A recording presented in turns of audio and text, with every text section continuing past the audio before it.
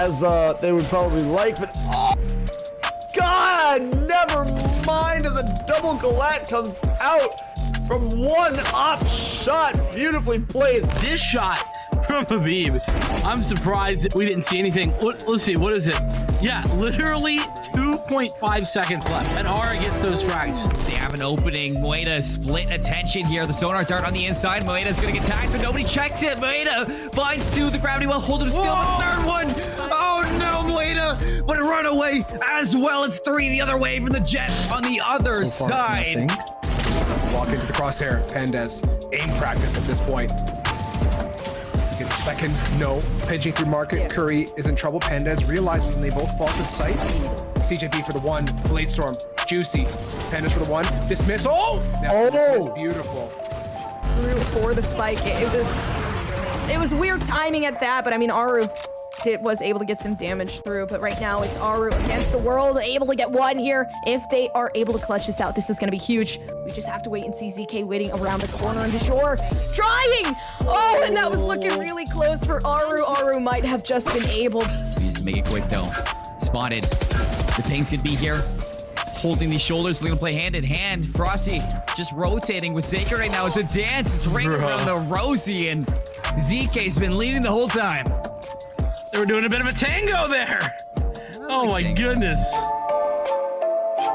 Damn, that was impressive.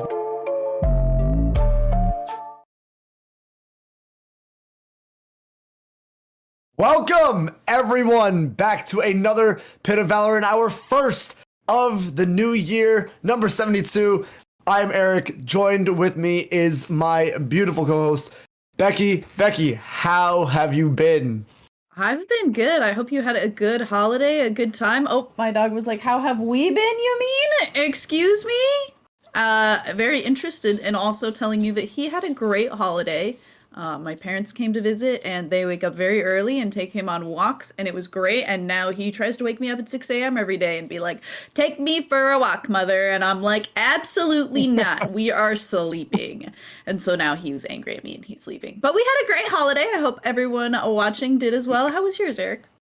It was good, but before I tell you about it, I have to give a shout out to the amazing edit that we just had for that intro video by our very own Daryl.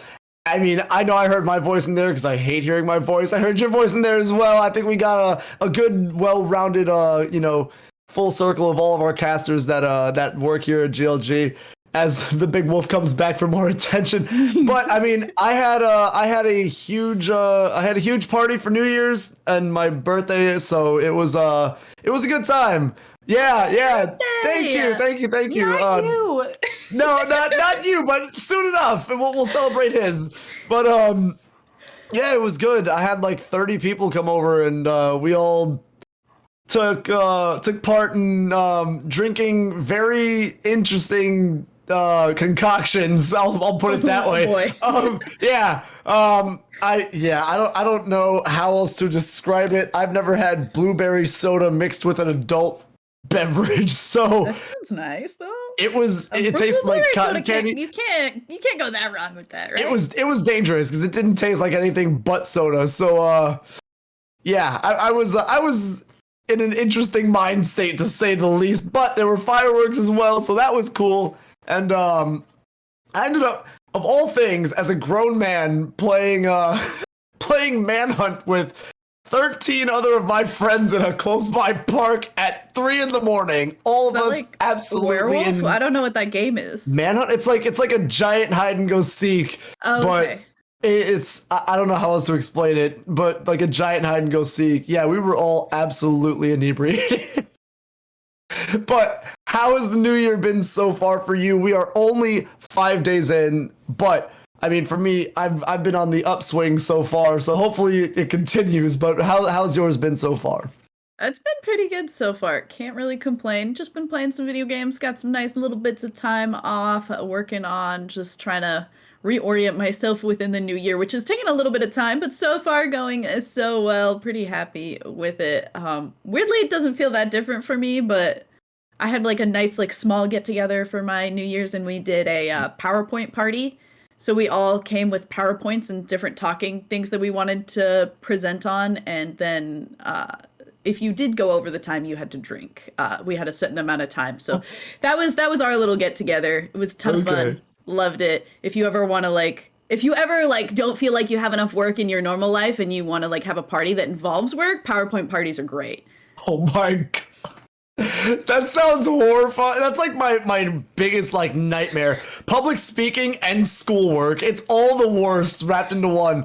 But really quick, before we continue with, you know, how our years have gone, how our year ended more so, let's get into a little bit of how the Pit of Valor works. In case you are new here for the first time joining us, this is the Pit of Valor. It happens every single Wednesday, every single week. We have a $50 prize pool for the first place winners, and little what are you squishing the tail? I'm trying to get my dog's tail. Don't worry. Anyways, okay, so easily distracted, goldfish brain, you know. So anyways, $50 prize pool for first place winner. It's winner take all, only single round eliminations. So if you lose, you are out entirely from the tournament, all the way up until the best of one finals. It is a winner take all scenario. Now, if we do ever have a sponsor, it is usually more, but up until then, it is 50 only every single week. And if you join our GLG Country Club, it is a guarantee to get your locked in spots in our Pit of Valors. It is a $10 a month, it is a $10 a month fee, and that is simply, if you have 5 members, do the math, that's $2 per person. It's not that much. It guarantees you every week into our GLG tournaments here for the Pit of Valor. And on top of that, it's something that you could really, you know, help us out with, because that goes into funding for other things. But what it mainly does is guarantees you that spot, which, if I'm looking at this correctly right now, we had 98 different teams sign up for this week's tournament. We can only host 64 every week. So if you do math, that's 34 teams that are not getting in because they don't have a GLG Country Club membership. So if you guys do want to check that out, it is exclamation point. Oh God, is it Instalock Country Club? I don't remember. Regardless, you can check it out on the GLG website to figure out how to join the GLG Country Club if you're interested in joining that. And it makes, again, as Eric was saying, make sure that you get entered into these tournaments and you don't end up being one of those teams that's on the outskirts, either by registering a little too late or just simply not making the cut. So make sure that you're in it. Check out on the GLG website, the GLG Country Club membership, to make sure that you're in every single one of these free-to-play tournaments that we have a lot of teams registering for every single week. Right now, for our first game, we are going to get into... Whoa! Going. We are going to get into, as I'm saying, it is going to be Nightblood Gaming against ranked players. And Nightblood Gaming has to have a huge shout out from us. This organization is honestly a community built on, you know, just togetherness and competition. They have been here day in and day out supporting from almost the beginning. These are honestly some people that we really appreciate, and we always love to give a shout out to them. So we wanted to make sure that they get to have a chance to go ahead and showcase their talents and their capabilities early on this first round, giving them, you know, the first cast of this game. But on attacking side, it will be Nightblood. On defending side, it will be ranked players. Two teams that should give us a very interesting first round here early in this tournament. It should give us an interesting round. Let's talk about and break down these compositions just a little bit. We're seeing kind of a pretty normal setup for the side of ranked players here.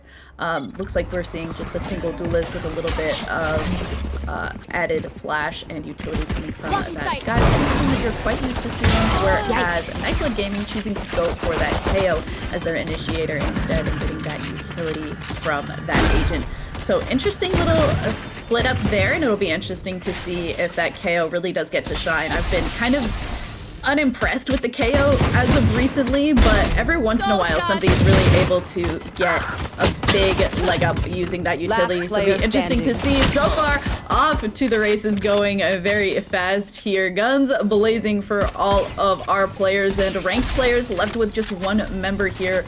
Kurama, the only one lone Silva here, trying to face down this turret, lets it be known from down below. McNutty, the shots take down the final member of ranked players and bring a quick one home for Nightblood Gaming.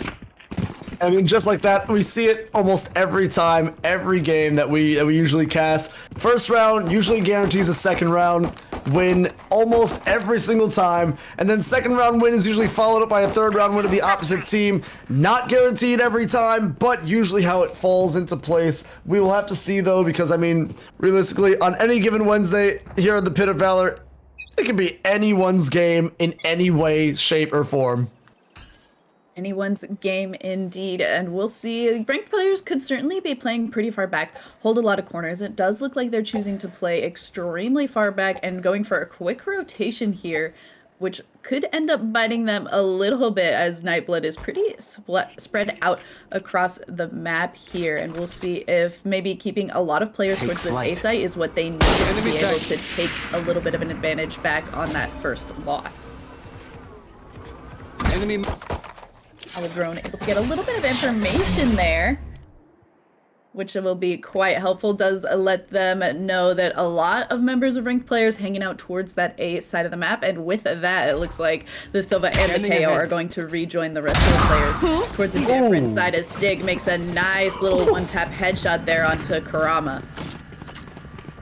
Now, my thing here is that ranked players only had one member sitting on this B site, and that was their Sova. You would think that if you're gonna have a solo player hold, you'd want someone of like the Killjoy to hold this down, someone who's better at solo holding a site, rather than having your Killjoy stacked with 3 other members almost across the middle of the map all the way to A.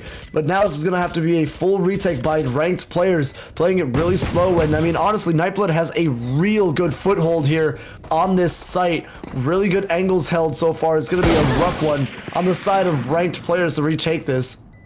And taking a little bit of damage there from a shot. Doesn't quite go down, so that Jet will potentially be able to heal up with the assist from the Sky, but as they are very spread out, it doesn't look like that will be the case. Trying to get some damage there onto Zyklon, but Zyklon getting better of 0081 there and ending up going exactly as you predicted, the way of Nightblood Gaming with that bigger gun power going into that second round. But now able to buy up, ranked players should be able to hold their ground just a little bit more steady here, buying up some of these big guns. And Stig also on a little bit of a save, just held on to that Sheriff in the last round and still did a great job using it. Is going to be the only one able to buy up and hopefully have a little bit of a hero rifle situation for the side of Nightblood Gaming going into the third round. Right, and in terms of buying, realistically, Nightblood Gaming doesn't have to buy or rebuy more so the guns that they might have potentially lost last round, because only one of them was taken out last round by ranked players. They are able to now put that all towards armor, utility, XYZ, instead of having to rebuy their guns and then worry about, you know, being a little cost savvy with this round. But location revealed on Stig here. Silva is going to be firing out some shock darts, going to miss both of them. That's going to go absolutely left for him. Not what he was looking for. And of course, on the member that does have the, you know, most firepower on this team right now, it would have been a lot more in his favor to hit those arrows. Certainly would at least get some damage, give ranked players a little bit of a leg up as they're still kind of on the back foot. Nightblood Gaming playing this a lot safer, kind of in response to knowing that the bigger gun power is on the side of ranked players, and Demon able to take down 2 there very quickly should be a nice pickup for the side of ranked players and give them a lot of breathing room here. But Roompa was able to pick up that Vandal from one of their fallen allies and is going to continue to hold this close angle as the spike is down in Boathouse. Right now, 81 here is going to hold this angle, kind of, you know, try and push on as this retake is happening. Now, this should be ranked players' round because they do have the firepower on this one in terms of advantage. Now pushing onto the site. Good night, grabs one through the box. Second one is going to potentially fall here. No, instead 3 fall immediately for ranked players, and Nightblood swing this into their advantage, picking up guns on the exit, and that is 3-0 for Nightblood. That is horrible. Yeah, very rough situation to be in for ranked players. Was looking pretty good, but Zyklon and McNunny just getting to do a little bit of a utility play and then just getting to do some run and gunning with that Spectre. I mean, that it's just it's both a beautiful thing for some players and just absolutely infuriating for so many others, having to run into a situation where somebody is just not going to be standing still at all, just getting to run around, shoot those shots, and still get a pretty nice range and damage off with it. And it's really shown very well there by Zyklon. Ooh. Now Demon One is just hanging out in the mist right now, just holding this angle. Of course, now Nightblood is gonna back off, potentially look for a rotation here onto either A or up through mid. Looks like it's gonna be a push towards A, but they do have a good amount of members in this middle section to kind of pick off or potentially scout out anyone that's gonna be defending on the side of ranked players through this mid spot. And just like that, Stig finds one as I'm saying this. Recon Bolt is gonna come out. Wait, did that reveal Stig or not? I don't know. I'm not sure. You should run. If it did, they're not making any decisions, no hasty decisions as a result of it, so continuing to play safe. The Killjoy ult is coming down here. It is in a pretty safe spot, trying to get some shot darts to be able to clear it out, but it doesn't look like it was able to take that lockdown out of play. So it does go off, but does not detain anyone, does move ranked players off of this site. Nightblood Gaming is on site, but is down a member, and Demon being able to get healed up by the Sky utility on the side of ranked players, showing off why you pick up Sky as opposed to something like the KO a lot of this time. And now it is left up to Zyklon and Rumpa Falls. It is just Zyklon left against Demon, and with a nice little 180 there, takes down both of the remaining ranked player members, and the fourth round in a row goes to Nightblood Gaming. Wow. Nightblood Gaming definitely showing out here, and you're gonna see this one this 1-2 piece here by Zyklon grabs the headshot of Kurama and then just turns onto Demon almost instantly for the second kill to close out that round. Very beautifully played. Very beautifully played indeed, and Zyklon kind of showing it off at the top of that list, and with those two kills does get this Astral Divide.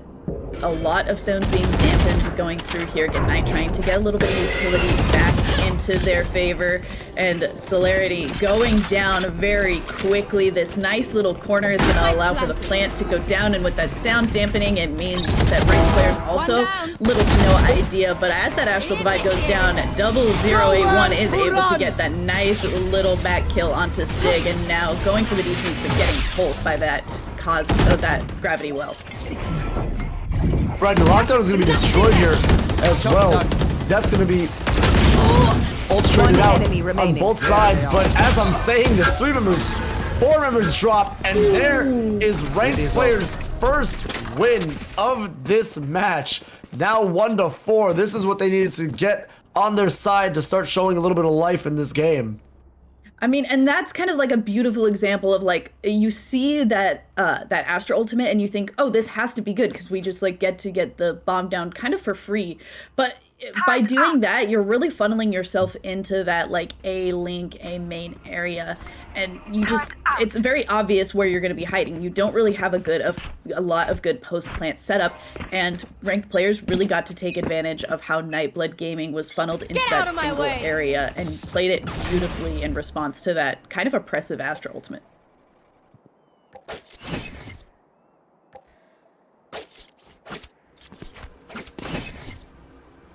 Dig.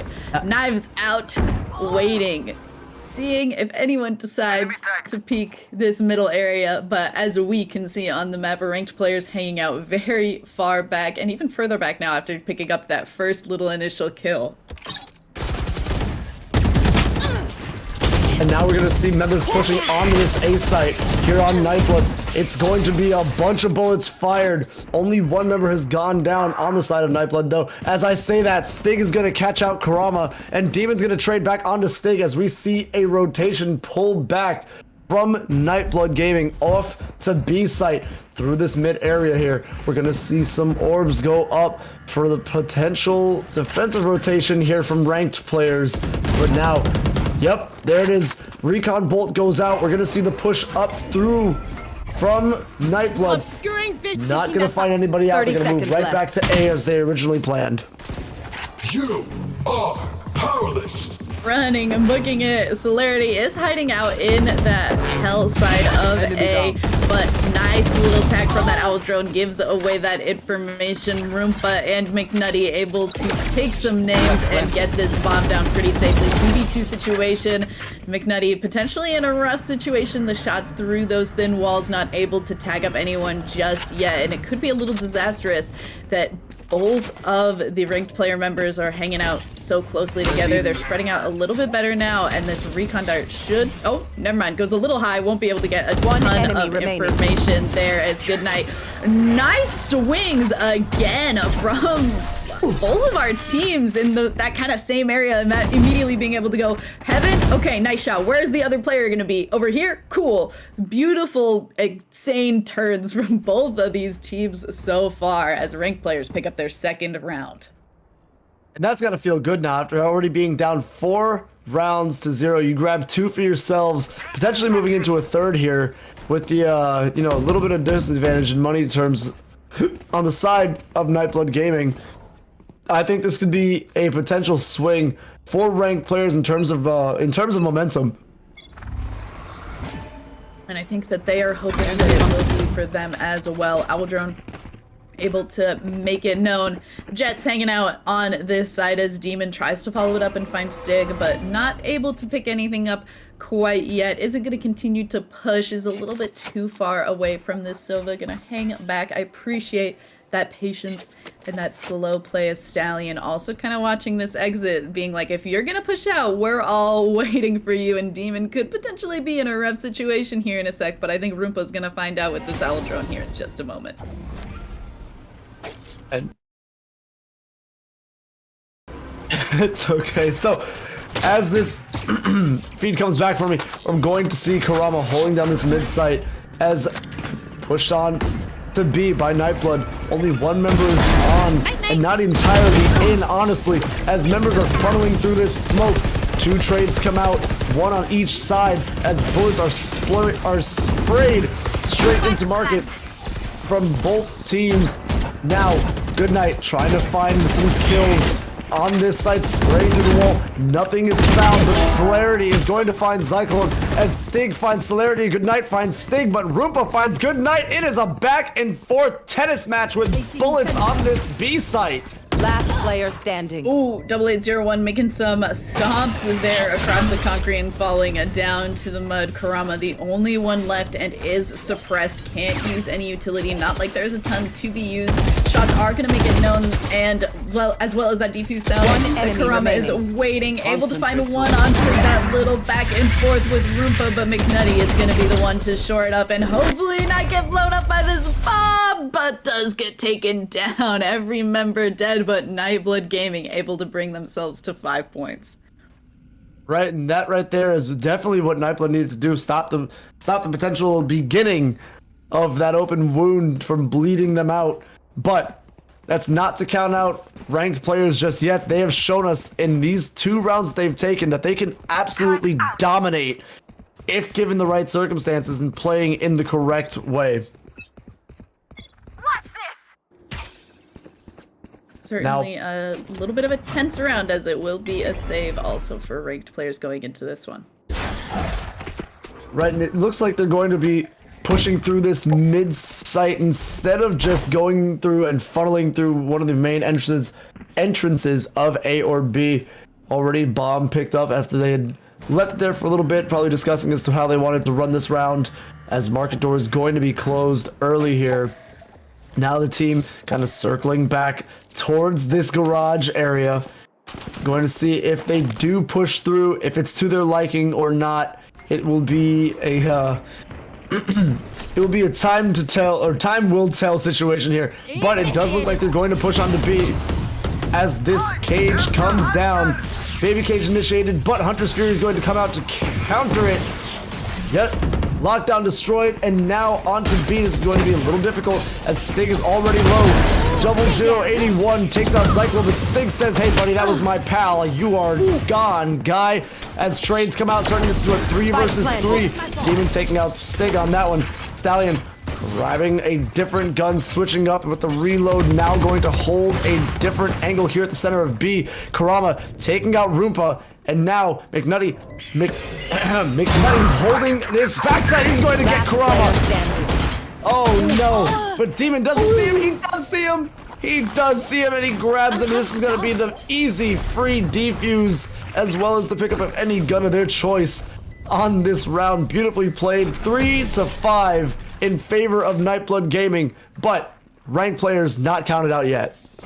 Wow, an absolutely kind of insane save round there for ranked players too. Most of them on sheriffs, but Demon with those jet knives able to get a ton of equity there. Saves a ton of them. Oh. Stallion just absolutely like over one shoulder, over the other shoulder, gives Jet a haircut. Not gonna be enough. Is enough for Demon to figure out exactly where those shots are coming from. Do a little cheeky jet dash away and take out Stallion there. An unfortunate turn of events at the end there, but great for the side of ranked players. That's gotta feel so bad. When you chalk outline somebody with a gun like the Vandal or the Phantom, it is just one of the most heart-wrenching things in this game. It's so frustrating.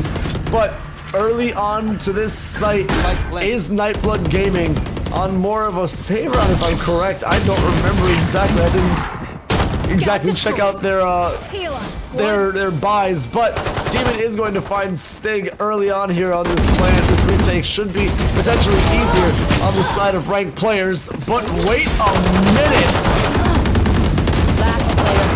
Wait a minute! Oh my goodness!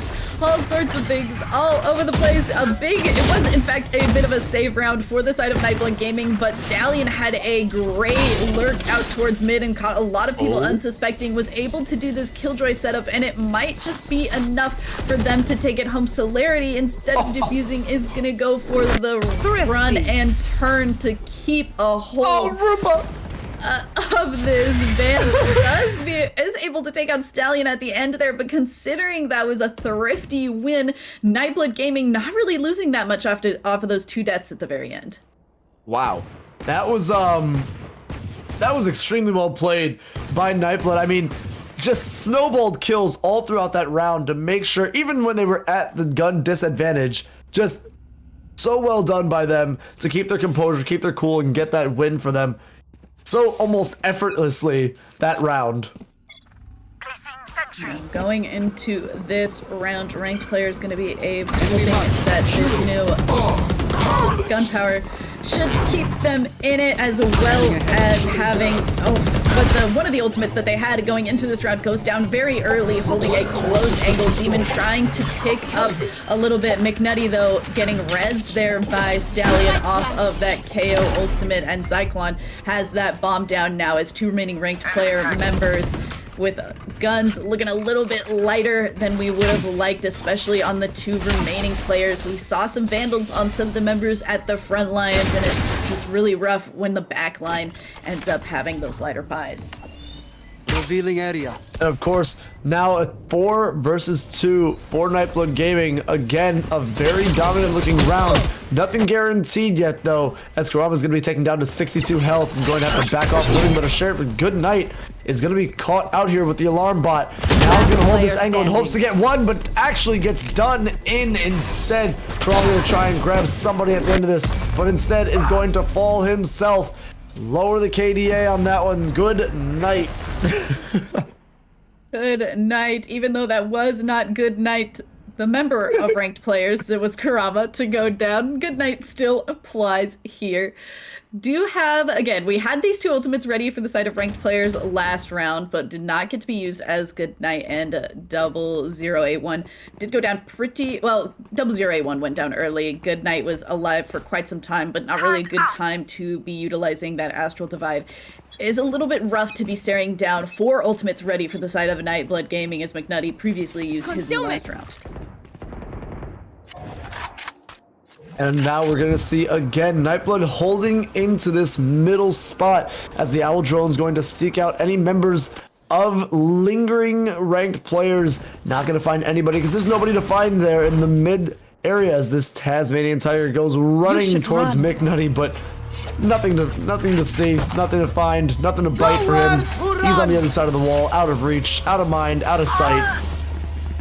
Oh, Rupa finding 0081. Oh, good night. Concussing him. Yeah, able to find one with the Hunter's Fury, but good night locking down this site extremely well. One Head enemy tap remaining. after head tap. Ranked players have this round pretty much on lock unless McNutty can go make crazy in this round. But he gets shot in the head. Good night from Demon himself, round before the taking him switch. out of that. And oh my gosh, can we just talk about what a big round Good Night just had? That was absolutely insane. As this is not the exact replay that we were waiting for, but it's okay because here it is. As Good Night gets 1, gets 2, says, "Hold on, let me turn the page in this night for this bedtime story." Pulls in. Oh wait, no, was that the third? I don't think that was the third. We didn't get to see the third. It's There whatever. was a It's third. fine. There was a There third. was a We all third. We know know it. there was a third. We know there was a third. Yeah, here we Oh go. my Here we go. Here we go. goodness.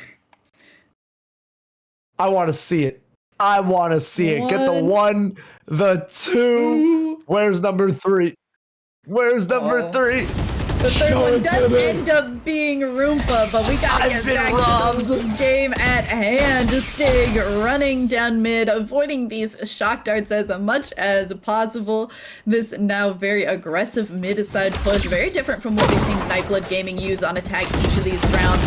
Beautiful utility usage from both of the Nightblood Gaming members there, waiting for that KO flash to really open up that market area for this Jet. You know, if Jet doesn't have flashes, you just gotta play all the other agents that do give that little bit of a flash ability. Since, you know, if you're a little lacking, you just gotta pick it up in some other places, you know, and that's why we see these skies and these KOs utilized so often with this Jet all of the time. But Nightblood Gaming just 1, 2 left and right, taking down Switching ranked sides. players as we go to the second half. 8 points for Nightblood Gaming. McNutty and Stallion looking pretty good at the top of that board, but Demon the most kills on the board right now. Hopefully on this attacking side we'll be able to pick up some of the slack for the side of ranked players. Right, and I mean, I'm interested to see how ranked players go about this now. They've already, you know, they haven't shown so much aggression on defense, which sometimes we do see out of teams, and then, you know, after being on the defensive side and playing so aggressive, they get to the attacker side. It's just absolutely one-sided stomping by them. But we've seen more so of a passive play from ranked players on defense, so I'm excited to see how their how their attack side goes, for sure. Well, I'm very interested in how Nightblood Gaming is playing this defensive side. Nobody on any one of the proper sites, just kind of all hanging out for a defensive mid aggression, and now finally taking the moment to spread out. If ranked players had just like very strongly and quickly committed to this A site, they probably could have gotten onto it pretty clean, maybe only ran into a little bit of Killjoy utility, but it would have been something that would have taken them a long time to respond to, and they could potentially be punished for this little bit of slow play in this early round here.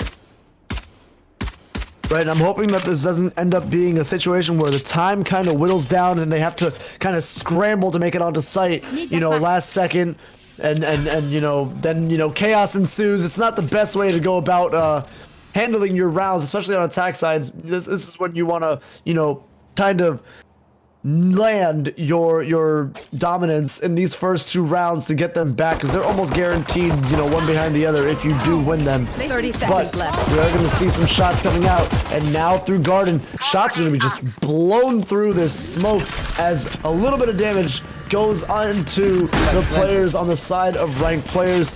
Nightblood Gaming now going to have to play the retake as 3 members are holding hell here on all together.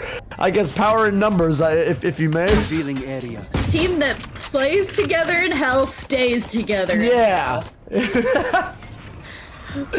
This post-plant situation looking pretty strong for ranked players, and what damage they did take was able to pretty quickly get healed up by that Sky, and now Goodnight and Celerity starting off strong, taking down 3 members of Roomba and Cyclone, trying to get some action back as Karama finishes off Nightblood Gaming on their attempts to retake the site. We will get a point back for the side of ranked players as they start this attacking side off.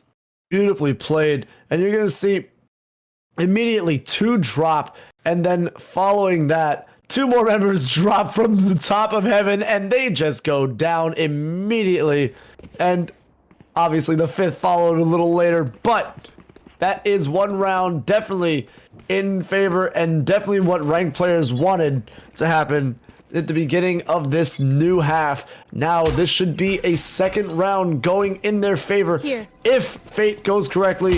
Now they counting. Oh no! Finding out one member. They know where the spike is now. They can play on that information alone. Yeah, 2 down is a ton of information. A little bit rough to lose one of your players on attacking side, but knowing that there are 2 fewer defenders has got to be pretty good knowledge. Hopefully gonna be able to make sure that no big guns are picked up for the side of Nightblood Gaming and keep this advantage. And ranked players continuing to play pretty slow and pretty safe despite, I mean, we know this, our players don't. Nightblood Gaming, last 3 members all staying on B. Strength in numbers, and they're saying the 50-50 chance that you end up on this site, we're just gonna hope that we are ready to take it back, but that is not how it's going to go in Nightblood Gaming's favor. The bomb is down, and now these 3 remaining members have to scurry towards the A side of the map. Yep, and now this is going to be a very hard retake as these members of Nightblood are going to be very, very late to this A site as Cyclone is coming through spawn, but 2 members are taking a very long road around. Maybe they're just going to look for exit frags. They know this is a lost round. I mean, McNutty. Oh my gosh, is that even fair? This man popped 1 coming around the. Oh my god, that's 2! It's because he got a 3rd. He does not. He does not get a 3rd, but potentially 2 gonna drop here. No. No, they do not.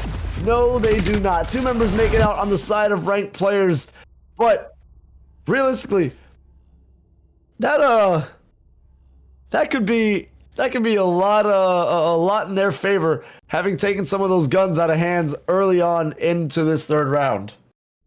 Yeah, it was kind of an interesting decision. I mean, knowing that you're holding all one site, it's going to take a long time for you to get onto the opposite site once you see that the bomb is down. I kind of respect the decision for simply go for the exit frags and try to pick up guns off a result of that. And as we saw Zyklon do, kind of just like falling in to the bomb explosion to make sure that they aren't stifled off of a lot of credits going into this next round. So I do kind of appreciate the decision to go for that, but it's still interesting how much they decided to go for. It's a loss, so we'll just try and see what we can pick up and not exactly try to keep their lead. But I guess knowing that we are going to be picking up bigger guns the next round, it doesn't hurt as bad. And they certainly had a good showing with those bigger guns in the first half, so they're just probably hoping to go into a very stronger 3rd round of this half. We are having a little bit of a tech pause for our players, and then we will get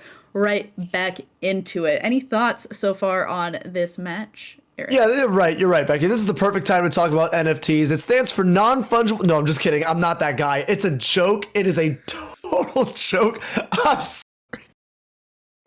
I'm sorry. I had to. But in terms of how this game is going so far, Nightblood has been showing absolute dominance so far, but this is definitely going to be the rounds that I'm sorry, I'm so taken aback by what you just did. I can't.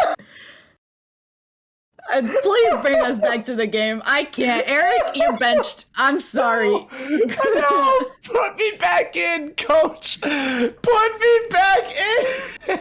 All right, you're back in. Roomba sitting at the ready with this Odin, waiting to see if we know that any action is coming into this garage. And with 3 players standing outside, Roomba could be getting lucky here in just a sec as that wolf is going to make a little bit of information known through the wall. Roomba takes down Celerity. And now Demon left it to go a little Out of charges. bit on a little bit of a fall back there. Don't want to run into that Odin through the wall. Not really something that you want to be taking a ton of damage from. Right now, you're going to see a rotation coming out by ranked players. Big, long rotation. It's going to take a little bit. So now we have time for, a word from our sponsors. Kidding. We don't have one this week, but we're back with the full rotation almost completed as this corner is going to be swung on by 4 members at once. And I mean, honestly, I would not want to be standing on the other side of the barrels of that death squad that's coming towards A right now. As we're going to see them move through the nice golden arches into A. Smokes all around, bullets fired in as no one can see anybody. Everyone's just shooting in a general direction, praying that they take somebody out, and it works for 3 members right there. Demon, Cyclone, and Good Night all trading as Rupa gets the last 2. Oh, sorry, not last 2, because you still have Kurama left. Kurama with not enough health and not enough of a dream. He is going down. Oh my goodness. Nightblood take that to put themselves into double digits. Ooh, That's kind of exactly what we were talking about before going into that tech pause. Nightblood Gaming just have a level of confidence once they're able to pick up some of those bigger guns on top of ranked players holding on to a lot of Spectres from earlier rounds. Just really meant that Nightblood Gaming was able to give up kind of an interesting bomb round on that second round and just bring it into a stronger place going into this 4th round. Rupa able to get a ton of damage and equity off of this Odin. And it's one of those things you see Sova being so happy on a map like this with all of these paper thin walls, getting to play this machine gun, and it's nice to see it go well. Recovering nice. Always, honestly, it is great. Great. I can't. Anyways, I just realized. Okay, anyways. Members here holding on to A from ranked players. It is going to be them at a complete standstill. So we're going to have to wait to see what they think about doing as one of their members does rotate all the way over to B through spawn. See if they're gonna just draw attention out here, or if they're actually going to call for the rotation. I think they're just, trying to grab a little bit of attention here. Maybe throw off the members of Nightblood. But Nightblood not really biting at it as the baby cage comes down. Members are just gonna move on to A, or are they just gonna hang out? I don't know what's going on. They're not giving me all the information I need. I can't really tell you. All right, so on the site now, 081 takes a decent amount of damage there from the turret. Celerity grabbing 2, but 2 being traded back from Nightblood Gaming. Now, shots bringing out. No members found on the ends of those barrels as Kurama's going to get a shot into heaven. Another shock dart into heaven as Divide comes out. Kurama falling back into Wine Cellar. Now KO. McNutty popping out the flash. Now all 3 members jumping down from heaven as 1-for-1 comes out and trades. They know where the last member is. They can hold these angles, start the defuse, bait it if needed to. Kurama against the world, but he cannot take on the world. Come on, it's the world. That's how many billions of people. As Zyklon is going to get this free defuse, beautifully played on the side of Nightblood Gaming. Very well played from Zyklon and McNutty there. Once you have the last final person revealed, funneled into that corner, just going for that peek, really making sure that you lock that round up, and Zyklon being able to do that does mean that also McNutty, Roompa, and Zyklon have the KO, the Sova, and the Astra Ultimate ready to go into this round. That suppression going to be able to do a ton, especially if they're going onto a site that has something like the Killjoy, though they will need the bomb to be able to make anything happen if you're on the side of ranked players. Yeah, that would be good. Usually on attacking side, you do want to have the bomb. I mean, I'm no expert in this game. I can tell you that for sure. I usually, typically, most likely, am currently in, the silver bronze area, but we're not going to talk about it because, we play this game to have fun, not for competition. unless you're joining our GLG Pit of Valor week in, week out tournaments that we have here every single Wednesday. Every single Wednesday. As a bunch of members drop immediately for ranked players, as I am trying to get out simple promotion. That is 5 up, 5 down, and that is it for that round. 6-11 now. Nightblood Gaming in the lead here. 2 more, and they have taken the first round of this tournament for themselves and eliminated ranked players, but that is not to count out ranked players just yet. Not just yet, indeed. No, I think it's gelato. I think there's a difference. You and your technicalities. I'll call it mud if I want to. Listen here, lady. Fair enough. You can call it whatever you would like, but ranked players, as it's you gelato. mentioned, not out of it yet. Do have the Blade Storm, the Hunter's Fury, and one other ultimate ready, and hopefully that bit of an aggressive onslaught from those ultimates should be able to give them the power that they need to get some points back for their side in this game. And speaking of aggressive, Stig pushing out through this. Never mind, going back to defensive. You just have to make me look like a liar, huh, Stig? It's fine. I don't like you now. Don't like you, and I hope you miss your next knife throw. That's how I feel. There you go. That worked. Yeah. As Odin again. Good night. Saying good night to Stallion and Zyklon, tucking them in under a bed of bullets. The bomb is down, and Roompa awaiting for this recon done to be able to get a little bit of information going on to this side. The dash away is not going to be good enough for Stig, but McNutty able to get that trade back, and now it is McNutty and Roompa against Karama, who is waiting in the same spot from previous rounds, and McNutty not looking the same way to be able to immediately trade with Roompa, but eventually able to win in that joust and go for this defuse to put Nightblood Gaming at match point. And definitely a very close game, but it's still twice the amount of rounds in favor of Nightblood. One more, and this is going to be all that she wrote, or all that he wrote, or all that they wrote, depending on who has the pen in hand. I know it's not me, so it's not anything that I wrote, but I'm waiting. I'm waiting to see the rest of this game be written.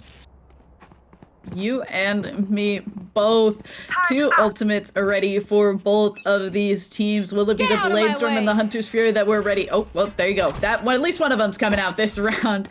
And Stig has the operator waiting, holding this angle, and finds Demon. The blades will not be good enough to beat the very expensive gun, as that Killjoy turret is somehow able to see over that Astro Cloud. Okay.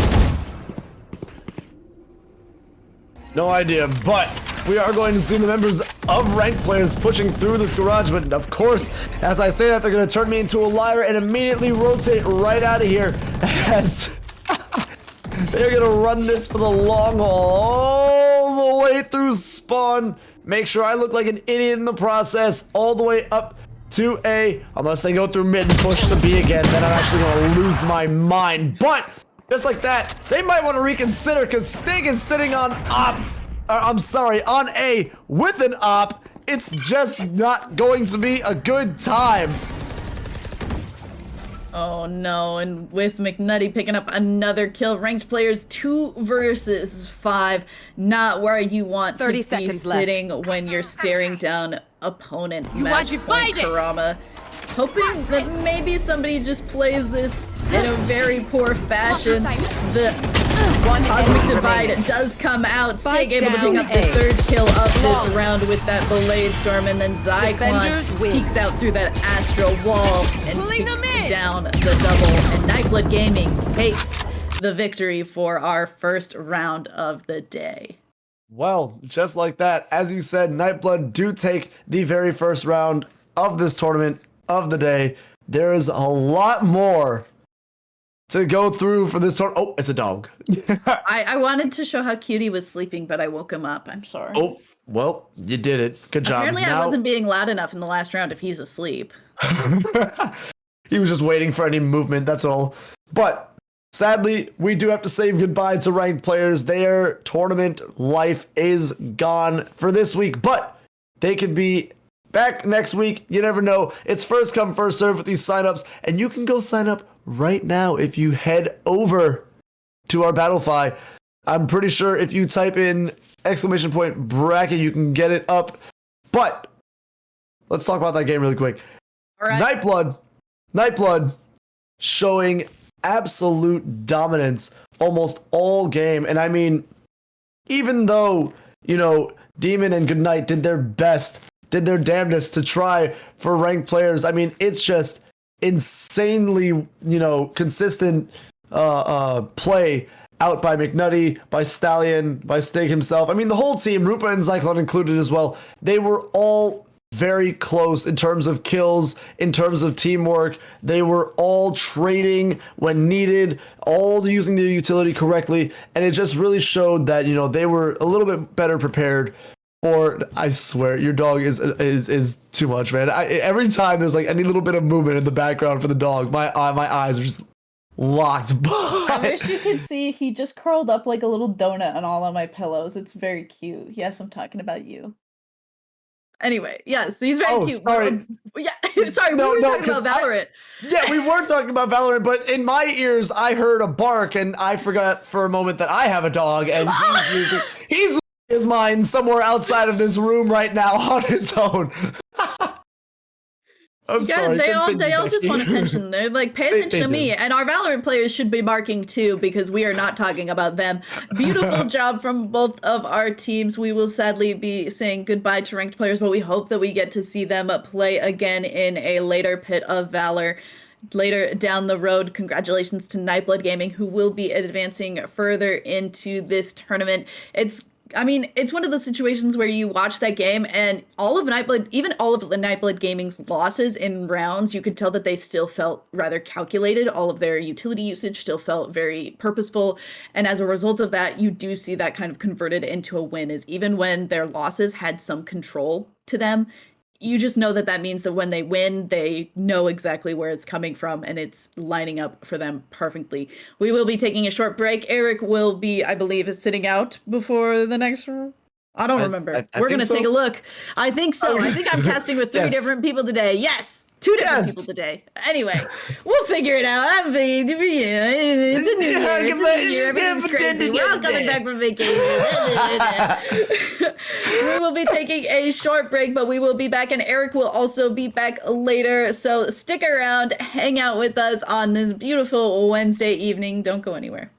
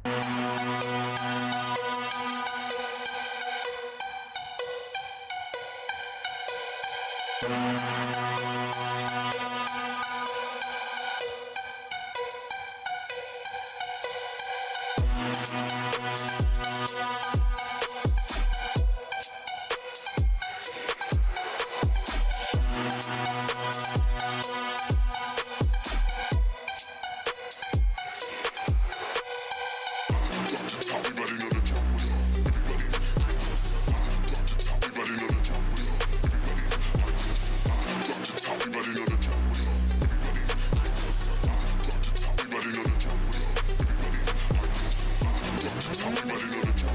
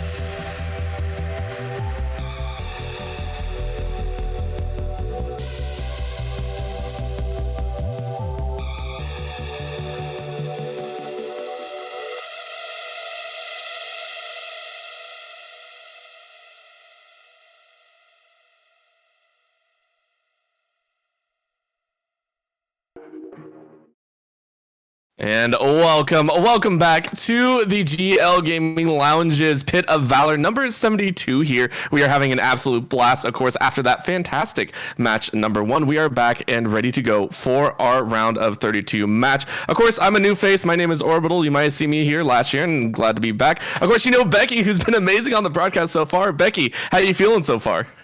Ooh, feeling good, and it's always good when you have a great first round to start on too. And I'm even more excited for this next round because we're getting to go on to Fracture. I know it's one of those you love it or you hate it kind of maps, but I still am just excited about it being new, excited to see how a lot of these high-level players are able to bring different strategies to the table. And I'm just kind of waiting for somebody to really come with a strong strategy and see how that can be used for when I get stuck playing my ranked games with it, you know? There's a reason I don't even touch ranked games. I cannot compare to some of these players here. So like you said, getting ready for some fantastic action. But of course, we do got to talk about our sponsor for the evening, Nightblood Gaming. They have been wonderful, wonderful sponsors here, which they are an organization that likes to build up the community and competition. So this fits right up their alley. And of course, they do compete in both Valorant and Halo Online. So it's been fantastic to watch them kind of promote their own development as well as those in the Northeast. So it's going to be very, very fun. And of course, watching them win that first round was fantastic as well. And hopefully we get to see them over in the finals. Hopefully we will as well. And also going to mention that Nightblood Gaming is a GLG Country Club member. If you're interested in becoming a member yourself like Nightblood Gaming to make sure that you are in all of these tournaments, go to the GLG website and check out that Country Club membership. It's only $10 a month. Pretty easy. And we're going to waste no time. Get into this game. What are you looking to see, Orbital? Looking for chaos. That's what I personally always like. No. I don't like chaos as much as I like just clean play overall. I do want to see some of the newer agents come out. Jet has obviously ruled the top board of agents selected in pretty much every single map, and so you can already see that Toshi on that red side is already picking that one up. But you know, there have been some others, as you can already see the KO being picked up for Soapy over on the defender side first. So I want to see some of the newer agents, right? Especially with the release of Neon and the hype around that. I want to see players try and branch out into some of the more crazy options that are available. Of course, you can't really go against the meta, but still mess with the fundamentals and watch what kind of new occurrences can be there. Yeah, I liked seeing the hover of Breach. I do think that if there is a map where Fracture, or if there is a map where Breach can really come and shine, it is Fracture. The ability to flash through a lot of this terrain is quite nice. So we do see Uba go for that lock-in of that Breach. I'm very excited to see that, as well as the Chamber from KXD1. So excited to see how that comes into play. I do think that Fracture is also a very strong Sentinel map, and I've kind of been saying it for a long time. I think that double Sentinel picks on a map like this could potentially be really strong. And of course, using the Viper as the controller, the ability to go for these walls and really lock down one of these sites can be very strong on this circular. Wow, that was a hard word for me to say. Circular shaped map. That wall can have a great impact. But we do see all 5 of our tackling Nameless Esports members waiting to run on to this A site. God Squadron kind of deciding exactly where they want to go on this defensive side. This was Nameless Esports pick and map, so they probably have a strong decision-making tree for this attacking side, and it'll be interesting to see how that comes into play here. Yeah, it's something to kind of watch for, of course, and to me, especially on something like Fracture, it's it's not always, hey, this is our best map to pick. It's sometimes it's the only one that was left that gives us a fair advantage across the board. So I'm really, really excited to see what they can bring out. As of course, it looks like A is going to be the main site. A is the main site. Most members on lock. As Upa able to get 2 nice headshots there, taking down a God Squad Squadron on the site, locked down, bomb ready, and now holding these angles and making sure that this retake is going to be a pain for the side of God Squad Squadron. Kind of has to. A nice little blind coming out, and the side with the right click is going to take it home. So Nameless, of course, taking a couple names home, but 3v1 now, finishing things up. And Nameless, like you said, had a fantastic answer. It's kind of a bum rush, and of course, with pistols, it's a little bit difficult here as Swervo kind of caught in the crossfire. It's difficult, right? Pistols can only afford so much information, but I like the decisiveness. You said it at the beginning. They should have a little bit of an idea of how they want to aggress this, and they did. It wasn't kind of all over the place. It was very much straightforward. As soon as they saw the first member, they jumped, and I like that decision making, that split second. Yeah, let's go for it. And I think that that will be a great for them as well, now that they're able to continue to buy up going into this round. Spectre pickups for the most part on Nameless Esports. That extra gunpowder going to allow them to really lock down a site even stronger as they go for a B-side push this time. Sosa did buy up this Marshall, but so far not able to connect with any more than that Tasmanian Tiger. Yeah, and a couple shots go out, but of course, Nameless with the gun advantage are going to feel pretty okay here. This is pretty much the standard kind of operating system for the first opening rounds. First 2 go the way of whoever round 1 won. Then round 3 generally goes the opposite depending on how the gun range works out. And Upa, of course, waiting for Lug to come around the corner, and that's a spray to the headshot. Nameless Esports taking a pretty quick 2-0 and retaining a majority of their weapons as well.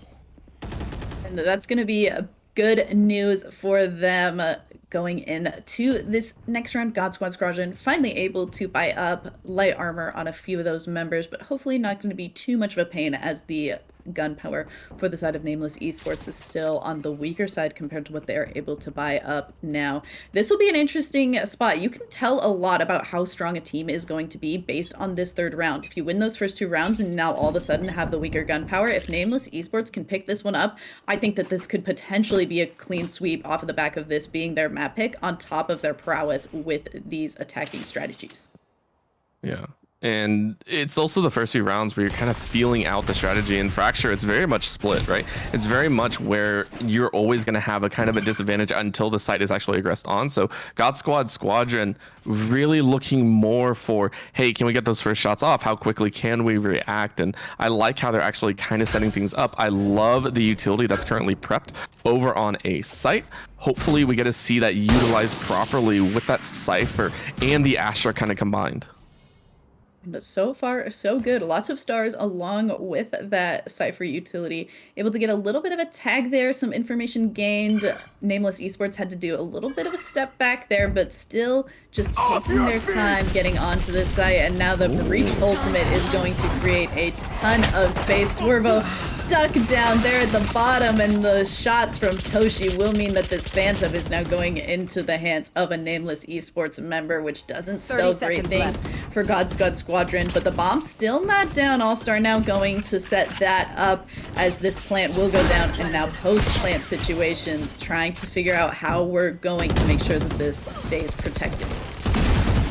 This is going to be very, very interesting, as of course Soapy and Sosa go ahead and take one apiece, which is the right move here, going ahead, taking all those frags home. Nameless Esports, of course, having a little bit of a tough time. Once again, weapons not in their hand, but phenomenal way to keep 3 alive. God Squad Squadron carrying 3 over into that 4th round. Not without their scars, right? That initial entry does have me worried for the future of this attacking round for Nameless Esports. God Squad Squadron feeling maybe a little bit iffy here. They lost 2 off the initial. It was the retake that you're going to play off of. And if you are going to play off the retake, maybe play a little bit safer. Maybe only have one sitting directly into the site, right? But so far still, it's very, very early to tell. This 4th round will kind of be the shining light, the spotlight that gives us an idea of who is more prepped for this map. And that certainly is something that I agree with you on. 2 Spectres for the side of God Squadron, but hopefully that won't be too big of a thorn in their side, as Nameless Esports, not all together, but slowly trying to figure out exactly where they're going to end up going. It looks like it will be another A push. The Tasmanian Tiger able to take out that Cypher Tripwire, doing what it does best and making sure that these full agents don't run into anything too sticky. This is a phenomenal setup here. Once again, Nameless Esports have actually attacked A, I think, all 3 rounds thus far, making this one the 4th is going to be very, very interesting. Of course, the Preach being used, I believe, to kind of flush out some opponents, but with the early give, I like this. Like I said, God Squadron, if you feel like you can't hold the initial push, great. Stack up, wait for the retake attempt, and give it your best shot, but Nameless are ready this time around. Yeah, very nicely done there from Sheev and this chamber, but being a little bit sussed out as to their location, do get taken out there by Draystar, who is the final remaining member for God Squadron against the 2 remaining Nameless Esports members. And looking into that extremely green cloud of smoke says, maybe I'm just not going to risk it. I'm going to take my gun, save it for a while, and make sure that we have something going into this next round. But this 4th round will go the way of Nameless Esports. Yeah, this is something that we see a lot more often, and it's something that I think teams are starting to recognize. Before, I want to say, even last year at the beginning, it was very much kind of run and gun, and you saw a majority of competitions where players are just kind of running gung-ho because the loss bonus outweighed sometimes carrying some of those weapons over. Usually it was just a Spectre, right? It wasn't one of the primary rifles, but it was still kind of run and gun. All right, it's that round. I can give it up. I can try and get an extra frag. Now players are starting to recognize, hey, it's better to hold on to all the equipment, especially if you have full armor over. So I like the save option. God Squadron now hanging on with the KO ultimate, and then the Blade Storm, of course, up for Nameless Esports. Let's see how those are utilized.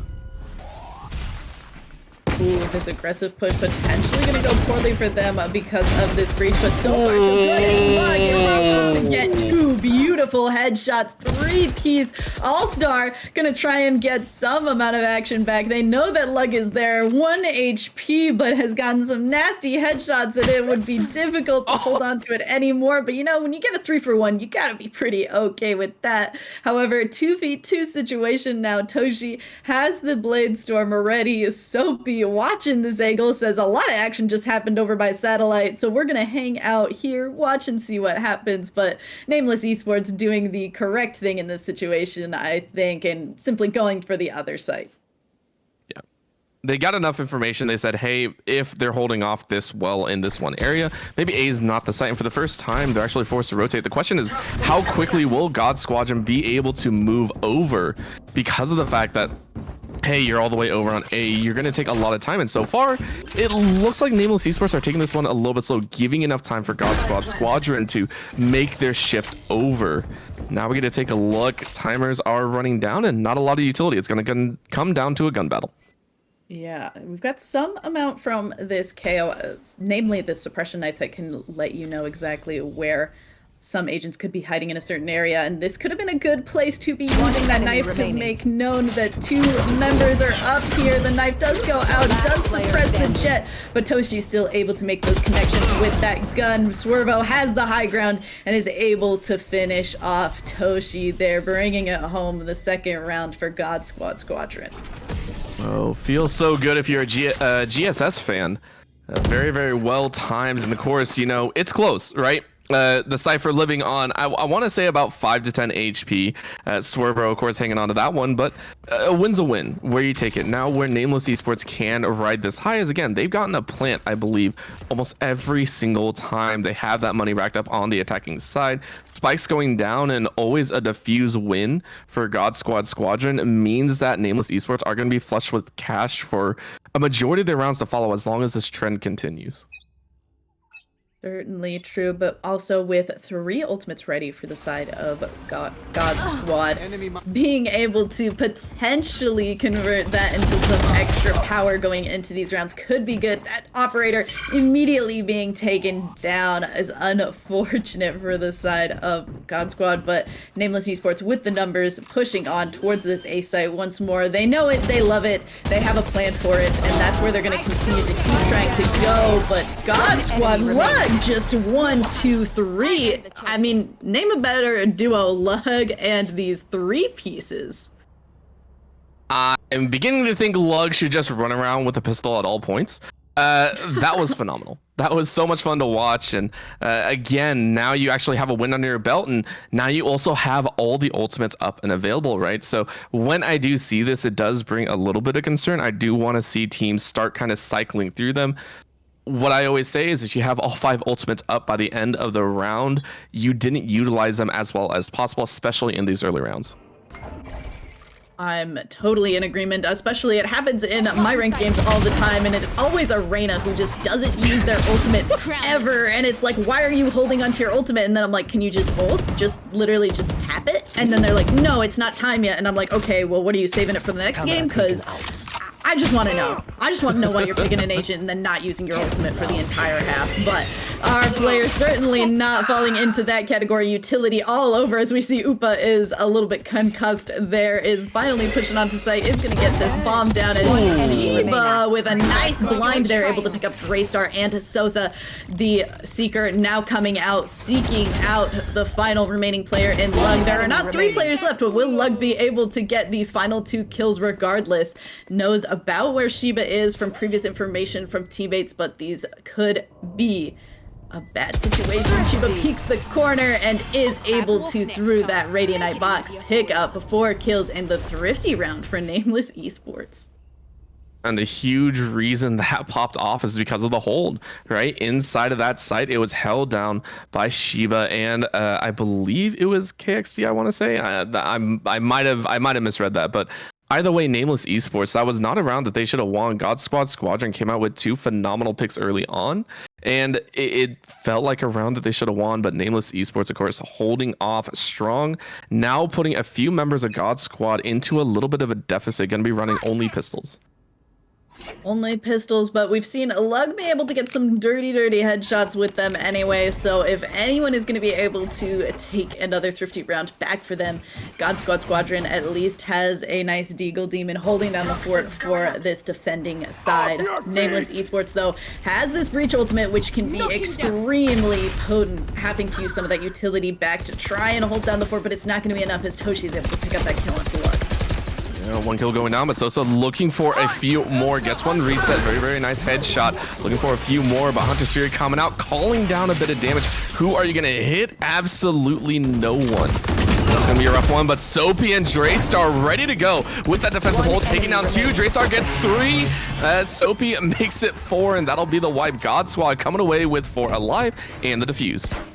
Oh, and a great way to end that one up, too. Lots of remaining players for the side of God Squad, so this back and forth actually going great for them on that buy round, being able to hold on to a ton of that money, only Lug having to buy up. So even though getting pretty concussed and beat up by the enemy team that round, not going to look too bad for him going into this round. Looking a little bit shaky for the side of Nameless Esports, as KXD1 and Toshi having to go for some of these lighter buys, but we do see that this Viper ultimate is ready, as well as the Chamber ultimate, so being able to not buy up a gun for KX, not too bad.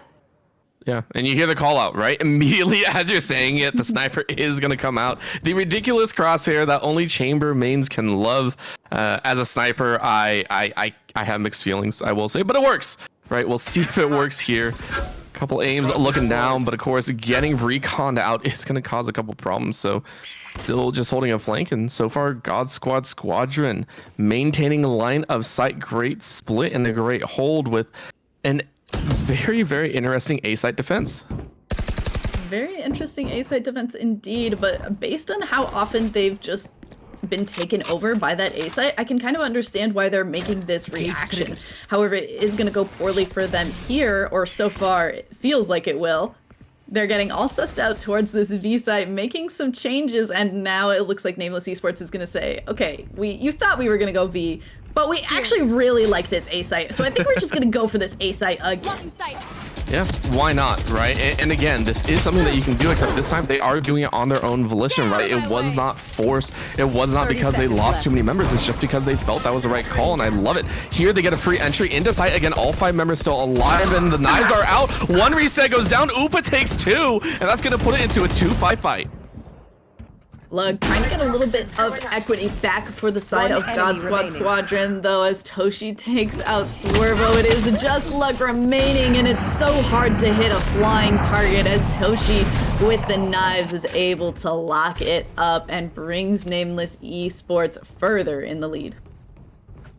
Feels so good watching that one happen, and again, fairly well held, and it's kept the econ back in the exact same swing. I love matches like this because watching the teams continuously try and duke it out for that advantage, right? We haven't seen a run or a couple of rounds where one team is always hemorrhaging, right? They're not in that ping pong economy, which always shapes up to very interesting rounds. Once again, we are seeing the split, the Cypher being bounced between B and A. I like this call. Again, always keeping the opponent on their feet, but again, a 3-2 split into B might make or break the match. Toshi with the opener.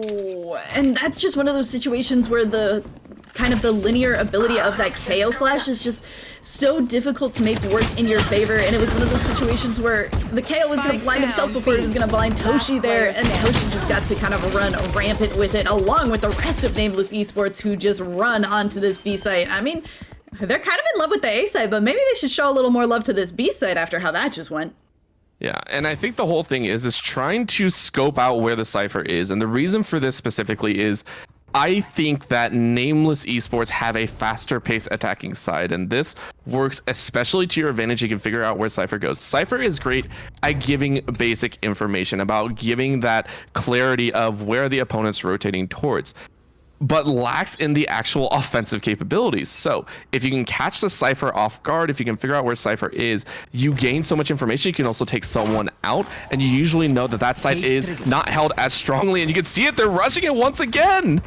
Once again, listening to my call. Thank you, Nameless Esports, as Toshi just running over 2 members of God Squad Squadron. The site is open, and we see All-Star going for this default plant situation here on the site, going into that corner and just going onto this high ground to hold it as best as possible. Lug with this Guardian trying to find as many heads as possible. Last player standing once again, trading to that pistol, but Upa able to get that reload just a little bit quicker, and Nameless Esports now with 3 rounds in a row, I believe, and it's starting to show that they really picked this map for a reason.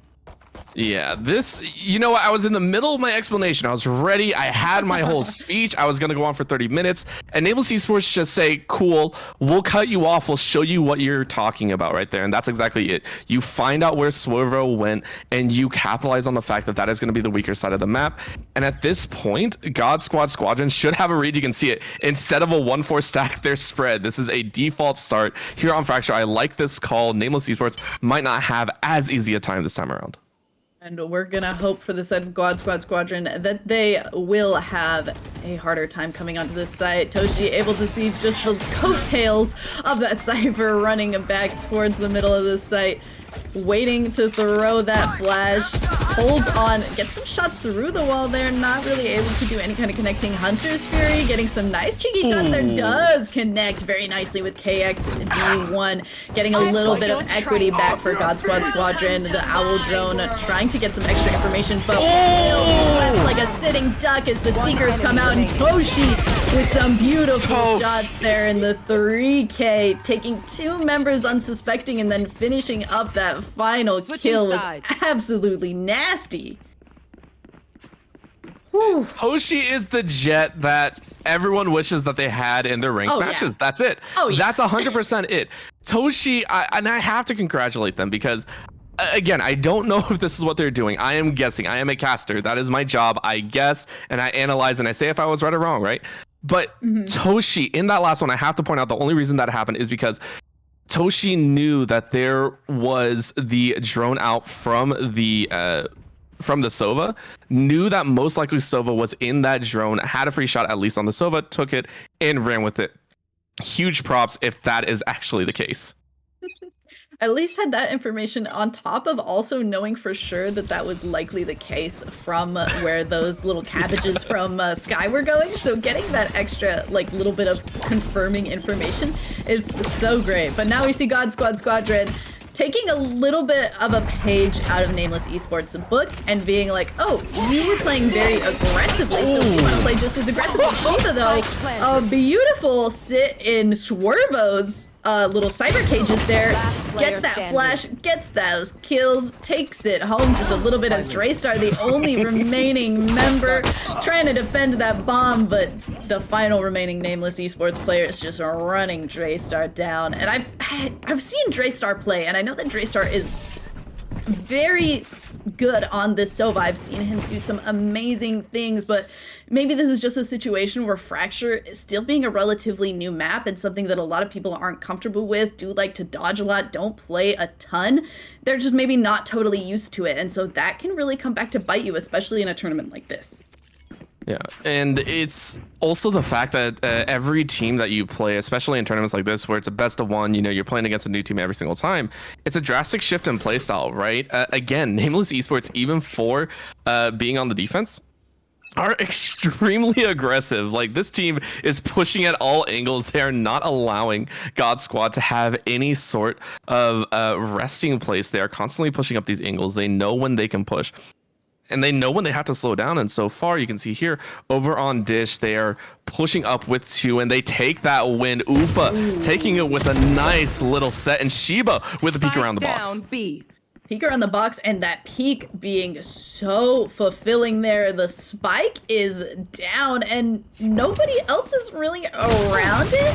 Draystar is just above, but Upa being able to show up quickly for that helping hand there. Sosa and Swervo getting some trades back, but Nameless Esports is still in a pretty commanding position, but Sosa is trying to take that back for his team slowly but surely, and in fact actually does take it back for the side of God Squad Squadron. Amazingly done there. Why is it always the Jets? Like, it's always listen, no matter if you're winning or losing, whatever, a Jet will have one highlight moment. And so far, Sosa and Toshi have both pulled it off. Lug as well, but it's always the Jets. I swear, no matter what, they will come up with some form of a highlight play, and Sosa can put that one up. Fantastic 4-piece to keep them in this game. And again, you don't want to allow Nameless Esports to run the map. You don't want to allow that to happen. Of course, stopping it here is a fantastic point. And one time is hoping that we get a little bit more, as we get a very nice escalator ride into first person view. Lug, quick kill to start us off into this round. Draystar following it up nicely. This aggressive push onto Nameless Esports. So far, so good. Sosa running out of bullets on that Spectre, finishing it up with a flawless off of that switch to that Sheriff there. The second highlight reel there for Sosa. Yeah, and that was a round that I think they should have won, right? That was the eco round for Nameless Esports. And I believe that was off of the fact that actually what occurred was in the second round, of course, Nameless lost on a SMG round. Very, very unfortunate, but God Squad definitely took advantage of that. Now we're into that full gun round to a 6-9 score. Toshi, of course, with the operator is going to come out trying to find a couple of GSS's members. With the spread that they're currently holding here, though, it looks like Nameless Esports might be on the shorter end of the straw. Shorter end, but we will see if that is not something that daunts them too poorly. Draystar starting off with this owl drone, trying to get a little bit of information. We'll see that at least to the owl drone sites, that A site is free, and as you and I can tell as well, that A site is in fact completely clear. No members of Nameless Esports hanging out even within earshot so far of that A site, but slowly this chamber is rotating around to be able to get a little bit of information on if they're going to decide to commit towards that A side of the map. Yeah. And it's still the feeler round, right? God Squad Squadron saying, hey, we want to play a little bit more controlled pacing. We don't want to take any unnecessary risks. So far, we haven't really heard anyone or seen anyone. So we're still going to take that chance. And now you can actually see the full rotate coming out of Nameless Esports. No, they're still holding. They're still saying we take the 1v1, and so far that's collateral damage. So far it is. Lug gets that kill onto All-Star, but Upa really showing exactly why you pick up something like that breach on this site. It's just able to play around some of those kind of really interesting jousting points in such a masterful way, and this just being able to knock everyone back so far, get these blinds, and just do some insane things. Does go well for KX, but Draystar with 2 kills backs KXD1, finishing up everything though off of the insane utility from that breach. Upa did go down, but that breach utility really just locked it up for Nameless Esports to retake that site. Oh yeah, it was a phenomenal play there, and again, it's a slow play and a slow burn that God Squad Squadron did not enjoy as much as they would have liked, right? That's the best way to put it. Held out well, they were rushed into the site, and that's the unfortunate scenario. So now they've attacked A twice, I believe, so far, and now they're going to try their own chances over here on B with the default setup, especially Toshi hanging out there with the op once again, is going to face the onslaught. Remember, you can only shoot 1 at a time, and 4 are barreling down that side. 4 are barreling All down, right. but Sosa's able to take out at least one of those 4 that is barreling down as Toshi goes down. An unfortunate situation is now Sosa pushing up to get a little bit better of an angle. Is going to be blocked off, but gets the shot through the smoke. Game sense, I guess. Going for some other shots potentially through the smoke. Not going to land on those, but Upa able to get that kill onto Servo, finally taking down one of the members of God Squad Squadron as the bomb goes down. Only 2 remaining for Nameless Esports. All-Star able to get some shots and some damage, but Draystar trying to get some back pushes. Draystar out with that snake bite is going to see if we can do it one more time as Sosa racks up a 3rd kill with this operator. Nicely done by All-Star, and now it is All-Star versus Draystar versus a close angle Lug that gets the better of that situation. Oh man, it looks like GSS are starting to come alive here on the attacking side, and so far doing their best here. You can see already starting to hemorrhage into some of Nameless Esports econ. It looks like it's actually going to be a save, as the majority of the members actually could purchase up a decent amount of their abilities, but it's not enough to actually cover the rest of their weapons. So they're going into this with 3 sheriffs, 2 classics against a majority strength Phantom, Vandal, and an op. This should be a quick round for God Squad Squadron. And we'll see Nameless Esports choosing to keep all of their defensive side towards this B site on some of these save rounds. That's just one of the stronger decisions. Commit as many players as possible to one site, take that 50-50 chance, and just have strength in numbers when you don't have strength in gun power. And Lug able to just take the better of that. Some damage did go out, but not able to shore it and commit it to any kills for the side of Nameless Esports, as the 2 blinded members of Nameless Esports feed themselves into a nice 4K there for Lug. Well, gonna be happy about that one. Again, a nice set of money coming into their pockets, and at this point you're already getting close to hitting the credit limit. I believe already sitting at 7.15. That is a fantastic number to have. You know, for the next 3 rounds you are going to be loaded. The question, of course, now comes about for Nameless Esports. You're taking a look, of course, Toshi is sitting with that half armor buy, but it should still be effective, especially with that Blade Storm available. That combined with some of the utility that you have in your back pocket means that you should have a strong chance at kind of reclaiming a couple of your rounds. You only need 3 to close out this game. Only need 3, and they're really hoping to be able to take those and commit them to a victory. But God Squad doing a great job of taking the game back into their favor now that they've been on this attacking side. All-Star hiding behind that wall, but is not going to be good enough and does not keep you safe from that neural theft. And now with this Astral Divide, able to get a lot of cover, but it's not going to be good enough as Sosa comes out from that divide and takes down All-Star. Yeah, and Soapy actually going for a little bit of a straight up kind of martyrdom style of play. Went in with the ultimate, got down, and no one could kind of follow up on that. So that's kind of a wasted ultimate there. And Nameless Esports, of course, with those Seekers is not going to find much, as Sosa is out on an absolute spree, is able to take out Toshi, which again, one of the top fraggers for Nameless Esports. Shiba, though, firing back now in a 2v2. Yeah, Draystar nicely sussing out kind of where Nameless Esports is at least hiding with those shock darts, and a great sense there. Able to get a little bit of damage, funnel them into a good situation for God Squad to get that mental equity, and it does convert them, clawing themselves back into this game. 5 wins on their attacking side and only 1 point shy of evening up this game. This is phenomenal, to say the least, continuing to press their advantage. And what's helped them along the way is it's not rounds kind of won in a stiff competition. It's won back to back to back, and making sure that Nameless Esports are not allowed any sort of funneling in. You can see Nameless Esports, again, their fast tempo playstyle doesn't really work out here. It's very, very difficult to replicate on a defensive side. So God Squad Squadron saying, hey, you wanted to play fast last time, we'll show you speed.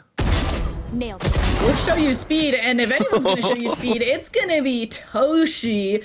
Nice double kill headshots there with those knives, taking out a lot of the aggression that could be coming out from God Squad Squadron, saying, hold up, I got to make sure that you don't get double digits. I'm trying to keep my team in a winning position, and if I'm going to do that, I've got to get these kills. And from behind, Toshi gets 3 kills, a 3 for 1, not going to be too shabby for the side of Nameless Esports, but Draystar trying to get some of that damage back, putting in the work. Does know KXD1 is there, gets a little bit of damage, but not able to convert it into a kill. Again, the spike is not down, and All-Star is able to drop Sosa, so that is going to make it even more difficult for Draystar. Again, that is a spike going down. However, it was picked up so very, very quickly, but with a full defense of B, it looks like it's a rotate over to A. Draystar making the right call. But you can see, I believe that's Sheba closing in on the back end. Could be able to find this flank and push Nameless to 11-round win so far. I'm gonna go down half HP. Does make this a little bit rough, and depending on the utility that's able to come out from Sheba here as well, could look pretty shabby for Draystar going into this. The Tasmanian Tiger is gonna be made known, but KXD1 did pick up that operator from a fallen Sosa, and quickly able to shore that up with that Tasmanian Tiger distraction, and it will be the 11 point for Nameless Esports, and a thrifty round at that. Yeah, very, very well picked up. Again, Nameless Esports kind of mitigating their losses, kept 3 alive, didn't send 1 in at a time. Very, very well done. And now 11-9 is the score, with Nameless Esports having to chip away at that econ advantage that God Squad had. Even though you already see full weapons in hand, Nameless need to win these next rounds flawlessly, because God Squad are going to have all weapons hot throughout the remainder of these rounds. At least, if I did my calculations correctly, that is what it should be. Flashbang. Starting off with a flash. Sophie trying to get onto this site. The suppression is going to be good, but ooh, yeah, take a step back from that corner. Don't want to be running into. All right, dashing through the fracture map, trying to be moved to a safe spot, but it's not going to be enough. Draystar landing that final nail in the coffin there with the Hunter's Fury onto Toshi, making sure that that operator at least down for a little bit so that God Squad can get onto this site. That's going to be a nice solid play, but of course Lug kind of stuck in between a rock and a hard place, so that is going to be the run-in. KXD1 taking 1 home. Draystar firing back with 2, but it's just not enough. But Swervo there to follow up is going to put it into a 2v1, 1 left alive, and I mean, you got to try your best here. Sheba kind of locked out here. Very nice suppression into the back. And it's going to be a little trade up. You can see the split between the 2 attackers. God Squad, all they have to do is run the timer. That's going to be a peek around, and Swervo says, I don't need to run down the clock. I'm going to take that round and push it to a 10-11 score. A 10-11 score, and a tense one at that. It seemed like we were really looking like we were in Nameless Esports' favor when they had an 8-4 start, but now God Squad has been pushing back with a fury since being put onto this attacking side, and just showing that they also have a strength on their attack side strategies thus far. Going at it very differently than we saw Nameless Esports. We saw a lot of like 5 agent pushes with Nameless Esports, whereas we're seeing a lot of kind of these split like 2 and 3 or 2-1-2 pushes from the side of God Squad. This could go a little bit disastrously if you get caught out with that owl drone, but so far, so good. Gonna get a little concussed by that Tasmanian Tiger, and that will be enough for All-Star to at least do a little bit of a trade there. Yeah. It's a solid trade, but it's always what comes after that brings a lot of questions. That's a spray down. Oh, that gravity well almost secured the death of 2 more Nameless members, and that's going to be the heal coming out. So Nameless defying death ever so slightly, but giving a nice positioning advantage to God Squad Squadron as they're going to take a look over to A. Zipline is used, Spike is over by Dish, and looks like a 4-man defense mounted here mid. Opa hiding out in this Astra smoke, potentially being cut out a little bit, takes some damage, but does a nice little back off there. 4v4 situation right now as the bomb is down. Swervo trying to get some information at a different angle. Camera does get taken down. So that information not going to be able to be garnered for too long as Upa watches that angle closely. Oh, walks right into the KO swarm and gets taken down. Toshi able to get one, but it's not going to be enough, and that operator is going to go back in the hands of God Squad. Operator back in hand, and now we're tied up 11 to 11, and the worst time for Nameless to start running out of money. You can see it in a situation where for the first time God Squad Squadron are looking for the lead. You're put into an eco, right? That is the worst feeling in the world. You can actually see All-Star kind of scrambling to try and at least get one more weapon hot across the board, and it's going to be down to Shiba and All-Star to try and make something happen. Toshi 3 away from getting that Blade Storm up. God Squad Squadron in the best possible position to take a 12th round, and Soso with a great opener. A great opener, but disastrous for the side of Nameless Esports. All-Star starting off strong with this Viper ultimate, trying to at least hold down a big entry to this A site, and it does seem like it's scaring off at least some of the members of God Squad Squadron as they're waffling back and forth on how they want to go about committing to this A site. There are a lot of them on this side of the map, so could go very poorly, but Draystar able to catch up 2 members of Nameless Esports on the rotation. And these aggressive peaks coming out once again. Like I said, Nameless Esports is not in the right spot to be in for this possible match point positioning. And Sosa, he's batting so well here. That's going to be another one picked up. That should be the final as Swervo takes Shiba's life. And that puts him at 12. This is going to be it. Potentially Nameless hoping to be able to make a comeback here and tie things up. Yeah, Nameless Esports looking to bring us into overtime, get themselves a 4-win half. They were able to get 8 wins and only give God Squad 4 on their attacking side, and now they're hoping to do the same and bring us into an overtime situation. God Squad, this is the name of the game. They're hoping to end it all right here. To do that, they have to take out Sosa. Sosa has been an absolute menace with this op as soon as it fell into his hands. And Upa being able to take one, but Soapy fires right back. Gets Toshi and Upa. Nobody able to escape. The site is very open, and Draystar able to get this plant down. 3 members of Nameless Esports remain. The Cosmic Divide is good as well for the side of God Squad. There's just so much utility that Nameless Esports has to get through to even combat with God Squad in this game, trying to follow this bird in for the peaks, and it's not going to quite lead to anything, but also going to try and get some information with this Tasmanian Tiger. Knows that nobody is hiding in that hell side. They're all hanging out in this link, and nobody knows exactly where this is coming from. They're trying to decide if they go for the defuse. Not gonna end up committing to it. Shiba and All-Star do a little bit of trade. All-Star able to get 2 there. Draystar the only one remaining, but is in the perfect spot for that post-plant situation, and the clutch on Draystar converts God Squad to a victory. Phenomenal play, I have to say, from both sides. That could not have gotten closer unless we went into overtime. Huge props to Nameless. It's just they weren't able to close it out. Of course, GSS coming back and absolutely punching a hole through off the back of some fantastic individual and team-wise combinations. Yeah, really showing off the combination of utility and strength that they all had to bring to the table. Ultimately, God Squad, I think I do want to say that the big difference that ended up being made was individual play, because you saw the way that they were attacking was a lot more centered around their strengths as individual players and not so much their strengths as a team, whereas Nameless was attacking as 5 agents a lot of the time and showing off their strength as a team, whereas God Squad was like, we're all just strong individual players, we're going to win our gunfights, we're going to kind of go from a bunch of different angles, keep you guessing, and just win based on that. And it was able to convert them into a win. It was a little bit of a clincher, but they really were able to just finally shore it up in the end, and it worked out very nicely for them.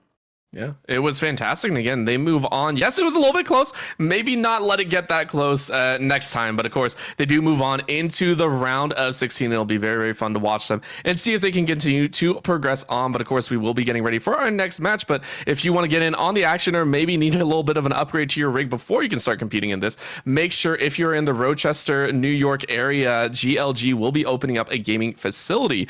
So if you're looking to take your game to the next level, you can always give it a shot there. Of course, that will be on the 22nd floor of the Innovation Square. So go ahead and check that one out. I believe that's opening in February. So make sure to keep your eyes out for some more announcements on that. Of course, we will go to a very, very short break. Get ready for the next match. So please don't go anywhere. The Pit of Valor with GLG. We'll be right back.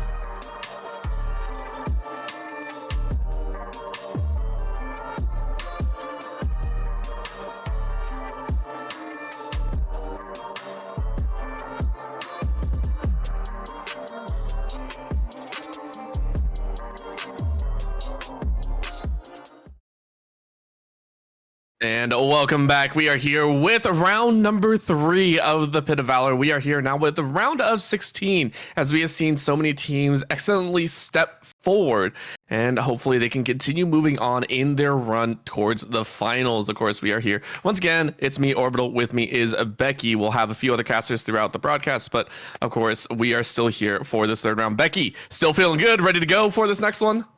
Still feeling good, very ready to go. Our last one was hot fire, went 13-11, and if you've never watched a 13-11 match, you know that those are of the most tense matches to be watched in the Valorant sphere. So I'm looking for some more hot fire matches coming our way. Yeah.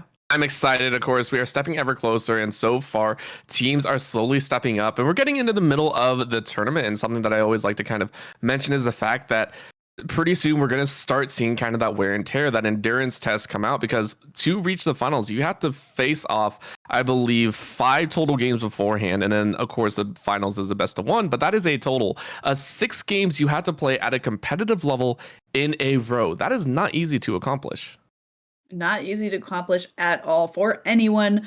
I mean, we're all used to kind of sitting at our computers playing games day in and day out, but you know, among all of those bunch of games that you play, you have some that are worse than others. And if you're playing in a tournament like this, you got to make sure that if you want to win every single one of those games, you're playing as good as you can possibly be playing. And that's what our players are looking for, and what we as casters are looking and hoping for going into these next matches.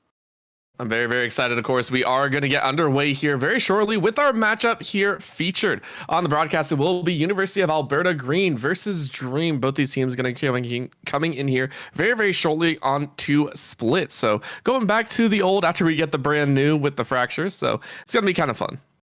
It should be kind of fun. How do you feel about Split as a map? Ooh, okay. Turning the questions back on me. I like it. I hate it. I dislike Split. No, I don't hate it per se. I personally am a huge fan of Breeze. So that's the other map that pretty much never gets played. I will say it obviously teams played it at the very, very beginning and then never played it again. Like, I feel a lot of people hate it. I love it because I'm a sniper, but Split is very topsy-turvy. It has a lot of those close angles that you can't snipe on. Except through aiming to screens. So overall, I personally, as a player, dislike it, but as a caster, I love it. It is one of the older maps there. It provides a lot of opportunity for a lot of players to really show off their fundamentals, right? Have you been practicing one of the oldest maps in the game? Have you consistently been able to play in these areas? So honestly, I'm very, very excited to see what these teams have. Yeah, I'm excited as well. I personally am a big fan of Split. I think that it is one of my more favorite ones. My personal least favorite. If you've watched a lot of GLGs, you've probably heard me say it, and I probably will say it even more. Haven is my least favorite map. I think that it is just so... I don't think that 3 sites was it. And I think that it just is very boring to watch, because it's 3 sites, so you think that people would really change it up, but you watch people play it and it's the same thing every single time, and it just it's not as interesting. And I feel like it actually, because it's 3 sites, it's also worse for a lot of agents, so the agent pool that you can reasonably pick as is just a lot worse than you would see in a lot of other places. We will, in just a moment, be going to Agent Select here. We are waiting and ready to go. Looks like we will have a Dream being on the left side, starting off on defense, while Alberta Green is going to be on the attacking side to start us off. And it looks like we're seeing a pretty standard pick so far, save for that breach at the bottom. There's kind of an interesting pick up. We do see that Raze is one of those duelists that can kind of shine on the map of Split. A lot of these small spots where getting stuck with some of that Raze utility can spell doom and disaster for you. Some other agents in the duelist slot that you will sometimes see picked up on Split are agents like Phoenix. Is the only other time you could possibly ever see a Phoenix is the 5% chance that you see them played on Split, and you sometimes see something like the Reyna get picked up on this map, but we do see the Raze as the second duelist picked up for both teams here, actually. So an interesting thing that I'm actually very excited to see utilized for both of these teams. Yeah, it's a nice little setup and a nice little shift in terms of what we probably saw last time. Namely, I am kind of interested because we actually don't see a Cypher. And for me, the OG of Valorant was actually having a Cypher pretty much on all of these old school maps, right?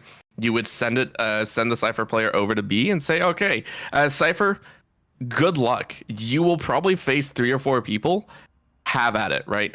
We don't see that. We also don't see a Sova, which even though you were talking about it, it does surprise me a little bit. The reason for that, this actually feels like it's going to be a very blind game. You're not actually going to have as much information as you would assume.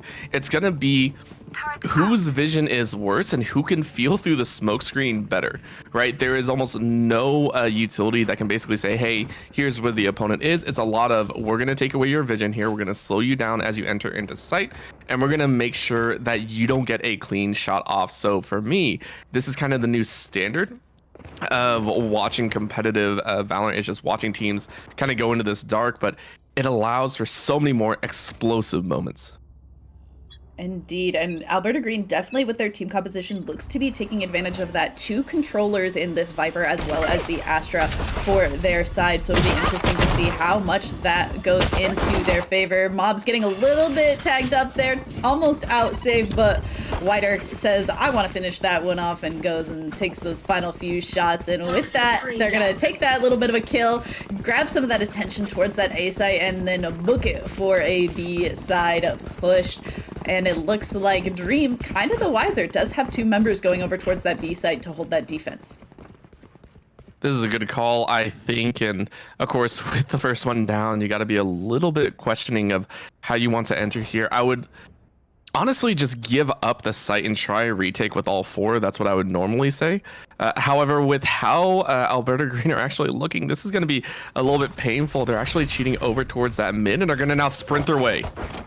And sprinting as they are coming in. DXXN tries to put that wall up and hold them out for as long as possible, but it's just not going to be enough.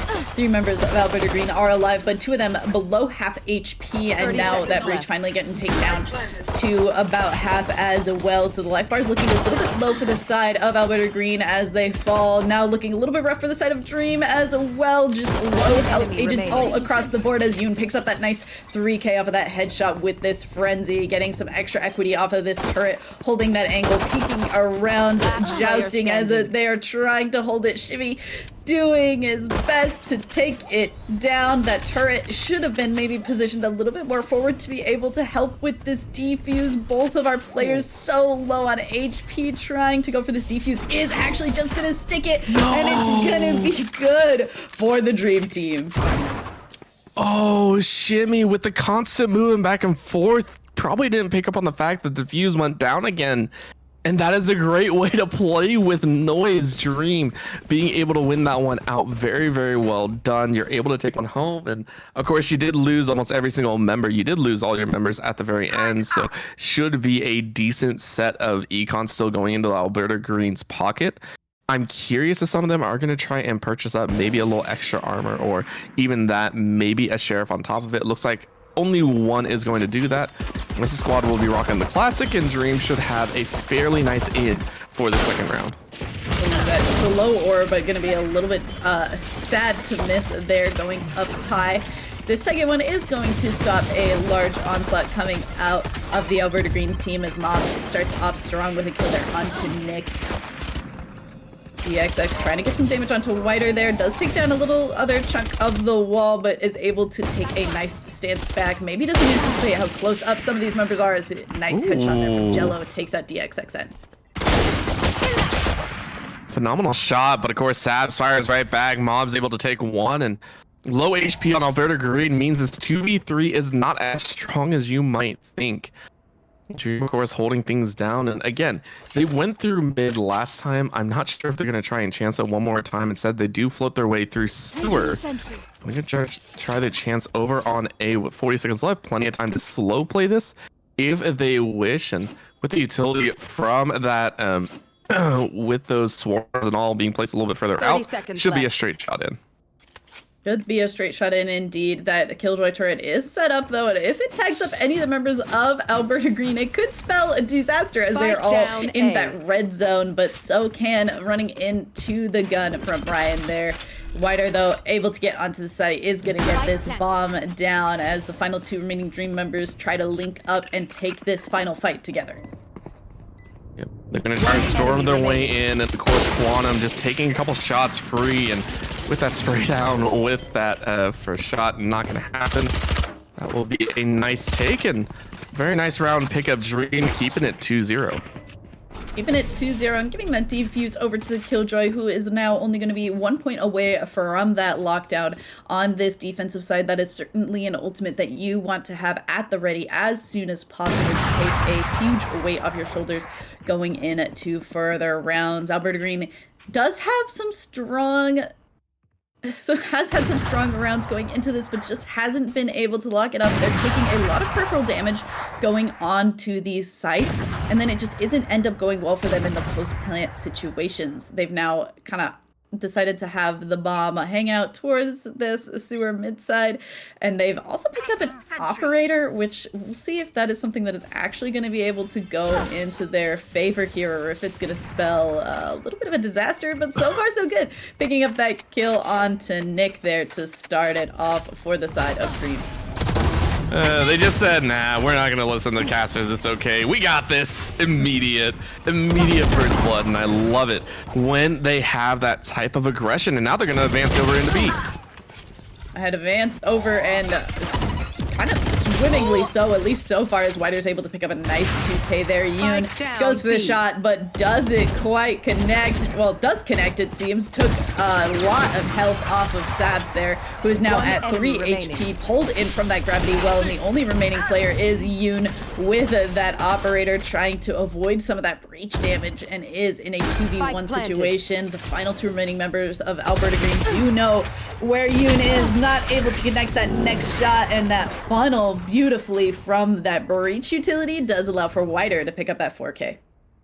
Yep, Wider able to take it home, and now you get things evened up ever so slightly. I'm kind of curious to see what the weapon buyout will be here. Dream, of course, working with a little bit lower on the end. Mobs, of course, picking up that difference, and is going to set with the lower end, trying to decide. Looks like the Spectre will be the final choice, and Yoon, of course, able to fully save up after buying the armor, is going to be running that Blade Storm. So it's going to be on Alberta Green's side.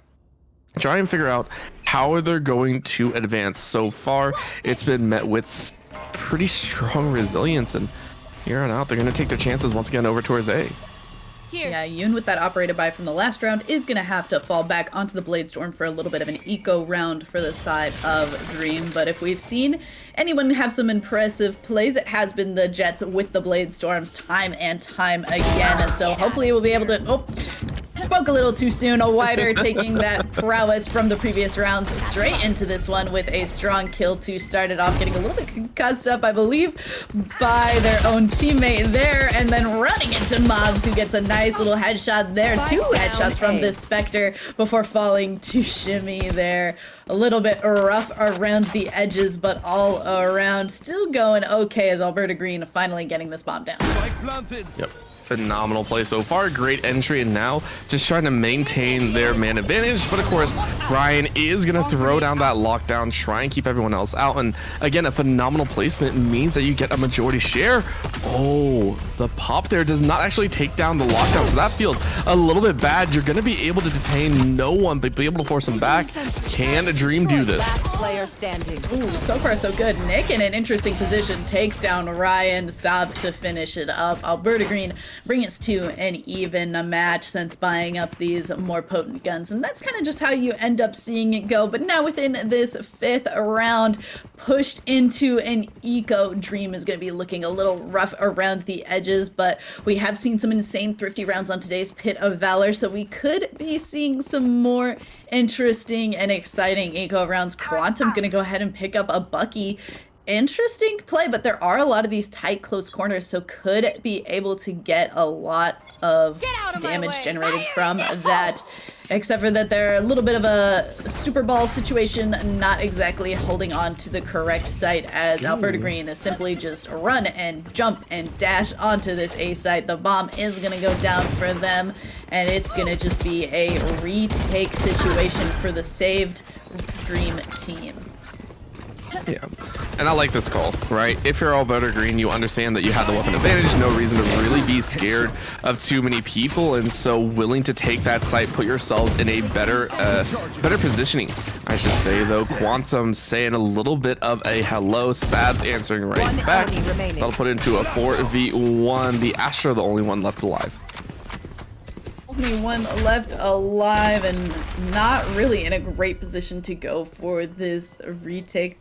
Mobs checking just mostly to see if we can get any exit frags, but Shemi getting that immediate shot is going to make it at least go for a bigger lead for Alberta Green now with a point ahead.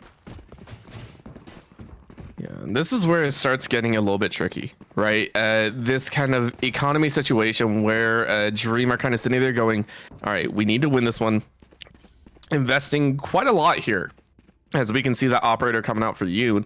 If you lose this one, you fall into the same pattern as many teams know and hate. It's a ping pong economy where you're constantly losing around basically because you don't have the economy to buy up. So this is going to be their chance to kind of slow down this run of Alberta with a nice double boost. I think Wider tried it and unfortunately only got one. Unfortunately, indeed, but still getting a run quick onto this B-side heaven. Both of these duelists trying to lock it down as much as possible. Two members of Dream hanging out on that B-side, but one does go down. The other able to make it out safely, and hopefully simply just gonna wait for a retake situation with the rest of the team as a result of that. Yep.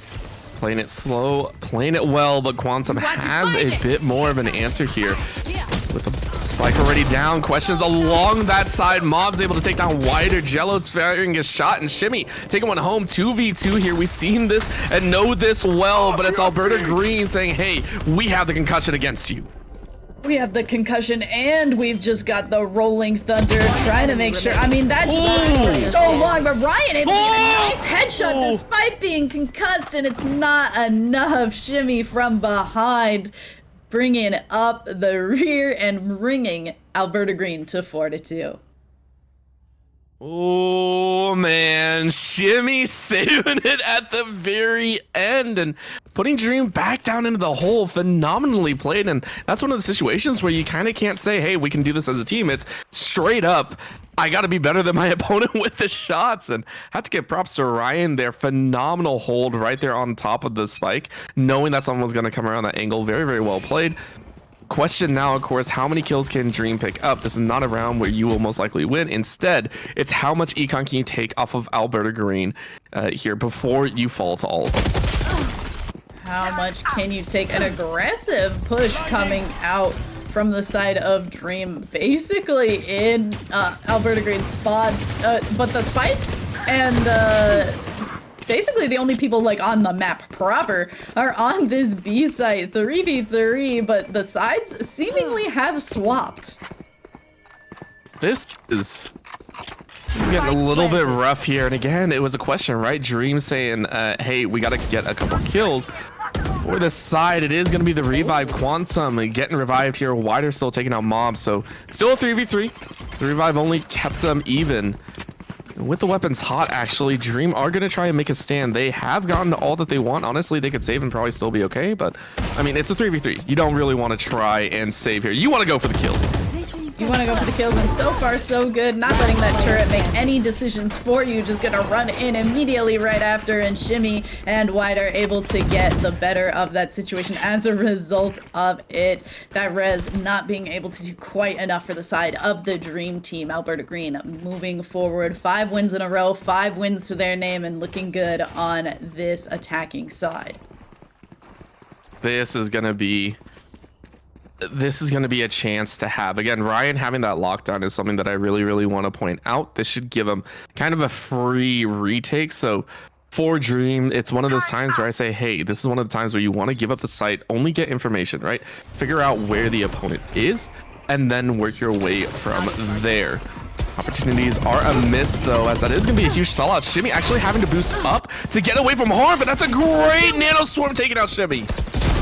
Great one indeed. At least getting that first kill gonna go well to allow for this trade back with DXXN as Ryan and Quantum pick up 2 more. Nick getting some nice trades back there though. Dream with, well, previously we had more members alive, but now in between this little bit of a gunfight, it's looking rougher and rougher as 2 members of Dream try and lock down this really weaselly raise here as Yoon takes down Nick before that Viper Pit is able to cause too much damage and destruction. And Mob's now holding this angle, waiting for Wider. The shot not gonna be good enough. Hits a little bit, but doesn't take down Wider. And now Wider is gonna simply be watching that angle as closely as possible. But with the bomb not down, is not under a ton of difficult situations. But that nice little rope play there. Yoon takes down Wider, shores it up, and Dream is back in this with a win on their side.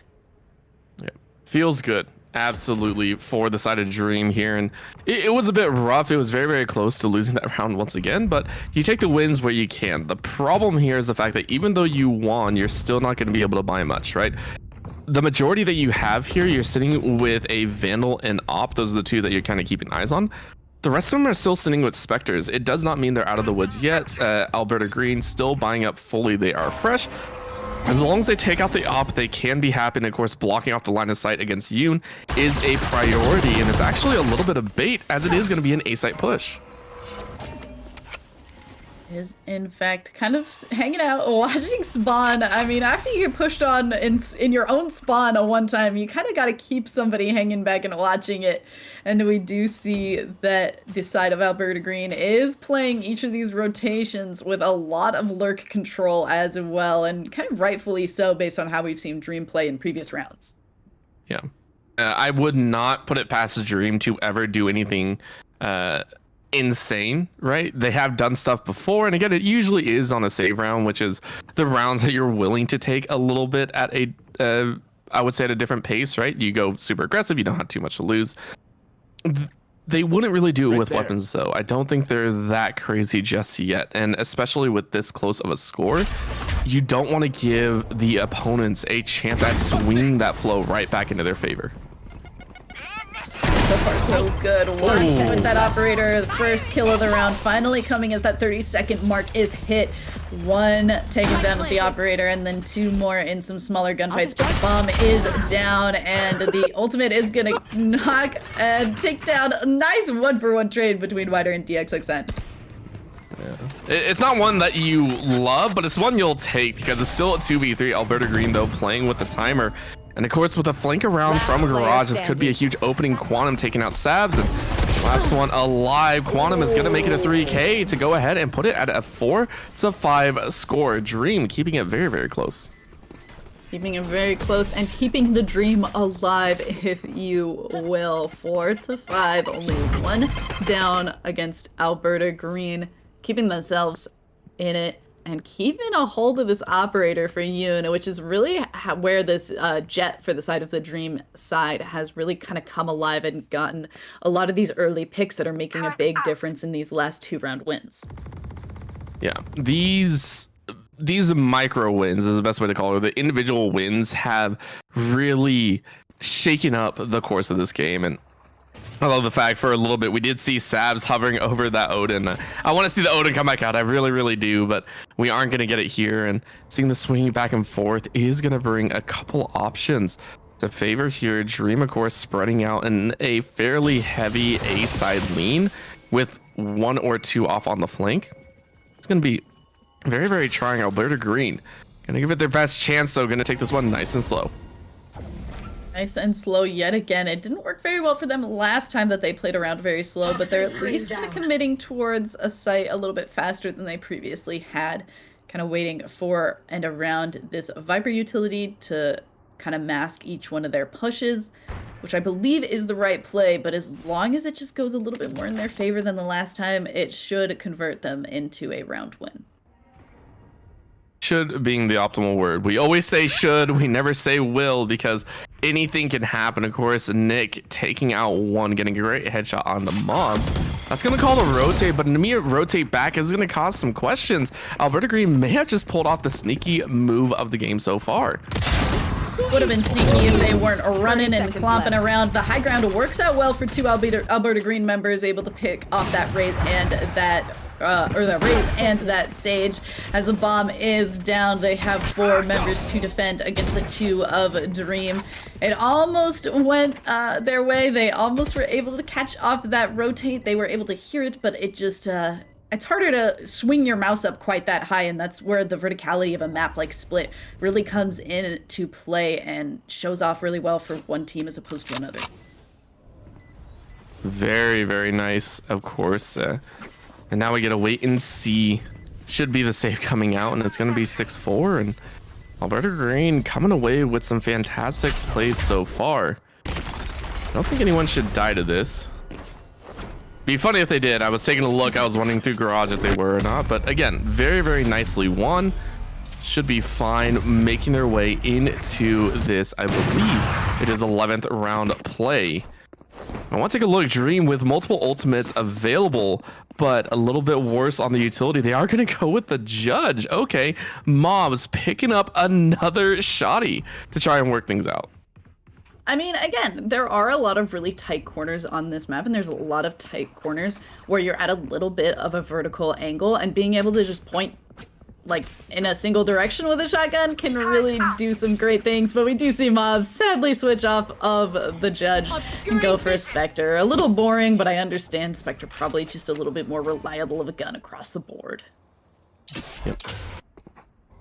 They're going to change things up. I was so hoping for it. I love the days of the judge razor jet just flying around in your face, but we aren't getting those anymore as much as you wish. But again, very, very quiet. Alberta Green not taking any risks, knowing that Dream can pull something sneaky. They need to make at least one frag happen if they want to make a move on either of these sites. And with the large spread out here, I think for the next 15 seconds, everyone's going to be pretty much at a stalemate. Indeed.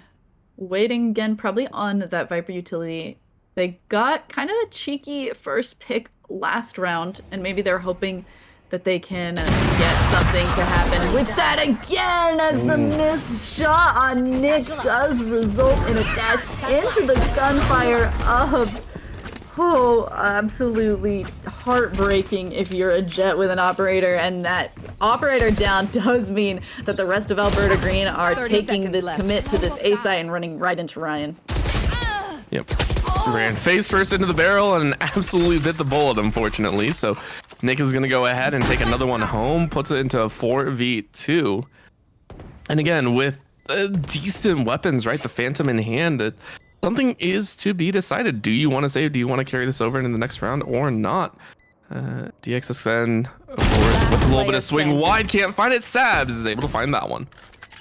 Yeah, nice little crouch, keeping the head of Sabs safe. Oh, not getting the blind, but still getting the gunshot. Nothing really matters if you're better with your crosshair placement, as Sabs is masterfully showing. And Alberta Green, 7 points to 4, hoping to bring themselves to an 8-4. And Dream hoping to make their time on attack just a little bit easier by taking this one on their side. Yep. Well fought. And again, managing well. However, last time I think we saw this exact same scenario happen when it ended in an 8-4. I want to say it actually ended up being the opposite team that did win. So hopefully history doesn't repeat itself for Alberta Green's sake. But Dream hoping to make that dream happen. Looks like they're going to open up, though. Huge opening as triple ultimates are used. Everything is used. Shimmy is going to take out DXXN and fire away straight into A. Fire away. I mean, that's a nice way of putting it, as utility left and right. Voice lines are screaming over one another. Mobs into that astral form, trying to place as many starts as possible. Get as much use out of these abilities as possible before the half is over, and it is showing. Mobs trying to get those shotgun shots, but that distance is going to go into Sabs' favor. Nice 2 kills picked up for them on the side of Alberta Green, and it goes once more into their favor, and the 8-4 half is going to be good in favor of Alberta Green. Very, very well held. And now we get to see if Dream can make the run back. So far, it has been on Yoon, who has put up some good numbers. Same with Ryan and Quantum, but it's just been rough, right? All of those kills have been in individual rounds. It has not been all at the same time. Whereas for Alberta Green, you see Wider and Shimmy topping the leaderboard at 14-7 and 12-7. They played a phenomenal set so far, and the rest of the team being able to pick it up again. Jello with some phenomenal astral fields and the gravity wells to kind of keep Dream out of that cover. They have played very, very well as a squad, and I'm continuing to like it. But Dream still has some tricks up their sleeve, and attack, I feel, is where you get the most variety in attack patterns. So really, really hoping to see some of those crazy, crazy options. Hoping to see it indeed. Dream also having the Sage and the double Sentinel play. It was probably a nice thing to have when starting off on that defensive side, but certainly has a very different play pattern when moving on to attack. Can have some great post-plant situations with things like the Sage walls, but it just isn't exactly where you would like to be in comparison to the like double duelist plus breach strategy that Alberta Green has brought to the field, as well as the double controller, but hoping to keep it still strong regardless. Down members so far, not where you super want to be, but now all together as four. Should have the numbers going into any of these gunfights, especially this one on P side. Heaven, Yoon being able to take 2 down is absolutely huge for the Dream Team. I'll say it once, I'll say it again. It's always the Jets. It's always the Jets that seem to have fun on those rounds. A phenomenal 3-piece lands in a 4v1. Wider can't finish off the last shot, so it's going to be 4 carrying over. When Dream pick up the first round of the half, should feel good and give them a better chance at making it a 6-9 setup here after all is said and done in the first 3 rounds. Slowly, but surely that round win has to feel good for the side of Dream. They were able to pick up those first 2 pistol rounds before as well, hoping to be able to do the same thing on this side. Spectre's in hand, except for the Frenzy for Yoon. Yoon was able to pick up 3 kills with the Frenzy previously, so it's got to be feeling pretty okay about it against the pistols in the remaining hands of Alberta Green for this round as well. Big options, of course. Yoon firing open and just says, hey, I didn't even have to buy a weapon, guys. It's okay. I still got this. Yoon makes it 2, and it's never going to stop. However, grouping up with the rest of the team is going to be good. Yeah, this is going to be a little bit crazy to watch. Huge boost forward. Huge boost forward. Connecting with the headshot means that only 2 members of Alberta Green remain against the Dream squad. Bomb going down planted for this garage side, and they are watching Heaven to make sure they know exactly where the remaining Dream members could, or the remaining Alberta Green members could be. The bomb almost connects with some of the Dream members, but Yoon is just a menace to the Alberta society and just has 3 kills, is waiting to see if they can make it 4. Might be 4, might not. Jello doesn't know, and Quantum says, nah, it'll be okay. So that is going to be all 5 carrying weapons over Dream. Feeling really, really good about that round. Now it's going to be weapons hot for Alberta Green. What are they going to purchase up? It looks like a pretty phenomenal set. Yoon, because they did not buy, is going to pick up that operator, so that's going to be the big weapon screaming across the board here. It is going to be the setup of the Vandals and the Phantoms. Jello, of course, sitting with that one Spectre might be the make or break time. Looks like we do have a tech pause coming in here, though, so waiting for players to kind of gather themselves together. Yeah, Jello a little bit stuck on a lighter gun buy going into this round, presumably just because some of those Astral Stars are so expensive to buy in a lot of these other rounds that if you're on that double loss initially, it's a lot harder for you to continue to buy up with the rest of your team. So gonna go ahead and stick with that Spectre onto this round. But if everyone else has got those bigger guns, hopefully you're just finishing off some kills or maybe doing a little bit of a running situation after some gravity pulls. So not too bad for the final remaining player on that side. But Alberta Green hoping to continue to press their lead going into this, but if you're a fan of the Dream Squad, you're really hoping that they continue to bring these wins since being on this attacking side and convert it into a victory. Interesting to see so far that the utility from those two Sentinels has had a very potent effect on this attacking side, but I think as the economy starts to kind of even out for both of these teams, it's going to start to show that Sentinels on the attacking side maybe just like aren't going to be as strong. But if they continue to show off their prowess with these Sentinels in a way to set up a nice post-plant situation, as long as they can get the bomb down, I think that those Sentinels can really do a great job on this attacking side continuously. Yeah, there's options available, of course, to them, but like you said, each agent does have its own respective positioning costs, right? For instance, if you do take a Cypher, right, you are pretty much forfeiting one of those aspects on the attacking side. It is almost a purely defensive agent to pick up, and I have to agree, it's going to be a little bit difficult for them, but from how these guys have played, I do assume that they do have some answers, right? They do have some responses and how they want to position, if they're going to do the run and gun style, or if they're going to play it a little bit slower, try and put up some bait walls. So far, though, of course, at a 6-8 standstill, I'm very, very curious to see what Alberta Green are going to do, right? The thought of outcome should be a 9-6 scenario with Alberta Green winning this one, and then we move into a fourth where it is going to be a full guns round. However, Dream being a little bit more explosive on this side, again, it is their attacking side, and now that they know that Alberta Green may not be as comfortable because, again, taking a flawless second round is not normally done outside of that, or after that initial pistol. Very, very curious to see if Dream are going to be as aggressive as before, maybe try and take that chance, or if Alberta Green will smash right back again. There are options, there are major implications if Dream are able to take this one home, but only time will tell, of course, for them. Yeah, I think it's also interesting the way that Alberta Green has chosen this team composition that I think is actually quite strong on the defensive side as well. Normally, like the two controllers are something that you would think would also be very strong for attacking. You're able to lock down a lot of vision, but the same should be for this defensive side, especially when we saw the Jet for the side of Dream on defense picking up an operator a lot of the time.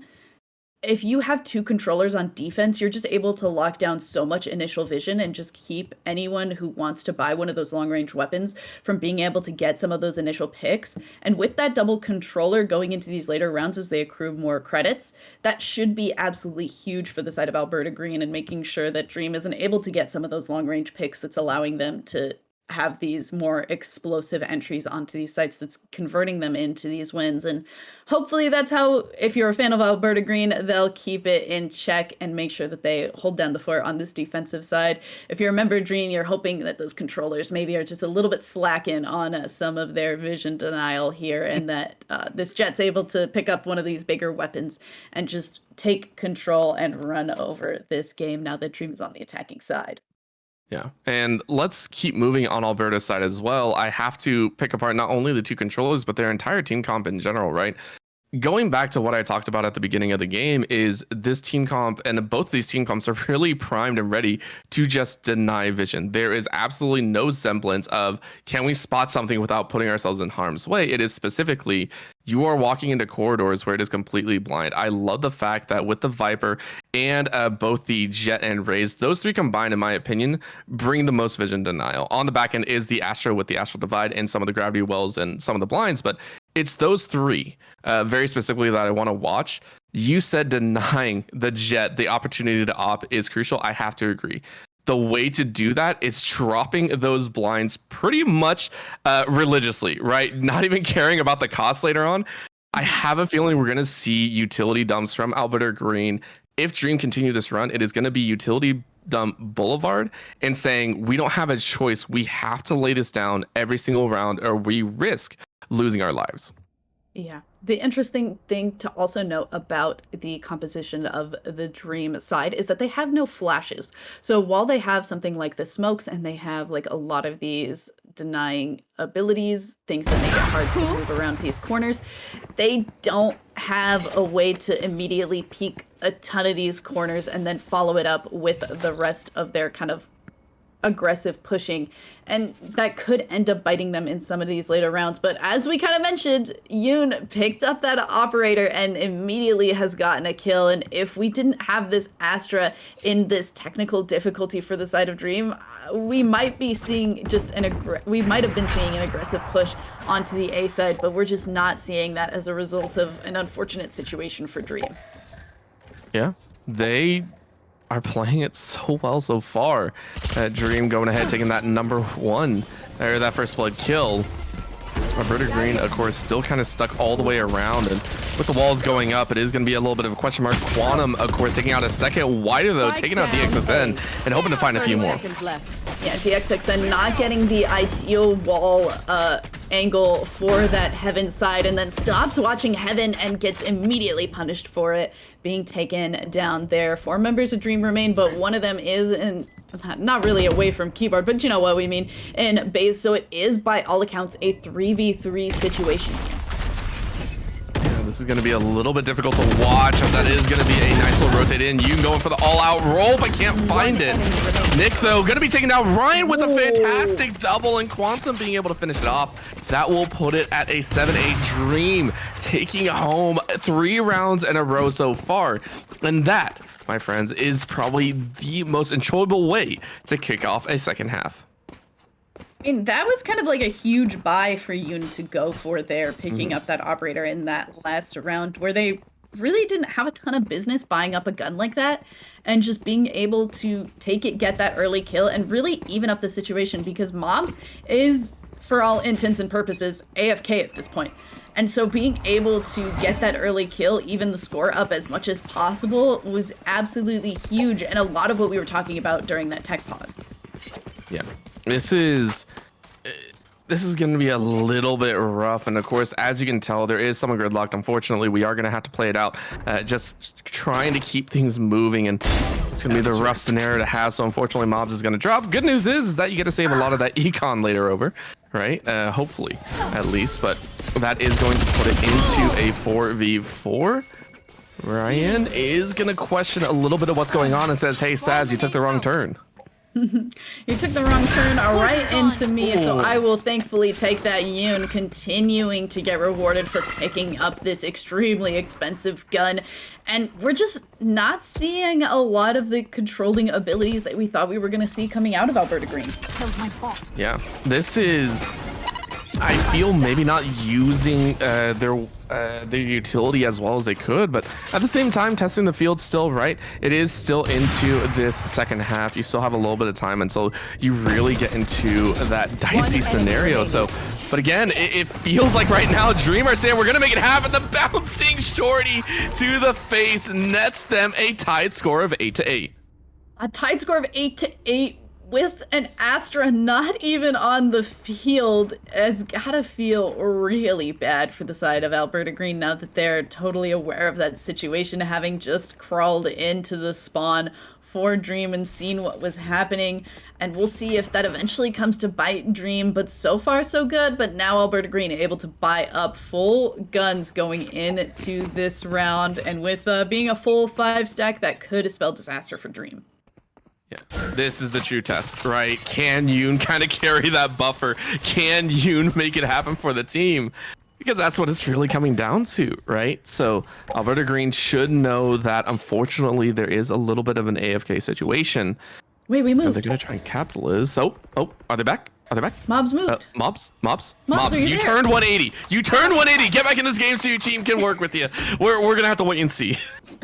We will have to wait and see. Hopefully Mobs can get back into this game and we can at least have an even match happening. But Yoon is so far continuing to hold these long angles and trying to see if we can be left in a situation where some little bit of equity can be garnered, but so far it just has not been the case. That lockdown was destroyed by the breach, which is an unfortunate situation to be in for the Dream squad. Mobs moved! Mobs, are you here? Slowly, Mobs is moving. All right, it looks like we have all of the members of a Dream here and ready to go, and Ryan is starting us off strong with that first initial kill onto Sabs, trying to get some extra information off of this turret being placed outside. Does use that turret shot to know that Wider is out and available, and takes that shot as well. 4v3 situation. A Dream Dream here and ready to go as Yoon takes down finally a pretty close range shot with this operator. The short is going to be good for another one. Oh, Yoon did it again! You did it again! Oh, the ultimate long range, the ultimate short range weapon here. No worries about mid range. No one cares about mid range. It's all about either in your face or you can't see me at all. Those are your two options, and it's working out in amazing fashion here. Again, Dream with all 5 members now back and connected and in a 3v1. They're going to be very, very happy, but Nick is hoping to take out at least one more member and possibly 2. Possibly 2 indeed. Not checking that other spot. Did hear the operator's shot, and now the close range operator is going to be good to get Nick 1. Doesn't know where Mobs is. The final remaining player is going to have to stick this if he wants to get it, but Mobs back in it and winning this round to bring Dream to a winning scoreline in this game after a losing first half, 9-8, a tense match. And now that Mobs is back in it, we actually have a 5v5 on the board for us. From background mob to hero, that's the story of Mobs right now. Phenomenal setup here, and again, it feels like Alberta Green are just not ready for these kind of different plays coming out of Dream, right? These early first bloods. I would love to take a look and see between Ryan and Yoon how many were taken between these two. Follow up with the fact that they're now kind of chance spotting. You can see a rougher buy by them. Not sure if this is the right call, but they're going for it. They already Vipers pitted in the mid, and they're saying this is our way to kind of keep Dream on the back foot. I mean, I think this is a good play. There's been a decent amount of the times because of Dream's lack of flashes in their composition, they've had to go for the mid side, because if they try to go at a lot of these other angles, they're just lacking some of that initial oomph and utility to get them onto the site. So locking down this mid, I actually think is kind of a huge play, and they won't have the Viper ultimate every single time, but at least giving themselves a little bit of that breathing room and funneling them into a certain direction, I think is a good move for the side of Alberta Green. And Wider starts off strong with 1 kill with that showstopper, but it's not going to be good for much more as Quantum gets another trade back. Quick and furious is what they're playing out. Ryan, of course, popping up on that scoreboard every so often, managing a few more. Ryan finally goes down, but not after taking 2. Now Quantum hiding off in the corner. Nick is going to try and make something happen, and with a beautiful flick, with that Spectre, is going to run and get it home. Takes a 3K. Can you get a little bit more? Spray through the side. 1 goes down. Yoon about to take it home, but can't make it happen. And the defuse should come through. Alberta Green able to tie things back up. And we see, again, because of being able to just Viper Ultimate lock down that mid side, keep them from being able to go in that direction, funneling them into one of the main situations to get onto site.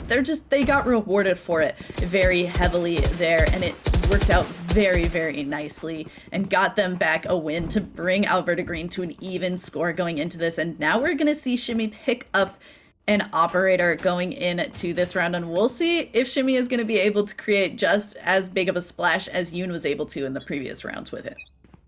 Ooh, that is a question and a half now. Trying to compare the two teams, but it looks like they want to take it right face to face, and they meet over there on A, and it looks like after all the dust has settled, Dream alive with 4 and Alberta Green hoping with 2 that Shimmy can even the board. You should run. And Shimmy is trying. You should run. We'll see if Shimmy does decide to. You have both of the remaining players of Alberta Green backing up outside of this Killjoy lockdown and waiting to make sure that they don't detain anyone before going for this final commit onto site. And this is where an Astra Smoke or the Sage Wall works too. Just something to lock down that long angle and keep them safe from that operator. Absolutely huge to have there, knowing that after that Killjoy lockdown, you're pushed out of heaven and moving back towards those screens. So a beautiful heads up wall from the side of Dream there. Yep. Is going to be a little bit of a test. And waiting on the top, Shimmy, like I said, is trying to find those angles, and seeing the bot is going to take the first shot. Viper now moving into position, but up above you go. Can't find anything, and Ryan is able to snipe that one out. DXXN is able to follow up on Nick, and that puts Dream once again back into the driver's seat. 10-9 is a score. Alberta Green sitting with low econ. You know what that means? It means you're stuck with nothing in hand except for maybe a sheriff in armor.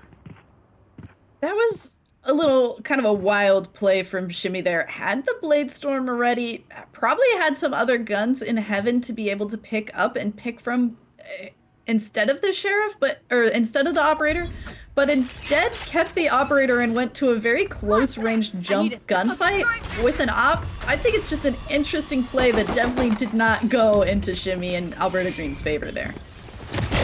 I mean, come on. They know best. They totally know best. They know exactly what they're doing right at all moments.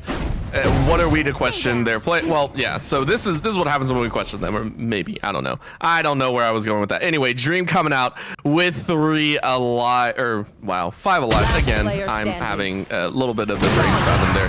Quantum and Yoon going ahead and finishing the job, and that'll put it at a 11-9 score. I mean, that was a round that you kind of expected to go Dreams after the buys from previous rounds, but it's still just... Yoon has been able to get some insane shorty kills, and it's just been so fun to watch all of these situations where the combo of that shorty as well as the operator, as well as, you know, just jet utility in general, you're just able to get off so many kind of fun all over the place plays that are just really entertaining to watch, but definitely not fun to be staring down if you're the side of Alberta Green. It's one of the more painful ones too, right? The aggression that can come out, the kind of angles that they can take. And I'm actually very surprised that we're not seeing it from Alberta's side, right? The two main highlight reel agents that used to kind of grace the YouTube period was actually both Raze and Jet. Those two would make so many crazy plays. It was amazing to watch, but it's not as much there for the Raze anymore. But with both agents, you would assume usually that it would be Alberta Green coming away with some of those crazier plays. But it's Dream, right? Their Raze and their Jet are the ones constantly pulling some of those crazier plays. So very, very interesting to watch. Options are available, though, as a timeout now is done. Alberta Green with a minute have now felt like they are adequately prepared, hopefully, to try and start climbing back in this game. Big buys coming out finally for the side of Alberta Green, trying to keep up with the Dream squad. And I finally feel like we're actually seeing some of these stars as well as Viper walls placed in kind of the correct place for Alberta Green. They're actually finally using these two controllers to deny some of this long-range vision, which is something that we mentioned even at the tech pause of like 4 rounds ago that they should have been doing. But one of the downsides to this Viper is you just get to play around the smoke integrity as they're doing right now. That smoke has to go down, toxins are low, and that means that Nick has to back off. They're going to give it their best shot, and the firing comes out. Alberta Green, take 2. So far, it's doing well, but DXXN says, hey, nope, you only took 1. Don't worry about that. No one saw the revive. We're good to go. Options are up, though. Alberta Green losing 1 more, but the Rolling Thunder not doing as much as they thought, as Dream are still going to pile on into a B. No, they're not. They're leaving 1 member in the back corner. Mobs is all left alone, and the rest are going to rotate over to A. Wait, this is maybe... Oh, they know that Mobs is there. I saw the king come out. That could have been so fun, but not quite able to keep it up. And they're all hanging out towards this B site. And I guess because of that Astral Divide, they didn't hear the running, just massive footsteps that are just booking it towards this A site. And now they're finally going to get this bomb down on A. And they're trying to bring themselves to match point. And the setup seems to be perfect as Yoon is holding this extremely long angle with this operator. No problems at all, especially since Alberta Green are all taking the exact same entrance. But a very nice star goes down and looks like it does its job. Oh, perfect. Nicely done there from their side, but able to move forward out of it. Eventually, Yoon is able to find 1 kill, but the rest of the team going 1-0, and it does bring us match point for Dream. Only 1 ultimate ready, but no ultimates ready for the side of Alberta Green, and they're really hoping that they had some extra help on this defensive side, scrounging what credits they have together to try and buy up as much as possible, but it is certainly not looking too great for the side of Alberta Green going into this final round, potentially for Dream. Yeah.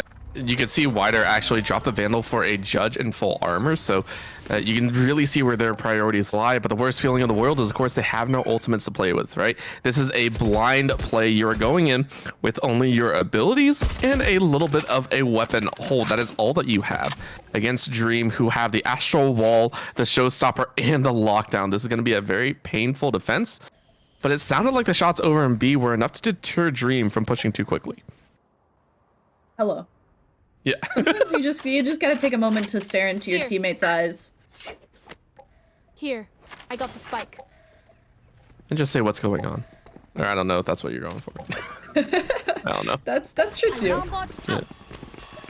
And of course, maybe they're kind of questioning what they want to do as well, right? It's a match point. They have a chance at securing their place in the top 8, and they're going to go with a fancy feat, but unfortunately, Quantum is slowed down a little bit. Takes a bit of extra damage and now vulnerable and slow, but the Astral Wall coming up just in time to body block that shot.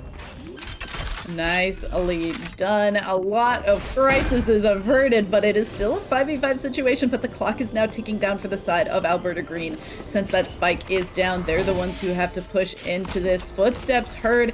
DXXN moving to a different position, trying to just be in the correct place. Quantum gets a little bit of a trade back there as Yoon picks up yet another kill with this shorty. One player up for the side of Dream. Jello going for that defuse is pulled off. Shimmy's able to get that trade back on to Yoon. Dashes up, tries to get out of the lockdown, but is detained. 2 players for the side of Alberta Green detained against this Killjoy lockdown, and that is going to stop a lot of the onslaught. That pinging is starting to go so loudly. Shimmy with 4 kills. Mobs, the only one remaining, the one that DC'd for 2 rounds, and the one to bring it home for the side of Dream. Oh, you know that feels good. You know that feels good, Dream. Making it happen to look like a nightmare. When they lost connection, that was what the tech pause was for, and unfortunately, it was called that they would have to move on with the game. That's just unfortunately how tournaments kind of play out. Dream overcame that hurdle, and it's so poetic to watch that happen. Fantastic job from Dream. Again, great showing coming out here on the opposite side of the wall from both teams. I have to say, there were phenomenal plays back and forth. But again, only one team can move forward. And that team will be the Dream Team. I mean, it felt a little cheeky to call them the Dream Team at the start when they weren't really winning. They weren't doing as good, but they moved onto that attacking side. And while I personally was like, your team composition doesn't seem like it is as strong for an attacking side, but they've really pulled it together. They really played around kind of the weaknesses in that Viper controller utility, and it really just showed how they were willing to take the exploits in the weaknesses of the agents selected from the Alberta Green side and pull themselves into a victorious position. Beautifully done by the Dream Squad, and congratulations on moving forward in our tournament. Oh yeah, it's going to be very, very fun. Of course, if we could see them move on into the finals, that would be even better for them, and hopefully they can. Of course, we will have to go into a short break, but I do want to talk about, once again, one of the sponsors that is coming out here, Nightblood. They have been a fantastic group that have helped us out so much. Again, they are an organization built around building up community and competition while competing in Valorant and Halo. They have been developing so much growth in their own areas, and we're very excited to partner with them here at GLG. So thank you once again to Nightblood Gaming.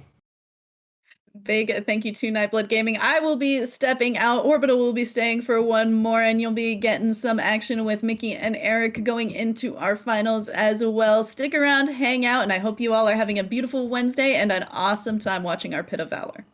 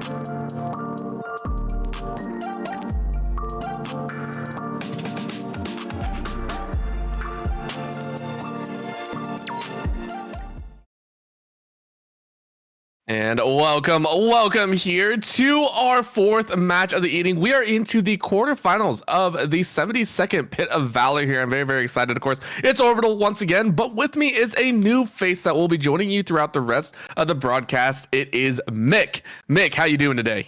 I'm feeling great, man. Happy to be back on the desk. It's been a really long time. I'll say about a month and a half. So I'm ready to get right back into it like we never left and go ahead and see what we can pick up tonight, especially coming into these quarterfinals.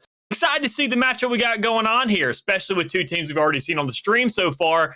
We're going to get a little bit more context. We're going to kind of progress the story a little bit more so and see what we got going on tonight. Yeah, and I mean, for these two teams, they have both been on broadcast already. It is going to be Dream versus, I believe, God Squadron. Very, very sorry about tripping that over.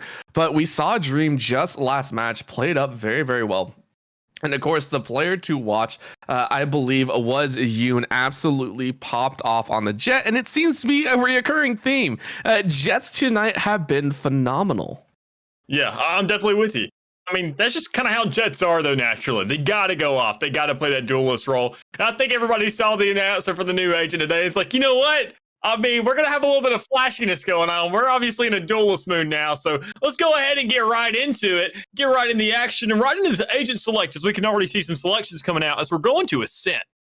Yeah, so far it's been a phenomenal time taking a look at all the maps, but moving, very, very slowly back into that normal route of the maps, right? We saw Fracture, I think, 2 games ago.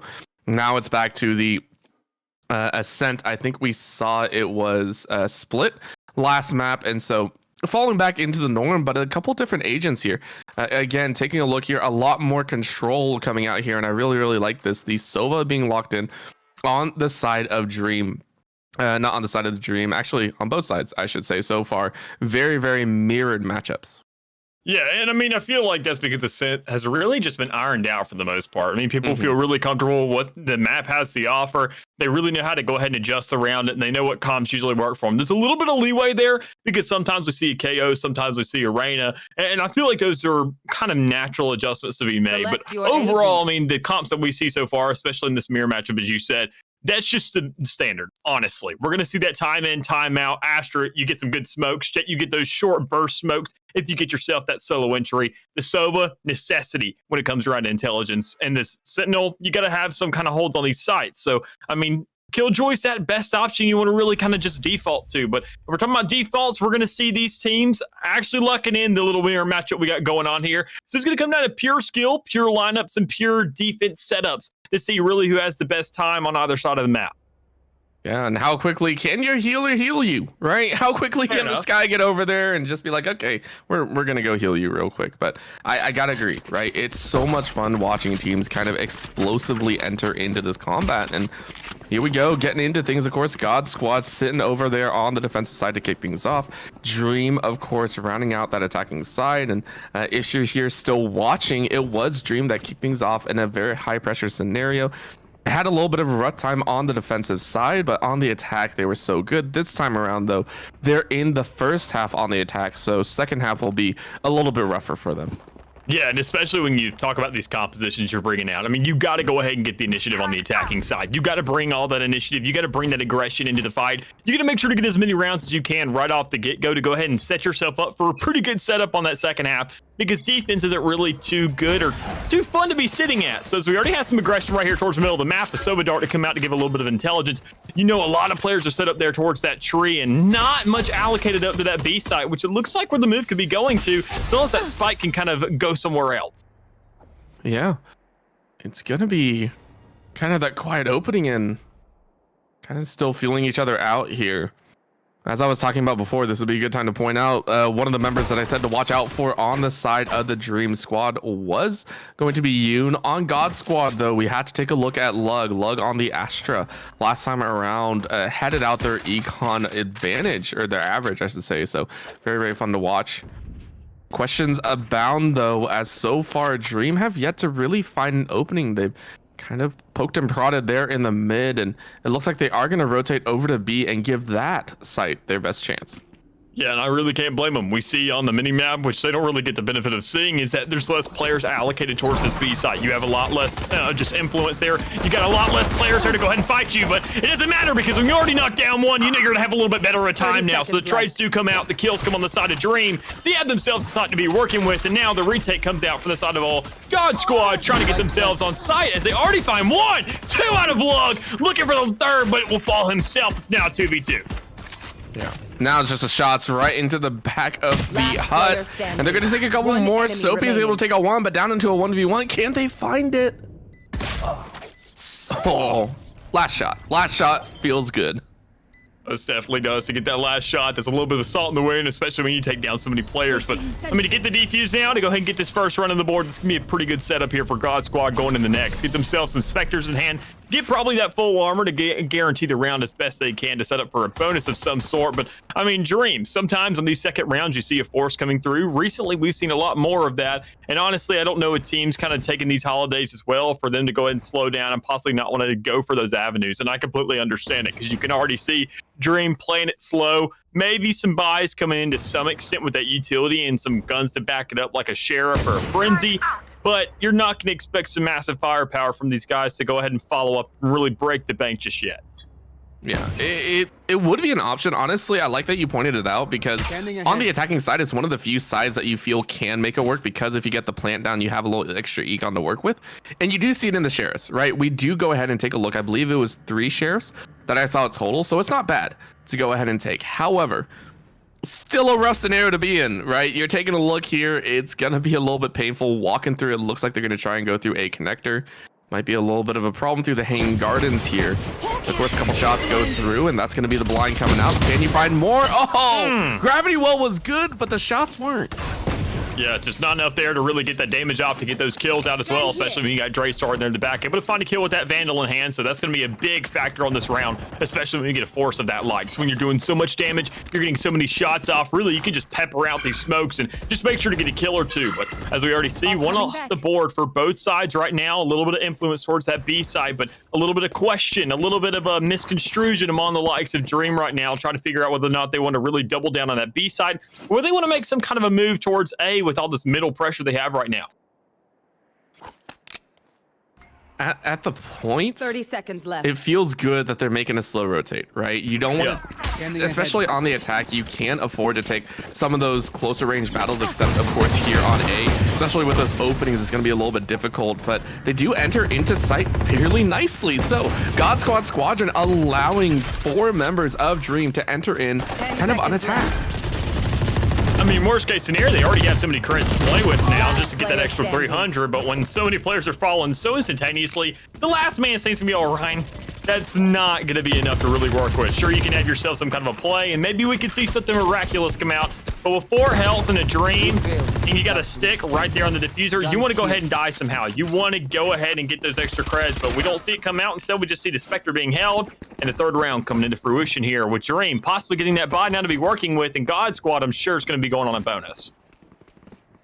Yep.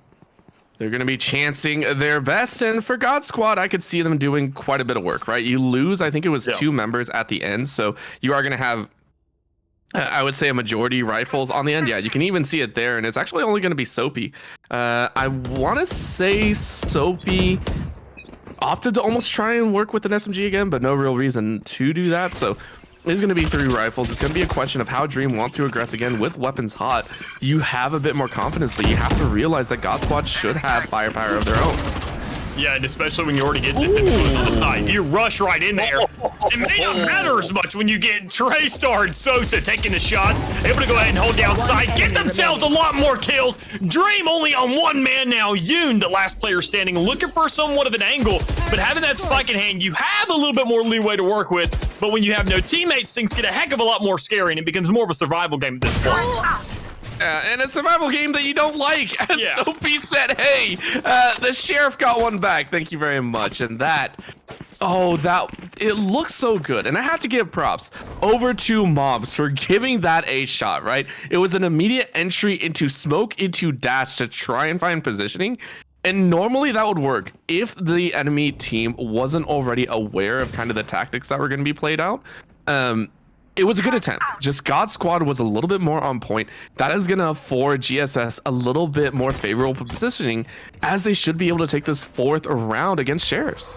Yeah, and I think it was also just the approach. I mean, you're putting a lot of influence right there on that lever. You're not checking enough angles. You're getting a little bit over antsy, trying to peek towards that spawn. And right there, you got to slow down, buddy, because everybody's going to be having weapons of some extent in their hands. And if you lose that fight, we see how it goes. Things get a lot uglier, a lot quicker, and you just don't have as much to work with. But we do have a little bit of influence towards this A side this time around, a little bit of a switch up with a lot of utility to back it up as well. So Lug has already sat there, set the minefield into play. But we got to see whether it comes into practice as well, if he can hit the shot. That's always a big kind of question mark at the end. You have to hit your shot, because at the end of the day, it is an FPS, but still very, very nicely done. And getting away from harm is always the best way to look at things. But again, it is going to be a float over towards A. A little bit slow, but we do see positioning outside already showing up. A main is going to show some action, and again, Mobs with the aggressive push forward, but a nice sweep out means Swervo is going to take 3. All right, 4. Never mind. I said 3. It's 4. It's 4. Yeah, let's kind of add an asterisk up there. Go ahead and give a little bit of leeway to correction, because I mean, obviously, we see God Squad correcting Dream right now, just absolutely showing him, okay, look.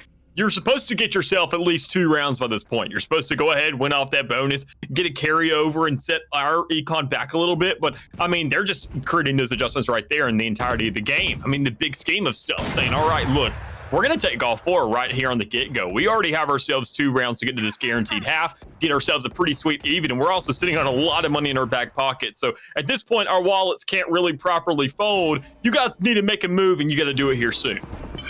You should run. And where to do that at? That is going to be the big question, right?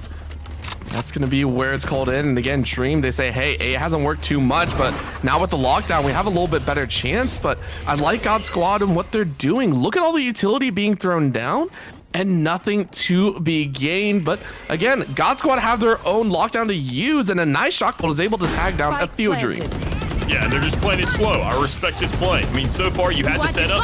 You want to go ahead and get yourself onto that site. Go ahead and let it come out. You know you're going to have some kind of answer. You know you had the Hunter's Theory there. It's a little bit of a problem, but when you got Swervo, he's an even bigger one already finding 2 kills. Sure, you can find yourself 1, but you're still at a negative net loss here because it's a 3v1 now. Make that a 3v0 as God Squad takes that site back so clean, so efficiently, so quickly that you blink and you miss it, and it looks like God Squad's already getting themselves a 5th.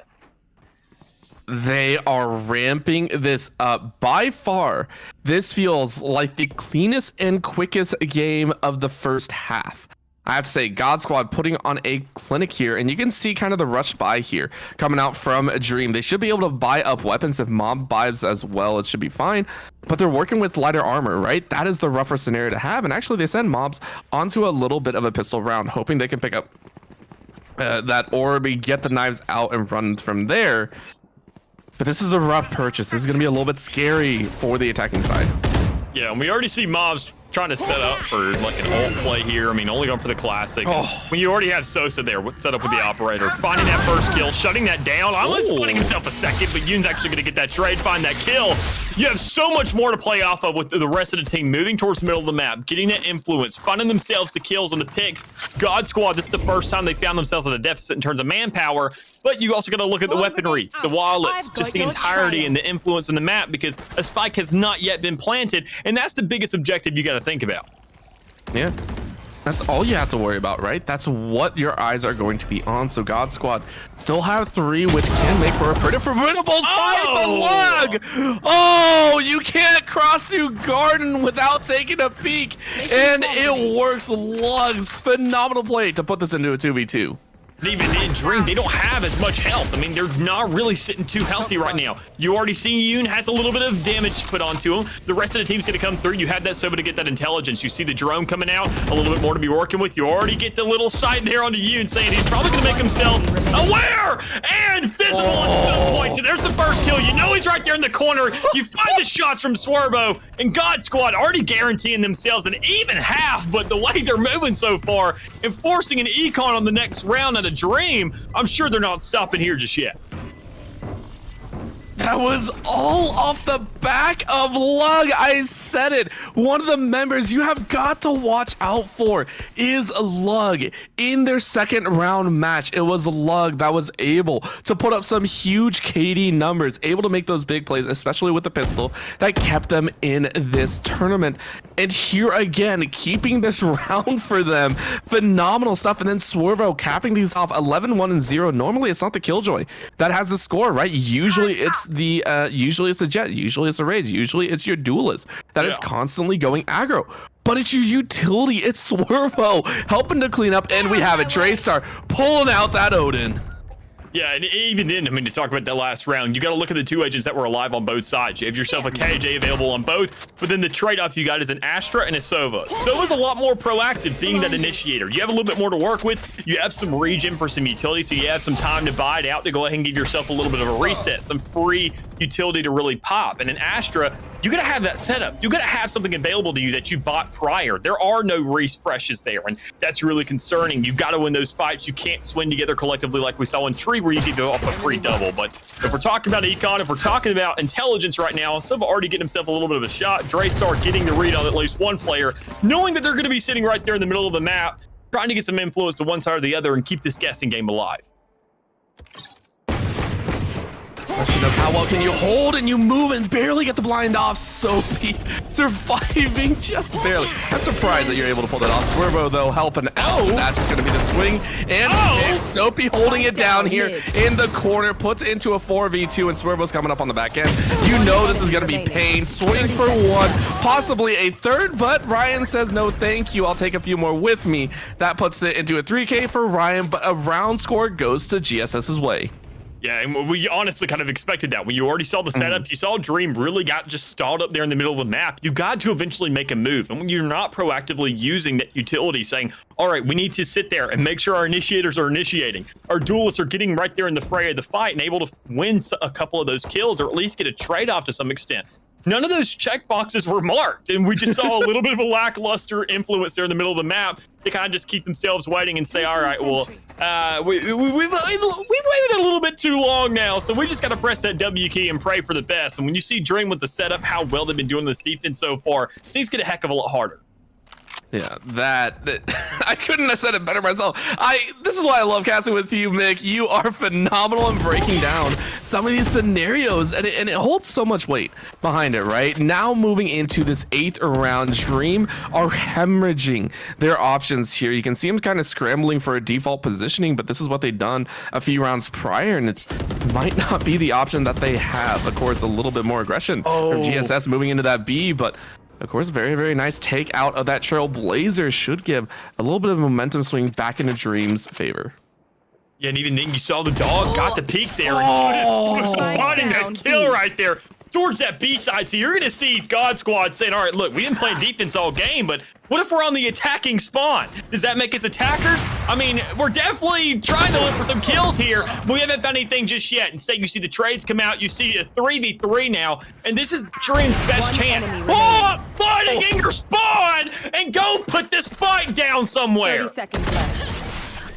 Sammy Sosa swinging for the fence here. That flick was nutty. All right, I see you right now. 8-0. Swervo and Lug still rounding it out, but Sosa, Soapy, and Draystar all having phenomenal moments as well, and Dream, rightfully so. I would have expected this a little bit earlier, but better late than never. Timeout activated by Ryan.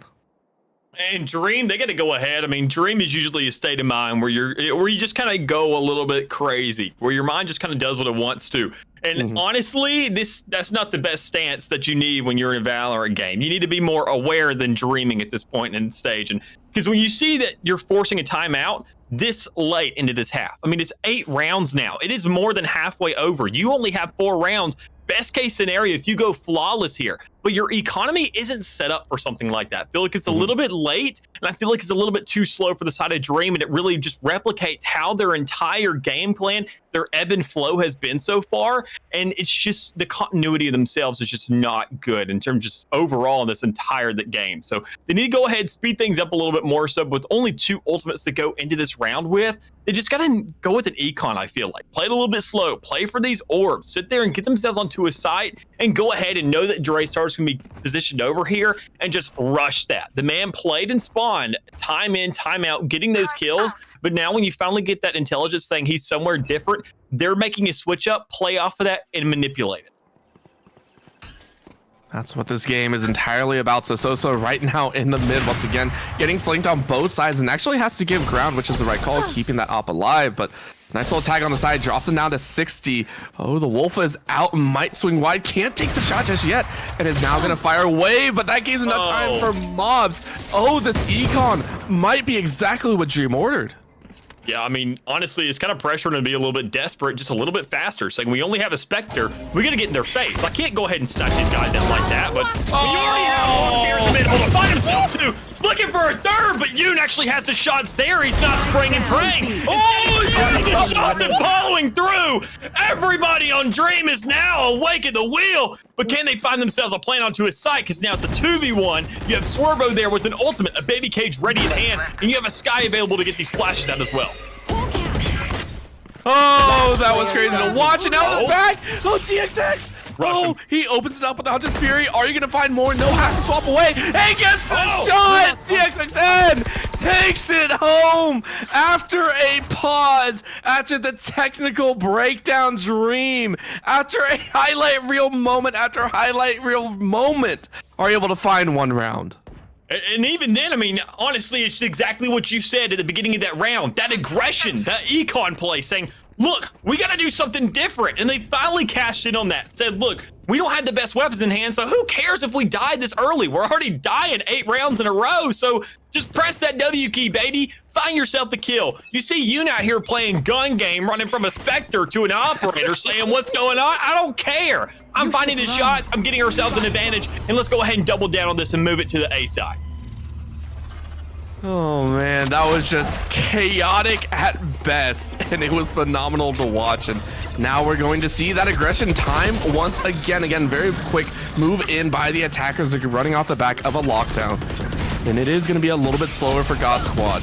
They're going to take their chance. Swervo though, and Draystar, great shock bolt placement, takes off Ryan, and Sosa able to follow up on DXX, and Draystar with an op kill, and the final goes to Soapy. And just like that, God Squad said, you had your 1 round.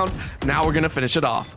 Bro, what is it with speed right now? I get it. Everybody's a little bit antsy with this new agent release coming out, and everybody wants to sprint just like her. But you need to sit there and make sure you're not spraying and praying everywhere, because God Squad, their prayers are probably a little bit more in tune right now, just kind of with their namesake. So, I mean, everything panning out for them, sitting at 9-1 right now. They're sitting super comfy, and Dream, best case scenario, gets a 9-3, which honestly, as we've seen in the history of Valorant, isn't really that bad of a stance if we're kind of looking at the resume. But overall, I mean, that's kind of considering that you're on a level playing field and that we see every single round being fairly close. The only round that Dream has won so far was a clutch there on the rear end and just everybody praying that they can hit the right shots. And when you have a Marshall and you only have Sheriffs in hand right now to really play off this round, it's not going to work out as well as those Spectres did. Yeah, and as much as I hate to kind of sound like I'm belittling the round that they won, the round that Dream won felt more along the lines of not so much them winning outright. It was God Squad fumbling a little bit, right? There's a difference between a forced and unforced error. Coming in here, though, if you're going to make anything happen, this is going to be one of those chances, right? God Squad, though, Sosa with those knives out says you're not even going to get a chance at all. We are locking this down. Swervo with a swing onto Ryan's head. Yeah, and right now they just really got to find themselves the right sitting. You already see Yoon with a little bit of damage done, but you now have the old Sky Heals to come out. So you have a little bit of a different game on your hands. Because Dream, everything's evened up, but you got that ultimate from Sosa. Not able to find the shots, looking to move on to the side a little bit more so as you already get 2 more kills. So things aren't as even anymore. You're getting kills left and right, and God Squad is finding themselves a 10. Yeah, and that was, I have to say, one of the best one of the best lockdown plays that I've seen in quite some time, right? There is a little bit of a way, and it's something that I personally love watching Killjoys on defensive side, right? There is a specific way that you can play with the lockdown that benefits your entire team, which is give the site fairly early on and then pressure in as a squad while pinching in from all angles. Now, that doesn't always work if it's like a 5v5 or 4v4, right? But in those scenarios where you can pinch with a few extra people, it flushes the opponent out towards you, and that is exactly what you saw right there. God Squad Squadron putting what feels like the final nails in the coffin before we reach the second half. Yeah, just putting pressure on. That's what they're doing. They're literally playing Push of War on Ascent, which we never see because of how narrow these lineups are. So they go ahead, get influence on the middle of the map or towards these sides, push it into that spawn, and never let Dream breathe. But as it seems right now, Dream finally has a little bit of light shed to him as they can get onto his site. But can they find the shots? Can they find the kills to follow up with it? And they haven't found anything just yet. Instead, we see ultimates coming out. We now see that first kill coming through for mobs. But is that enough when you have all this Astro util to follow through with? That's a little bit of a roll through. Hunter's Fury coming out, taking out one. Draystar with the snipe on Quantum. Feels good if you're a Sova main. Taking a look now, Swervo hiding in the smoke though. Phenomenal placement, but Mob says, hey, we're not done yet, but a huge swing by Swervo and Lug. Even though they lose their lives, they're gonna put it into a 2v2. Under the bridge they go, and Yoon and DXXN say, hey, we're not going without a fight. That'll put it at a 10-2, not the 9-3 that we normally see, but at least it's a chance for Dream to make what could be the impossible comeback. Yeah, and honestly, it'd have to be a pretty big one at this stage in the game. I mean, we'd have to see the same start that we saw in that last half. Say, let's get 8 in a row, go ahead and tie the thing up, but that's a lot to ask for. If we see God Squad find themselves this pistol round, we know how it typically goes. You don't want to force any guns into your hand on that second round to tie things up. You're still going to wait it out to go ahead and get those rifles in hand and give yourself the best chance, but that's just a little bit too much to ask for in this stage of the game. You got to play desperate once again. And that one round we saw out of Dream, that's what they did. They played super desperate, said, you know what? This is our last rally. This is the last chance we got. So we got to do whatever we can. And this is going to be that trigger pull. They have to make sure that those shots land. They got to find one, find another, and really just daisy chain the entirety of those rounds. So difficult to call for, but of course, God Squad on this pistol round, it can go either way. And so far, Sophie and Lug just taking up that narrow alley, going straight up to Cat, saying thank you very much. We'll put it into a 4v2, and Dory's being shut maybe in terms, but it will be God Squad Squadron fanning out and looking for the last two. Yeah, so that was around a little quicker than I thought. I mean, sure, you got 2 players left alive, and I mean, with DXN right there is able to find himself one, but now you know exactly where these players are at. You see Dream able to find in a couple shots, so I think they're looking a little bit better, but no, that's where things kind of go south a little bit too quickly. Lug and Draystar still alive. Those are the 2 star players I feel in that entire last half, so they have momentum on their side, and we definitely saw it come to light. Now the problem, of course, is that Dream is turning into a nightmare here, as they might wake up a lot earlier than they expected. 11-12 for Yoon. Ryan sitting at 9 and 12. It is going to be 4 pistols and a Spectre versus 3 Spectres. A pistol for Draystar and a Vandal. Sosa going all out, zeroing out here in the second round of the half.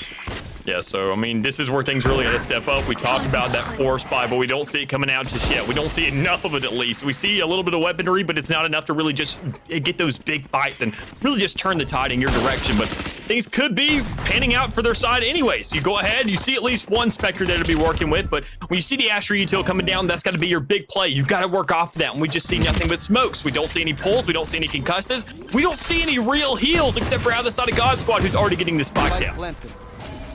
It's a rough choice. They opted for the safer path, and it panned out. Mobs takes out Swervo and says, swerve the other way, please. Thank you very much. Now with the shorty out, they're going to take half a chance. Soapy and Draystar mow down 2, though. Ryan able to fire right back. Draystar taking another life, and that's going to put in a 3v2. Who is going to come away with the HP regen? It is going to be God Squad trying to heal up, and Quantum finds Sosa off on the edge. This is going to look a little bit hairy. Can they find more? Draystar, okay, can you make it 4? Peek around the edge, 1 more to go, but they're walking up and peek. That's going to be 1. Now it's going to dance it. Draystar ran the wrong way, and Quantum said, I got it. At that point, you just got to play things a little bit slow. You got to play Ring Around the Rosie. And honestly, yeah, I feel like it was 0.68. Yeah. You gotta have an ear for that, buddy. You gotta have an ear for that. Sometimes people say that being a music major, being in the music industry, it isn't really all that good. But I mean, when you're going for a defuse on a spike, you can usually pick up that pattern pretty quickly. And we see it right there coming out, and we see it going ahead and give it a little bit of a clutch. So Dream does keep the Dream alive a little bit longer, but honestly, it's still a pretty big deficit to come back from. It's a trade-off and a trade-off of rounds. So we see 1 for 1 on this half, but we can't see that same pattern. We can't see that time in, time out. Otherwise, we're going to see God Squad ending this game in the next 3. So as it stands right now, Dream, they got to double down. They got to find a way to carry off this momentum. And even then, is it big enough for them to really run away with? Because I feel like that round wasn't that dominant for them to be working off of. But when you find Lug already getting that first peek of where a player's going to be at, that can make things a little bit more likely, especially when you get a trade out there on the edge. Yeah, and that was a very surprising time. I'm surprised Quantum actually didn't pick up 2. You can see the double booster Sosa going, please get me out of here. Please get me out of here. Mobs goes ahead and mows down 2 right there into the garden, and Draystar finding 1.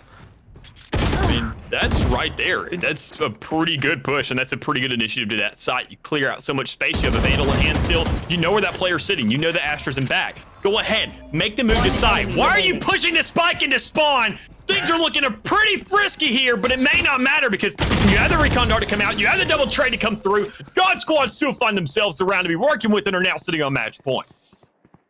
Match point. I absolutely felt the anger of Mick right there. Like, you have an objective. That's the second time we've seen that, where teams are saying, forget the spike. This is now team deathmatch. Look, buddy, COD is not a tactical shooter. You can play TDM somewhere else. I want to see people fighting for a site, and we just miss that every now and then. I feel there is a point where I agree with that. At the same time, sometimes you feel it's a little bit quicker, and you know there's going to be options. However, this is the final chance, right? It has to be perfect from here on out for Dream if they even want a chance at a rebuttal, if they want a chance at this revenge in the tiebreaker. And it's going to be a spray through. Quantum takes Sorbo. That's a great little start there. You go ahead, and if you're on the side of God Squad, you know you get this initiative. You get those 2 other kills and be going with it. So now it's a 3v2, but a Bladestorm is out and about. You see Mobs right there having those daggers in hand, but he's not on the side. He's not near these players, and you got 3 sitting on site ready with the Hunter's Fury and all these flashes and all this intelligence to be working with, especially when you get that first step, being that dog, saying, all right, well, he's out there. Let's go ahead. We know where he's coming from. Get the Hunter's Fury, flush him up, flush him out, and let's get the carry through and find ourselves, especially when you get some damage with that shot. You find yourself 1. Mobs gets a trade off as well. It's now 1v2, and you have a little bit of damage done as well. Lock in sight. Health not working in their favor, but a click is there. All it takes is a right click. All it takes is a single right click, and Mob says, nope, don't even need that. I'll take the left click, fire off the rest of the blade somewhere else, and that will be a 4th for Dream. And that was just really well played by Mobs, honestly. I mean, that's all you can really give credit to. I mean, going ahead, having that little clutch in the round, going ahead, getting as many players as you can. You're in a 2v3 scenario, and when your teammate dies a little bit too early, a lot of players will be like, all right, GG. That's kind of what it is. But honestly, right there, Mobs saying, we may be in an 8-round deficit here, but I mean, things aren't impossible. I'm 11-15 right now, and I can still pull stuff off like that. You guys just can't sit there and be pressing F5 because we're still in this game. We have not seen the defeat screen just yet, and we have some money to be playing with now. Yeah, and it's something that I love about FPS games in general is no matter what, no matter the scenario, there always feels like a chance to come back in the game, right? That's something that's universal with FPS games, I feel, especially with round-based combat. So I like this ceiling, even though it's 12-4, even though we know what the usual outcome is. 99.99% of the time, we know what happens. However, there is that 0.01% chance that it could change things up. Sosa says, listen, I'm taking even that 0.01% chance away. The rest of the team sounding like Chief Keef right now. Love Sosa. Love Sosa. Love the plays that are coming out. Love the initiative. Love the first kill right there. First blood, especially when you're getting yourself onto his side. Because we already see God Squad saying, all right, look, be as free as it can get. My last name's Freeman, and I know free when I see it. So you already see right there, finding 2 more. Just filtering these players out. Going ahead, getting it down to 2. You see Ryan right there on the outside. Trying to look for whatever initiative you can. A little bit of the peak, but when you don't have the follow through, when you don't have the backup there, you're really afraid to take those shots. So it's now 1v4. Whether this game continues or whether it ends for the side of God Squad. When we find one, we could be looking at a second when you have a KJ turret. You see a flick to some extent. You see Ryan trying to go ahead and find himself something, finding a dome, but it's not enough. Oh, Swervo closing out the game with a classic. Oh, that was a great round to end it on. By the way, for those maybe wondering why Sosa was running face first into the door, it is by far the funniest tactic I've ever seen. Again, you can't shoot your own teammates in Valorant. That is something that is significantly different. He was waiting for someone to break the door and then possibly right click. Ryan, absolutely ready for it. So a great way to end it. Funny little clip, but congratulations to GSS God Squad Squadron for one of the more dominating games that we've seen thus far here in the tournament. Yeah, that was probably the most dominating performance we've seen tonight so far. And I mean, even then, for it to come in a quarters final scenario, what kind of precedent does that set going into these next 2 rounds saying, all right, and that is if they even get there. But honestly, with momentum on their side, I mean, momentum's like a snowball. It just kind of gets bigger and bigger as time goes on, becomes a lot harder to stop. And when you're in quarterfinals and saying, all right, we ran 8 rounds in a row unanswered, what does that say for these next guys who probably had themselves a little bit rougher time getting themselves into the next round, saying, all right, things are looking like an 11-13 and 11-9, saying, nah, 13-4, whatever. You know, it's nothing to us. That's pretty intimidating for the rest of these guys that they are watching the stream by any means to say, all right, well, obviously we can't pick a sin by any means necessary. Otherwise, they're going to know exactly what's going on and they're going to know how to just absolutely mow us over. Yeah, that is a little bit of a rough time for others. But again, congratulations to GSS. They move on into the semifinals. We'll play for that final spot, and that'll be a lot of fun to see. Of course, we will have to go to a short break to get things ready for the next match. But I do want to talk about, again, our fantastic sponsor here tonight, Nightblood Gaming, an organization that is loving the Valorant and Halo scene, of course, fielding a couple teams there. And they have been kind enough to partner up here with the Pit of Valor from GLG, who, again, have also seen massive growth on their own. Number one is they are opening up a facility over in the, very, very sorry about that. They are moving in to the Innovation Square over in Rochester, New York. So if you're in the area, go ahead, check that space out. It should be open in February. And for those that can't make it out into the facility, go ahead and check out GLG Country Club, where you can get early access to some of these tournaments. Make sure to lock in your spot early on as well. So go ahead and check that one out as well. But of course, for myself on the desk, I will be off, and you will have, I believe, Eric as well as Mick coming in here for the rest of the tournament. So go ahead, enjoy their amazing voices, and we will see you in just a bit.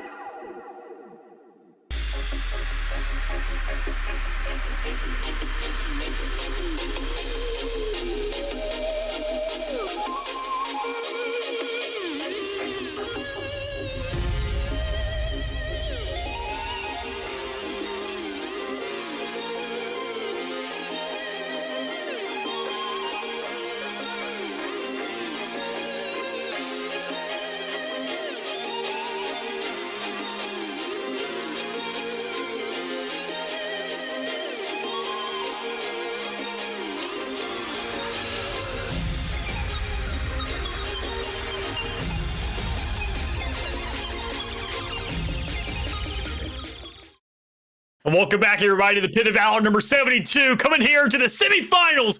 Now a little bit of a caster switch up. Joining me on the desk is gonna be my man Eric. How are you doing, my guy? Man, I'm a little gassy, so. You and me both, buddy. But we're not gonna mention that. We're not. I feel like that's somewhat irrelevant. See, earlier in the day. Are we live right now? Are we live? Or are we practicing? Are we live? No, we're definitely live, buddy. Oh, so we're gonna go ahead. We're gonna keep chugging. We're gonna go ahead and talk about these teams we got bringing back in, which is gonna be the likes of God Squad, because we saw the way they ran that last round, especially in those quarterfinals. For them to be going now on to Ascent to face the likes of Nightblood Gaming. He's gonna be starting themselves on the defensive side of the map. And also, crazy enough, now that we're on the note of Nightblood Gaming, I want to go ahead and shout out those beautiful people over there to say that they're actually sponsoring tonight's Pit of Valor. So you know them, you love them. They show up every single week and perform. They go ahead, they have themselves a competitive environment, whether it comes to Halo, Valorant, or just generally giving the esports scene a chance and kind of educating people on what kind of benefits it can provide people. So overall, thank you to them. And thank you, Eric, for joining me here on this semifinals matchup. What are you looking for, especially Cass, in the earlier part of the day? What have you seen that you liked out of Nightblood? And I'll go ahead and give you my influence on what we saw out of God set in this last one to really see how they're going to answer up. Well, man, I mean, realistically, the just absolute dominance that we saw by Nightblood. You know, they gave up a few rounds, but in the end, I mean, it was just a complete shutout. There was no chance for the comeback when it came to ranked players in the first round. I mean, look, ranked players gave it their all, not to take away from them, but Nightblood Gaming is obviously a much better, team. Look at how far they've made it so far, and in this tournament, already semifinals. And of course, as you were saying, up against God Squad, this is not a team to be looked over either. No. I mean, I was watching earlier, and I felt bad, man. I felt real bad watching that game. I didn't know if you know what? I ain't even gonna make the joke. I'm gonna be nice about it. But good lord, they definitely showed why they deserve to be in this semifinal. So I'm definitely excited to see these two teams kind of slug it out. I want to see a back and forth, absolute grudge match here. No, and I'm definitely with you. I feel like Nightblood is definitely one of those good rivals that could go ahead and probably stand up to the likes of God Squad. But, I mean, all things considered, we're on a little bit of a different map now because Ascent, that's where we saw the sweep come out. I mean, a 13-4 in the quarterfinals. We saw God Squad, I mean, just running it overall, just really getting themselves up against Dream, getting on the field, just really showing right off the get-go what they're made of, sitting at an 8-0 start, making it 13-4 there in the end, only allowing that many rounds. So Nightblood, they really got to get themselves together. And quite honestly, I feel like with the chemistry this squad has, because that's what I love about Nightblood. I mean, I've seen these people, I've seen consistencies. You see every single other kind of semi-pro team or community team saying, all right, well, we had a bad week. Let's go ahead and change our entire roster just because we feel like it. No, Nightblood has stuck to their guns. They have said, you know what? We believe in this roster. We believe in what they have to bring to the table. So we're just going to make sure, build those community skills, build those comms, build those players in this exact roster, and just see how that can go over time. And they've definitely seen the results out of it. Well, for sure. I mean, already getting shots out early. We're lining up towards this mid piece of the map. I don't think we're gonna see any kills coming out too soon. Just a few shots to just to scare off anyone that might be potentially pushing up these hallways and whatnot. But for now, what we are gonna see is that push up mid by God Squad to that B site.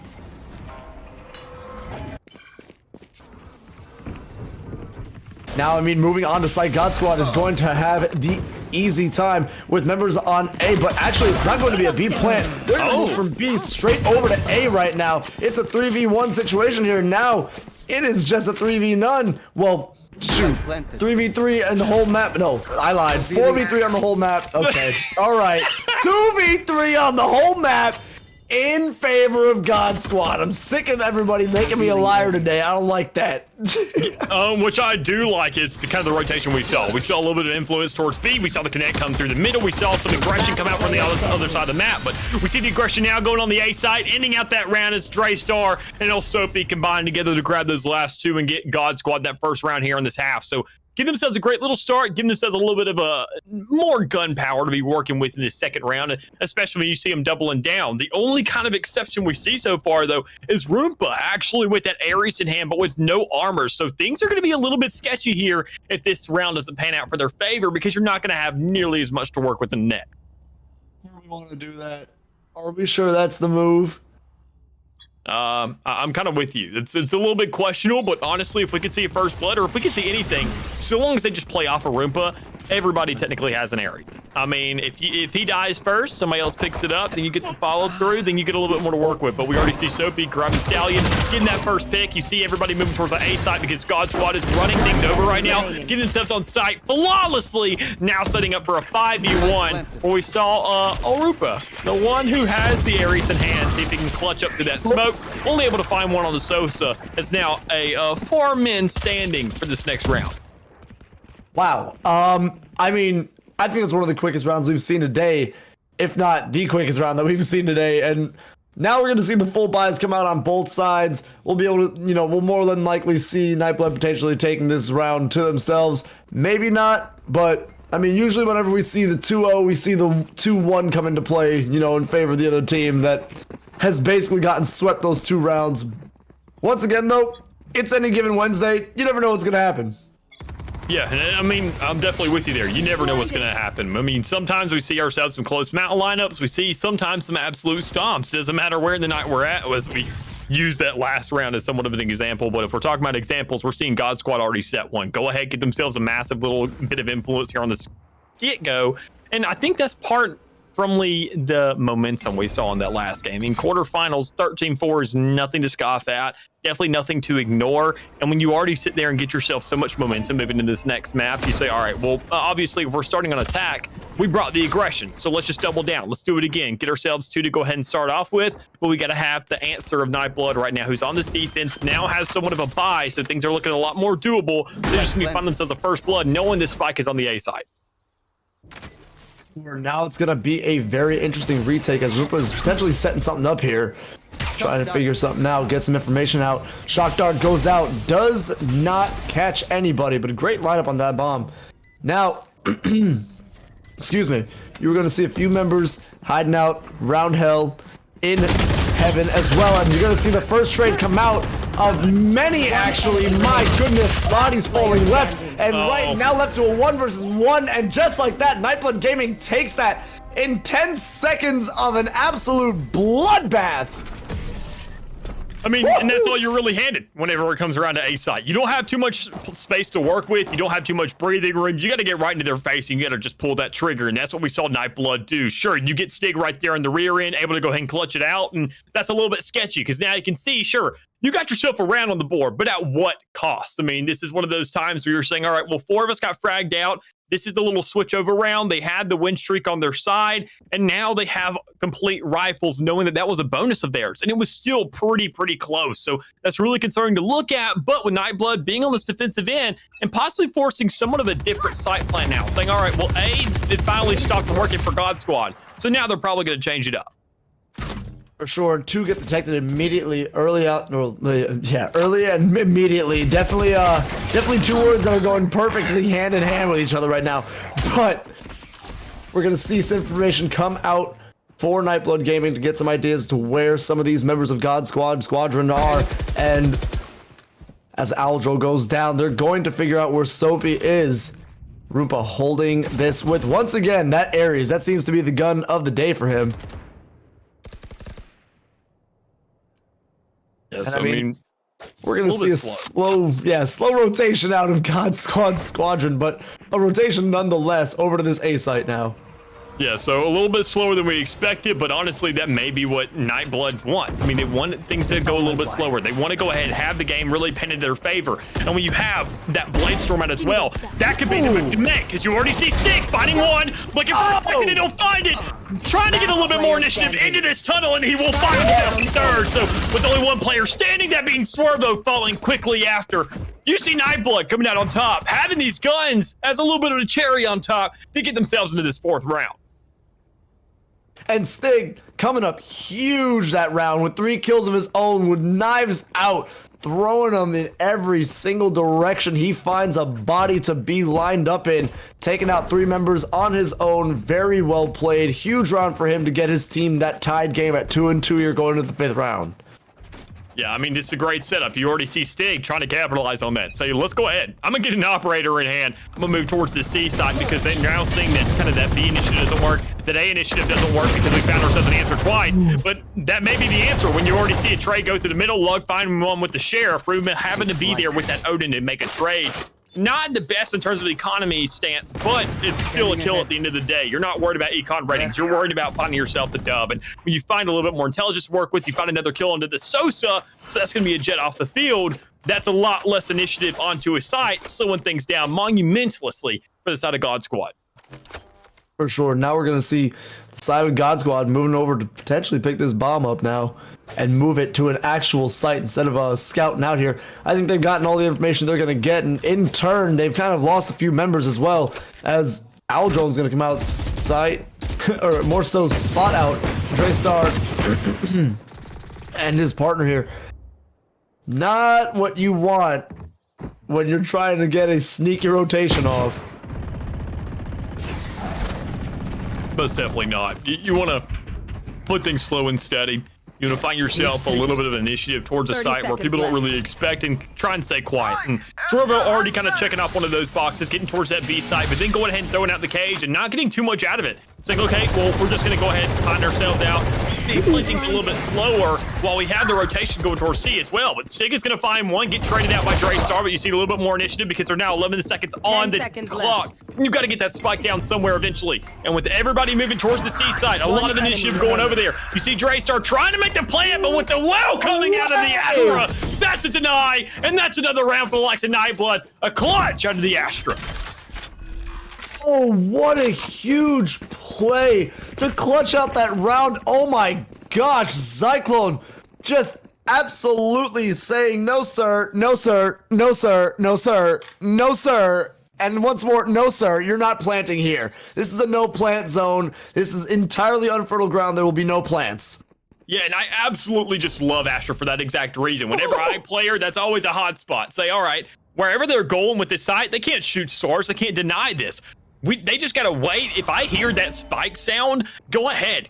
Put that gravity well in the field. Draw them off of it because it doesn't sit there and just adjust where the spike's going down. It cancels that animation completely. Doesn't allow you to go ahead and draw out the round, which sets up God Squad for a precedent now to say, all right, well, now we're in a deficit. It's only one round. They're probably going to force out a couple ultimates here. Right, and that would be huge for them to get as much as they can out of the other side, just to make these next few rounds a little easier. And Soapy gonna Tasmanian Tiger right through that tripwire. Or was it a tripwire? Caution. Yeah, it was a tripwire. Anyways,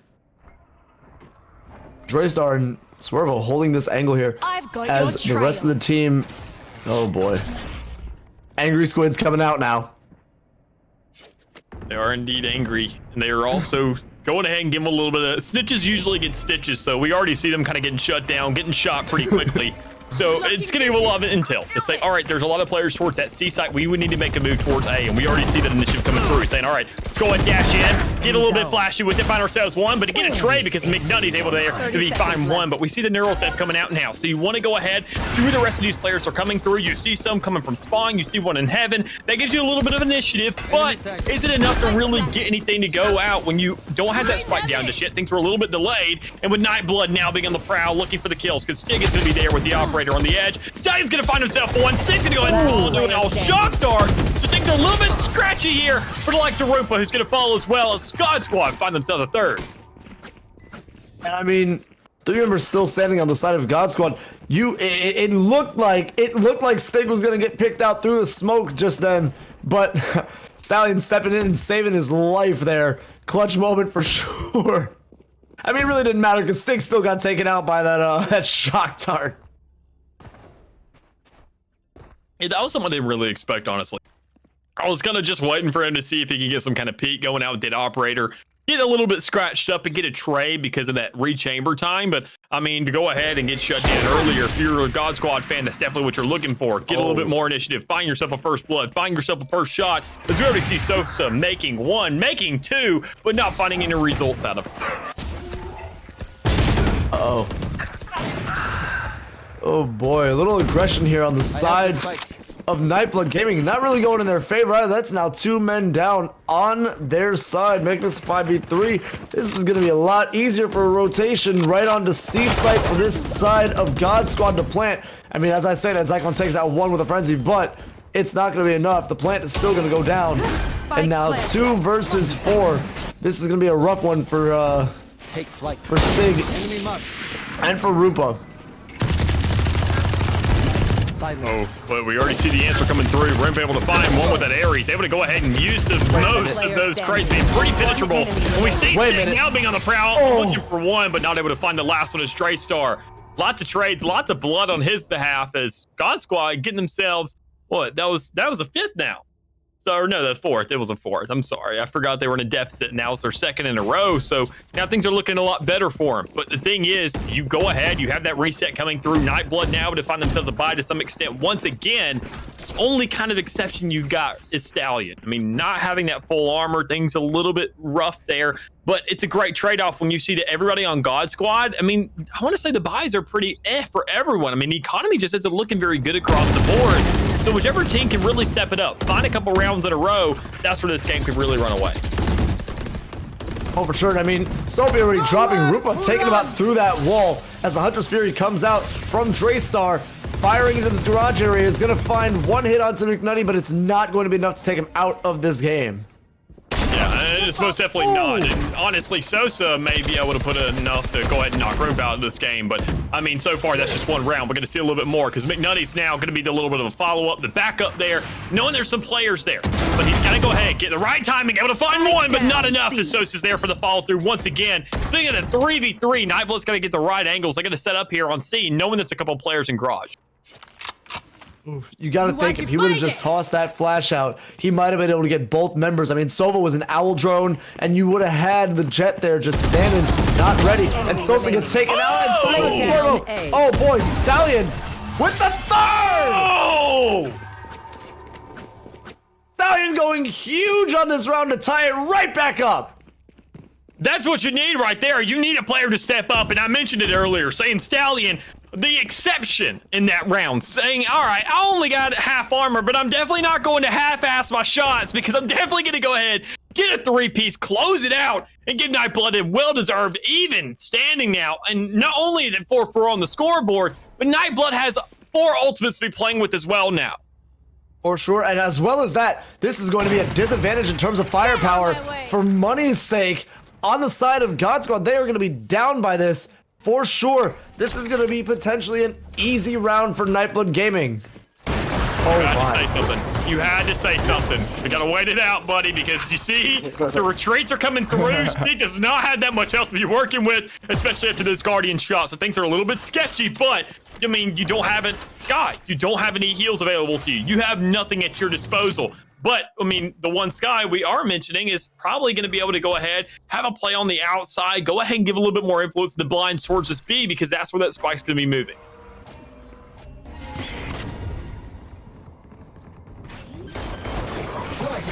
Now, concussion comes out. We're going to see suppression come out. There's going to be 2 detected there. And Roompa going to take one out with the shock dart.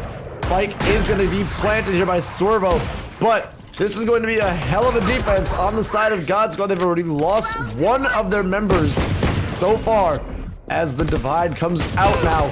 As the divide popped, this is going to be a huge retake as Stig takes flight, misses, goes for the Zext, gets taken out. 2 versus 1 right now. Oh no! This is a nightmare. Last player standing. This is an absolute nightmare. Half the line comes out. Oh no. No! Cyclone! Oh! Don't even try me. Cyclone, you gotta check your corners. You gotta check your corners.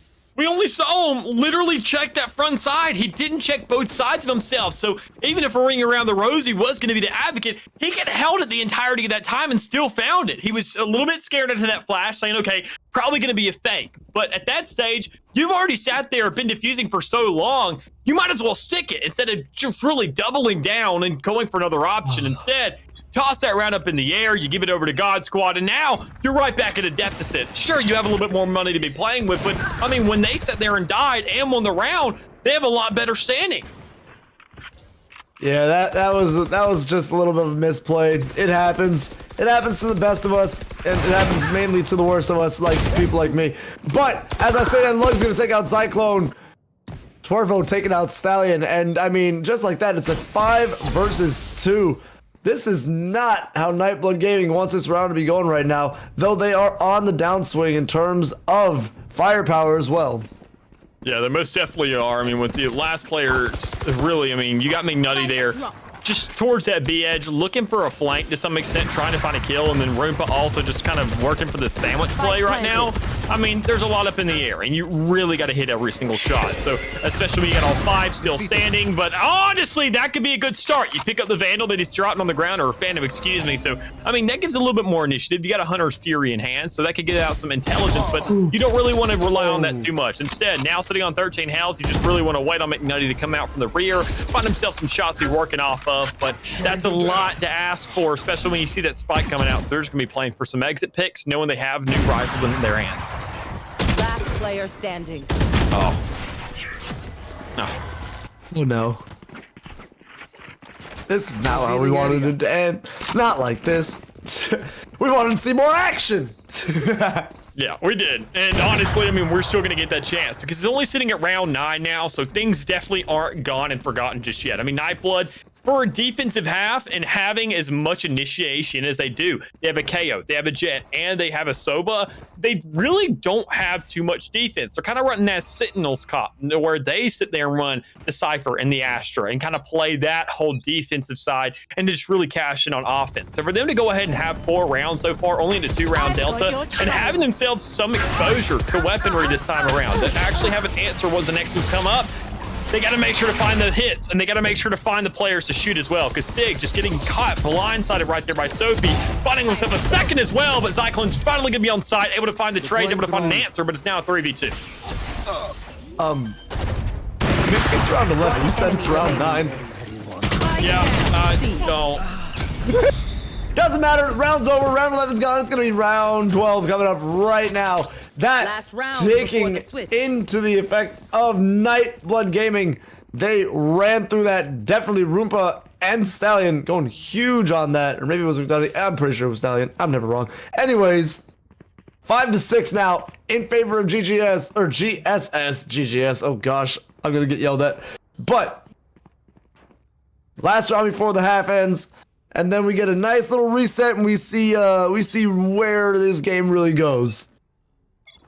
Yeah, and I mean, still, I mean, now being at 5-6, things are looking definitely doable. I mean, right there up in the air, you go ahead, you're at a very, very narrow margin. When you go ahead and try to make that first shot at the stick, you're looking for that first blood as well. Knowing that these players are going to be towards this A site, you now see the Astra Stars coming down. You know this is where the influence is going to be coming, so you got to watch low, you got to be ready for the shots, and Stig's going to find one, but it's not enough because the rest of the players are now coming in with an answer. McNutty with that Spectre trying to be that first initiator, trying to go ahead, use that fragment grenade, use those flashes, get that utility out of hand, because if you don't pop it now, there's not going to be another chance. Spike planted.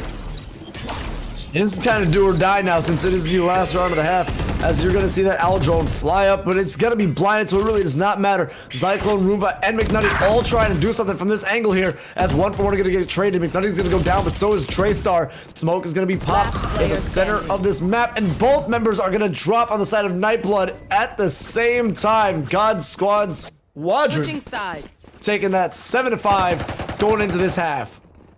Yes, I mean, that's a great little start here for God Squad, especially when you see their defensive side, because it's going to be as equally defensive as we see out of Nightblood. Not too much utility to be working off of. They're going to be pretty proactive. They're going to be pretty aggressive on this side. And honestly, in Haven, that's your best case scenario. You really got to get up. You got to find some first bloods on the outside. Go ahead, push into those spawns, find yourself one, back out and say, all right, now you got to sit there and take over a site with 4 people. How does that feel? Not very good. You don't have as much resources as you expected. So it's going to be a great standing, but maybe with God Squad hitting a little bit more shots here and there, they may actually be the initiation we need on this defensive end. for sure. But now this is going to be the 2 rounds in a row that Nightblood's going to want to take for themselves to kind of tie things up and alleviate the stress of actually having to play so much harder. And a good start right here with Stig taking out Sosa in a 1 versus 1.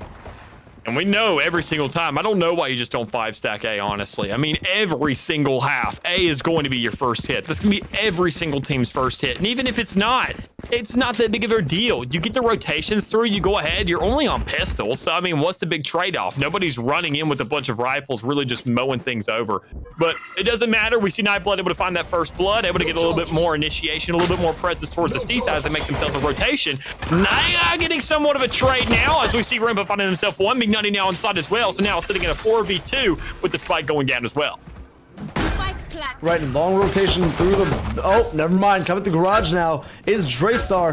But Blood holding here. Stig is going to take him down. Draystar's going to take down Cyclone, though. It is going to be a 1 versus 3. 13 bullets in the chamber. Now a recon bolt going out is going to find Stig in that window. Flash is going to come out. He didn't get him killed.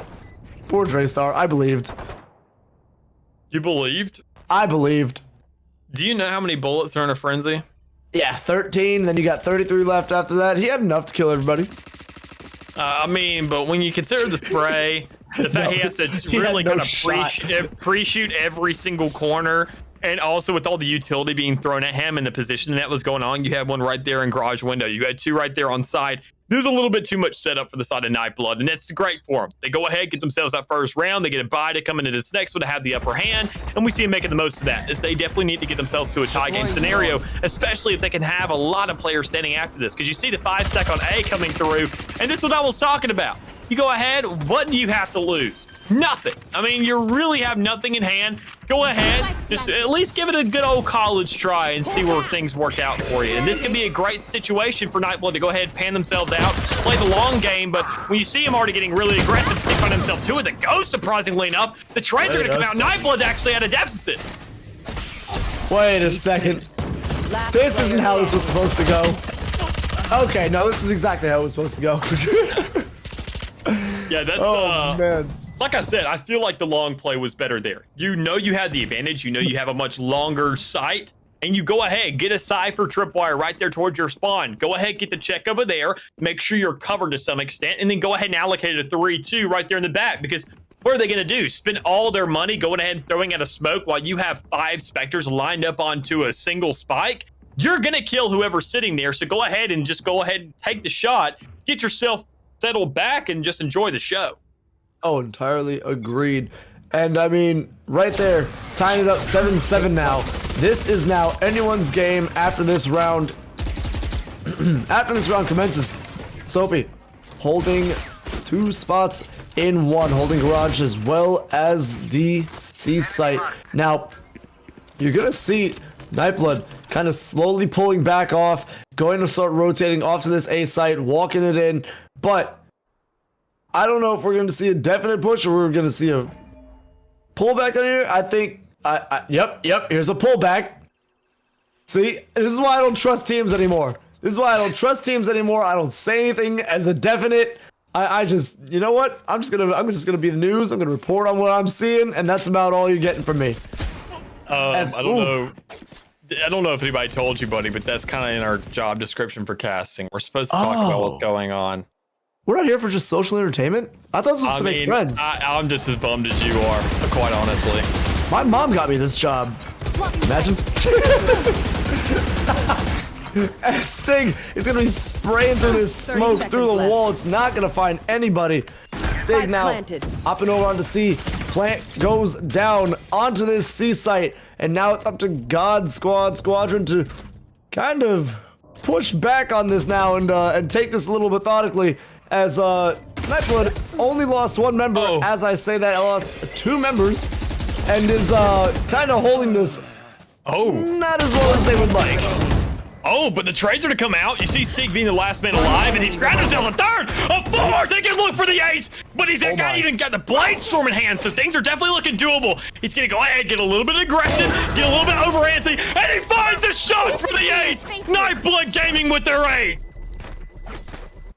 Stig! Oh my god! As I was saying, as it looked grim, Stig says, hey, caster, shut your mouth. You know nothing. And shows us why this man is the absolute kill leader for this team. This is your duelist for a reason. Designated assassin and licensed to kill. This is the James Bond of Nightblood gaming. Good lord. I mean, Stig, all you gotta do is get rid of just one letter in his name. He goes from Stig to Stig, and that man is smoking the God Squad pack right now. That man is just really feeling himself. He's going out there. We see him just with plays left and right. On the defense, obviously you got to run that operator, but on the offense, sure, go ahead, be that one wild card because it's gonna pan out eventually. You get that Vandal in hand, find yourself 1, 2, 3, 4. All right, ultimate's ready. I hear a spike defuse going down, and it's another jet. I mean, I'm expecting some aggression, but if the smoke is sitting there, she's probably sitting on the spike. So let me go and pop this out, grab that kill, and get now back into an advantage. And that's exactly what Nightblood needed. They are just kind of, on the defense, they were a little lackluster, I want to say. Things were a little kind of sketchy. They didn't have the setups. I mean, their Cypher, we saw Stallion get himself a pretty good round somewhere in that half, but you just don't have the standout players you need. And a Jet really just can't go off on defense. But this is where Stig is saying, all right, look, it's a different story, different half. Boys, we're now in the semifinals. We're sponsoring it this week. We can't go ahead and get knocked out just yet. We're not done. We're carrying through, and they're right back into having themselves an advantage. That was absolutely insane on the side of Stig. Oh my gosh, I knew Stig could you know, click heads, but good lord. Lug, though, not able to click on back. 2 down on the side of God Squad Squadron. Already a huge advantage for Nightblood. As, oh no, Draystar getting one trade back onto that. Onto Stig. That's definitely who you want to get off this side of Nightblood. Oh my, Draystar looking for ace of his own.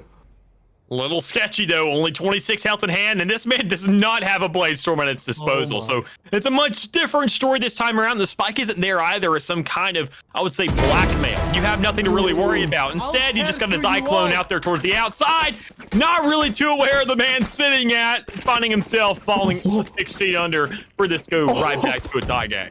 Oh my god, we just got back-to-back aces for that tie game to come about. That has to be absolutely moral boosting for the side of God Squad Squadron after that, after those first 3 rounds going in favor of Nightblood. Oh my god.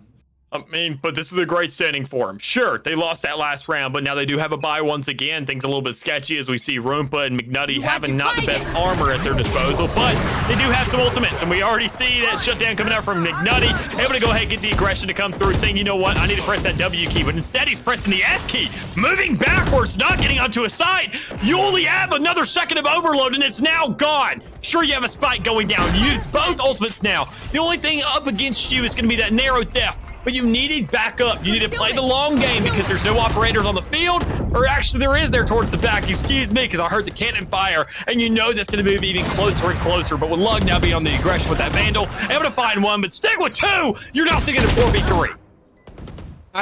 Listen, man. This is an absolute back and forth bloodbath, and I am entirely here for it. This is amazing so far. And now, oh, nope. Not happening. Remember what happened last time, Graystar? I don't think we want to do that now, do we? All right, now we're going to have to go for the stick. It does not matter. It is going to be Nightblood taking this one in their favor. Easy, one and done. Once again, a little sketchy. You only got 1 player left, but I mean, at the end of the day, you just got the round. That's all that really matters. You're now once again at an advantage, and you have yourself a little bit more buys to double down with. So, I mean, I'm not going to cash anything because the last time you said that Nightblood Gaming, they definitely have this round. Things didn't really go in that direction. So I'm just going to let nature take its course, natural selection do its thing, and just really see where this goes. Yeah, no, I definitely enjoy, Animal Planet from time to time, so I'm gonna sit back and shut my mouth, watch the nature take its course as well. As Stig takes out Draystar in natural selection, Roompa taking out Soapy and Swervel taking out Roompa in the trades. 4 versus 3 as pack mentality is going to set in now for the side of Nightblood. They're going to be roaming as a group. Oh my goodness, Stallion cleared out Swervo on that one as well. Lug, good night. Wait, what? I don't know. Maybe he heard the steps? I hope he heard the steps. Sting taking out Sosa there. I don't know. I don't know. That was a hell of a pre-fire. Maybe they just knew. Maybe they just knew. The same thing. Maybe you just knew. I don't know. Somebody break out the drawing paper because that was a little sketchy. Oh man, but hey, listen. If he just pre-fired at the perfect time and we're over here, a little curious about it, that's just the biggest form of compliment he can get. Nah, I'm just messing with Zyklon, obviously. It's all jokes. Of course. We're just messing with the man because, obviously, he was probably going to win that fight regardless, having a Spectre in hand. And natural selection took its course in that round. We saw somewhat of a sweep. Everybody still being alive for the most part in Nightblood. We see 2 ults now on the board for them as they had themselves a 2-round advantage. So this is where God Squad, sitting with 3 ultimates in hand, they got to go ahead and step things up because they're up against a Blade Storm on this offense. But knowing that Vandal's in hand, you're not going to take those shots. You're not going to go ahead and press the X button just yet. You're going to go ahead, play things slow, steady, find whatever kills with the Vandal you can first, and see if you can get on the site and kind of use it as a retaliation for this retake. But with the retake, kind of going to have to move towards this A site because it seems as if that's where the spy is going to be moving towards, with Swervo being the only one there to really do anything about it. Right, and as we're saying all this, Spike goes down, Swervo takes out Stig. It is a 4 versus 3 versus 5. It is Draystar taking outside with a shot dart as we saw him come over from the B wall to A site. Sophie taking out Cyclone. Mickey, oh no, Mick Nutty. Not where he wants to be. Roompa getting taken out. This is going to be a 10-9 now. Still in favor of Nightblood, though. Yeah, so it's a great 2 rounds to go ahead and get themselves a little bit of an advantage to be working off of. But this is where things are kind of up against the wall. It was a great exchange. You say, okay, well, they used 2 ultimates for that 1 round alone just to get themselves still in a deficit. So, this is a great standing for us. We also have a lot of money to be working with. We get ourselves a buy. Sure, they have a much better standing, but we have an answer at least, and that's all we need because Stallion, he doesn't have that much to work with. This is the round where Stig, and I think they read my mind, saying, all right, let's go ahead and get the buy over to somebody else. I have a Blade Storm in hand, and we have a Hunter's Fury as a follow-up. We don't need to get over antsy and use that. We want to sit there and make sure it's being used properly. And with that Blade Storm already being popped, that's going to be the only real shots of the round. You want to make sure to find the kills on the Soapy, grab that gun, and just work with it. Oh no, Sting. They don't know he's off to the left. Lug is here as well. Sting is going to get taken out as well, though, on that trade. Now 4 versus 3. This is not what they wanted. Uh-oh. I like Shotgun finds nobody. I like the idea. Yeah, no, for sure. Valiant effort. But now we're going to see a little bit of a pull-off here by Nightblood. I can't blame them, though. You go ahead, you get yourself onto a site, you try for C. If it doesn't work, and sure, you go ahead, you get 2 players picked off. Your Jet who had that Blade Storm, things worked out really well. Stig found that first kill on Soapy really quickly, and I kind of didn't like the tailwind. Go ahead and backing out, saying, all right, let's go ahead and double down. Let's give it a little bit of a reset. This isn't a slower game. This is an FPS. You've got to make sure to double down. Say, I found one. Let's find another. Swervo finding one, getting that narrow theft down, saying, all right, well, the team, let's find another. There's only 2 people left. They're going to be out and about. They're going to be sitting on the A side. Zyklon being one of those on the A side, able to find one, but gets traded out. And the last man standing, Roompa, not able to find the shots as we see God Squad tying this up. And that is not what you want. If you're Nightblood Gaming, that is the momentum swung in favor of God Squad Squadron. This is going to be a rough next round, especially with the buys that are coming out on the side of MBG. Yeah, so it's really not that big a deal. They still have themselves a Hunter's Fury, but the biggest problem is their money. They went ahead, cashed out on that last round, saying, okay, well, things are going to look pretty even. But when you're cashing in, it's almost the same principle, saying, all right, we got to double down. Instead of backing out, they don't have the resources for that. They don't have the money to play things risky. They don't have the chance and the safety net there to say, all right, we can give something a shot, then rotate out and do something different. They need to just make sure to press that W key and win their fights is what they were doing, but decided to switch up. They can't do that again this time around because you see they don't have as much to be working with, but McNutty able to work with 1 kill, so a little bit of leeway there, but it's still a 2v4 as we're moving towards that C site. McNutty with another, so things are looking a lot more possible, especially with the ult now in hand. For sure, I mean, McNutty kind of pushing up slow on this. Stallion holding the angle as well with him. And Owl Jones gonna come out, gonna see them, going to get Stallion caught out. He is going to drop like a sack of potatoes. 1 versus 3. If McNutty can grab this clutch, man, it's going to be huge for him and MBG. Check your left. He sees him. Okay, that's 1. All he needs. I cannot use Actually, all he needs to do is. Yep, he knows where both of them are. Yep. He can That's a pull rotate. off. Yep. He can pull off now. He's gonna play this slow. Play it slow, play it steady. You have an ultimate hand. The frag is a great read. Just go ahead, give yourself a little bit to work with, but play things slow. You get that spike down, but you got to check your left, buddy. You know they're not going to be coming from that middle of the map. They're going to be coming from the outside, double swinging at Dre Star to find the kill to give God Squad their 11th. That is it. This is going to be God Squad taking the lead again. I mean, well, sorry, I said that is it, like that's the whole game. That is not what I meant by it. I meant that is it, that is the round. That could have been a huge one for McNutty, but, you know, things happen differently. 2 versus 1 is a hard situation to come out on the top of, especially when both those people are kind of, you know, just walking at you, guns in hand, aimed at your face. Yeah, and even then, it was a double swing right there. I mean, sometimes you would expect a pinch play. You get somebody coming from the right side of the crate and the left side.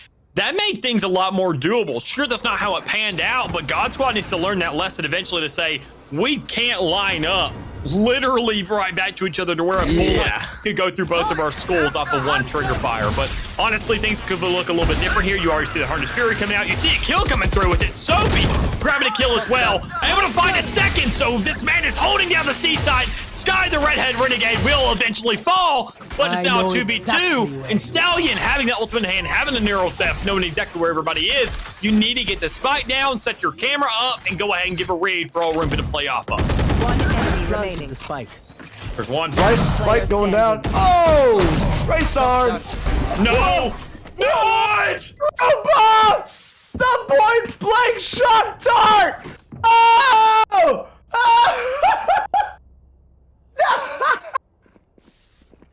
Literally a classic right click wins that, and buying the shorty screwed the man over. There's a timeout coming through. I guarantee they took this timeout just to laugh at the man. Guarantee it. Oh my god, I'm crying. I'm crying. That was disrespectful. Oh my god. Okay, so I'm gonna ask you, bud. We're gonna speculate a little. Yeah. What do we think that Nightblood needs to do in order to land these next 2 rounds, get out of this semifinals with a victory? I think they need to go ahead and look at the big picture a little bit more so. They're aiming for that C site time in, time out, and sure it works, but you're not using all your utility to get there. I'm not seeing any Astra Stars, or I'm not seeing enough of them. I'm not seeing these ultimates come out and really make the most of that. I mean, you have an Astra ult now. You have a Cosmic Divide in hand. Go ahead. You can split it up a little bit. Go ahead, kind of create that element of surprise, get a swing play to come through, cut B in half, or cut the entire map in half for all I care. Do something that'll go ahead and get the element of surprise to get onto a site where your KO ultimate can come through as well, because you want to set up for this match point. You want to put the pressure on. You want to put the ball into God Squad's court and say, look, y'all need to make an answer, because they answer. You got to make sure to have that lead, though, because they also know how to win rounds when they're ahead. So that's the biggest problem they got in their hands right now. Once again, lining right up for the C, and if they don't press this W key and follow through with it, I'm going to be severely disappointed. So hopefully, oh boy, well, Trey's coming out immediately. It's a 4 versus 3. Oh my god, you know what? Never mind. Everyone's dead. Everyone's dead. Come back later, guys. It's a 3 versus 1 now. Oh my goodness. 3 versus 1 in favor of Nightblood Gaming. Everyone dropped way too fast for me to even get the vocals out of them dying. The most I can do is just tell you they're all dead. Everyone's dead. Yeah, that's perfect, though. I mean, for the likes of Nightblood Gaming, they go ahead, that was a much different round than what we saw 3 rounds ago, where they sat there and said, all right, well, we got the KO ultimate. We're going to push up. Then we're going to say, no, that was a bad idea. It's your idea.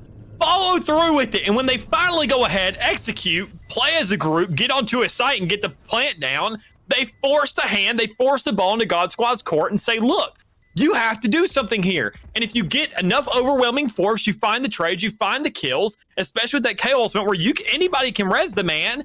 You now have a 3v1 where you're finding yourself at a match point because nothing's going to go on here for this chat. There's going to be no answer. So it's going to play it slow, say match points coming up. I need this Vandal for a much bigger opportunity. And just like that, match point, man.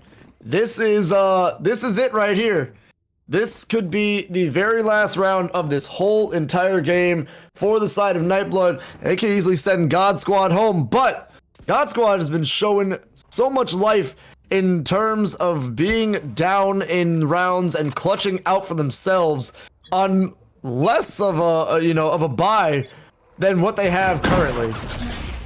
Yeah, I mean, so things are definitely possible for them because you see they have the Seekers in hand and they have a Cosmic Divide as well, but you can't really use that too much defensively. But instead, you got Draystar there doing his own work defensively. Able to find that first blood, so things are looking pretty good. You get the Seekers to come onto a side, you got to get the trades out, and Draystar able to find 4 now! So it's only one last player standing. We're able to find one, but not another, and God Squad will just tie this up instantaneously. Switching Man, sides. what did I just say? Overtime. What did I just say? They've done less. They've done more with less. It's crazy. These dudes are charming. I mean, the less is more out here. It is insane. It is unfair. It is another big word that is descriptive in positivity towards their, consistent success. They're killing it out here, both figuratively and literally. Yeah, and I don't understand the play there. I mean, there's so many times where we see ults not being used. I mean, did we not see Zyklon's ultimate ready in that round? I mean, that Cosmic Divide was in hand. Split it just for the heck of it. Just go ahead and do it. You're not going to do that for a retake scenario. I promise you. You're going to do that if you're the defensive Astro, but if you're on the offense, you use that proactively, not reactively. So we just don't see enough coming out from Nightblood here for them to really go ahead and have a dominant performance to be on top and stay with that lead. Instead, we just see it going back and forth. And they're the ones who are giving God Squad these opportunities. They got to choke them up because I feel like Nightblood, the plays they have coming through, the plans they have to execute on are a lot better, but they just don't follow through with them sometimes. They feel like one little dink in your car and it feels like it's total. That's not the case, buddy. Everything else still works perfectly fine. Make sure to floor it and get to your destination if anything else does go wrong. Right, and I mean, playing this one slowly as we only see one member of Nightblood on this A site, but realistically, it's the only member that you need. It's that Cypher. It's Stallion. Stallion's been coming up huge, and in terms of holding a site down solo, Stallion on this Cypher is going to be the one to do it. Yeah, I mean, he already has the tripwires. He knows, he hears. I mean, all 5 of his senses are going off right now saying, A side. So you got to wait for the rest of your team to come through to follow up, and he's going to go ahead and back up knowing that there's going to be a lot of shots really peppering up there. So getting the sub drone first, get a little bit of a peek. That's going to be great and all, but you got to make sure to have the rest of the teammates to follow through. You got to get a little bit more initiative onto the site because the spike is counting down. You have no support. You have no utility there, but you do have a kill on a Stallion. Looking for a second, but the Trencher come down on 2 for 2, a 3 for 2 on Nightblood side, 4 for 1. We now see Nightblood give themselves that defuse down. So being the last man standing, still having full health and armor. Nightblood being a little bit sketchy, but the Pepper will come out and we'll find the shots for them to go ahead and get the initiative to go ahead and have the lead coming into the second round of overtime. Oh man, this is Switching sides. Match I wonder if point. this is gonna be one of those games that just keep going and going and going and going. This is base case scenario though for Nightblood, honestly, because they found themselves the initiative every single time on offense. We've said it time and time again. God Squad is a reactive team, but to what extent? Over the course of the game, do they only look at the scoreboard or do they look at the half and the side that they're sitting on as well? And this is where they really got to see what they're made of. Do they just answer rounds or do they answer halves? And this is going to be that one opportunity for them to prove us wrong because I think they're just a proven of rounds and proven of halves. And honestly, if we're going to look at things, their defense on that first round was a little bit sketchy. And with Nightblood not running directly down to C, they're going to find themselves a free kill right there in the middle of the map. But But why would you push up like that with the up? Never mind. It's going to be working in favor right now of God Squad. Never mind. It's going to tie out for both teams. 3 versus 3. But I don't know. I just feel like that was not the play to go through with. And now full rotation coming out here by McNutty and Cyclone. They do have a member on this A site as they decide to walk through garage potentially here, playing it slow and methodically. I mean, Gun here. Oof. That 8 bullets left is a little sketchy to me. I would have reloaded. Oh God. Oh God. Check the corner. Check the corner. To the barrel. Ah! 30 What? seconds left. Soapy! Soapy, no! Soapy, you saw him! Soapy! What? You? Huh? Oh no. Soapy's had the most impressive reaction time holding that C side on the outside every single round on their defense so far. And all that just went away in that one play. One enemy remaining. Oh my gosh. Draystar getting bailed out there. Or I'm sorry, Draystar bailing out his... Oh man. Who's bailing who? I don't know, man. Draystar bailed out Swervo. And we're back tied 13-13. I mean, proving me wrong. That's the great thing for God Squad here. To show that they answer rounds. They look at the scoreboard, not the side of the field that they're sitting on. They got to do that once again because now they got to turn things around. They got to sit there and say, okay, well, we're not answering anymore. It's a tie game once again. If we're going to win this game, we can't just go back and forth because this is a battle of stamina now.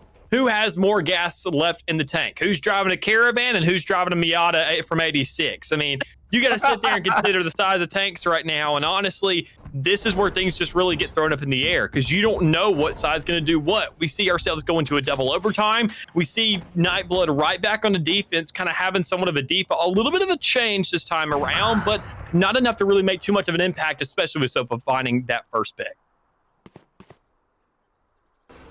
Oh man, this 13-13. This is just bad luck on both sides with these numbers. But if you're not superstitious and just maybe a little bit stitious, it's okay. It don't matter. Shock dart goes out. Not gonna find. Wait a minute. It is gonna find one member of. Oh my gosh, how brilliantly placed that was. Oh my god. Like the fact you don't even hear that and look up though. Like that Joker is floating. Oh no, Cyclone is at a disadvantage in health now. Keeps on poking out there. See if he can catch anybody out. Get any information to get his team. But I mean, everyone else is nowhere near C. They're all on the B site right now, pushing up. Yeah, so right through the middle of the map, great little station here for God Squad to say, look, we've been hitting A and C the entire time. This is the winter months. We don't need AC anymore. Instead, we want to bring the heat, and we're going to take it right to this B side. We're going to go a little bit of aggressive. Soapy being the first one to fall, actually, and Ripper finding one as well. So things are definitely not tied up anymore. Instead, you had the advantage going to the side of Nightblood, but with that old gravity well to come down, the thing that sat there and saved Nightblood for one round may screw them over for this one if you don't have the right defense set up. So Cyclone is going to be there for the backup. He knows he's going to be on the spike, and he's going to find the defuse, able to win this round out. God Squad sitting in the back with no real answer at their hand. Sides. Match point. Oh, I think actually that was because Sosa's AFK is what I may have saw there in chat for a second. Oh. Yeah, he's DC'd. Oh no. Oh, that's horrible. That's a whole man down on the side. That's your duelist down. God That's Squad, not a whole yeah. man down. That is a duelist down. Yeah, that is your main fighter there. Oh man. Is it though? I mean, are we really looking at the scoreboard hard enough here? I mean, okay, hold on. In terms of technicality, that is supposed to be your main fighter, but in reality, a scoreboard, yes, Draystar said, hey, it's my turn, and he is carrying the side of GSS. I was being nice, Mick. Okay, I was being nice. I mean, but honestly, I mean, that's just more a credit to Sosa, saying that we know he's made of more. I mean, seeing the man step up all night. We really haven't seen him step up in this game alone, sitting at 12 kills, and you're now in a triple overtime or a double overtime. That's really questioning to say, all right, well, I get it. We're on defense, offense. You've had plenty of opportunities, man. I want to know what's going on. And I don't think it's a ping differential because, I mean, he's definitely been here and attended for the game. But, I mean, they're lacking in aggression. I feel like the standout player, obviously, as you said, Draystar and Soapy. Those are my two highlights for the side of Old God Squad. I mean, Soapy winning so many fights, just going ahead on that defensive side, just not even playing aggressive, just winning gunfights. That's what it is. Setting up some kind of cheeky angle, being a little bit ratty, albeit, but I mean, sometimes that's what it takes to win the game. And we see him making a great example of that. So as we get back into this game, hopefully the man known as Sosa is not DC'd anymore. And ooh, that's not what McNutty wanted. Oh no, McNutty! And I am going to give a quick little update because we're not going to be replaying this round, or that last round, because we did see Sosa deal some damage. So technically he was in the round long enough to make a big enough impact for it to count as his presence being there. So that's where we're going to be moving here into this 14-13. Nightblood still being on top, looking for a double down, already having that spike down in the first blood as well. So things definitely look lightening up for him, but not enough lighting up for the side of Sosa to go ahead and grab those op shots because the setup is there, the defense is on, but they're not on the spike. Right, and Trey's coming out. McNutty's gonna find Lug here. This is not going well for God's Squadron. This is another to drop, and that is a flow. Wow. It's coming out Nightblood, and that will be them moving on to grand finals against Stay Hydrated. Oh my gosh, that was not how I expected that round to end. Oh man, that was a little bit too fast, if you ask me. I was a little bit disappointed, if anything. Man, I saw Sosa come back and I said, here they come. Here comes another tie. Here comes another round excuse me, I told you, gassy, of overtime, but that is not the case. It will end 15-13. I almost said to 3. Oh my gosh. 15-13 with Nightblood Gaming moving on to the grand finals against Stay Hydrated. I mean, GSS did their best this whole tournament, but, you know, sometimes some teams are meant to go a little further than others, and it just wasn't their time today. I mean, congrats to them making it this far. Hopefully we'll see them again because they were definitely a team that I enjoyed watching. Yeah, they were definitely one of those dominant teams that we've just kind of seen come in. I really haven't seen too much out of them. I've seen Draystar every here and there, and even to mention the man, he's the one player who went off in this game. I mean, 35 and 17. He got more kills than Stig.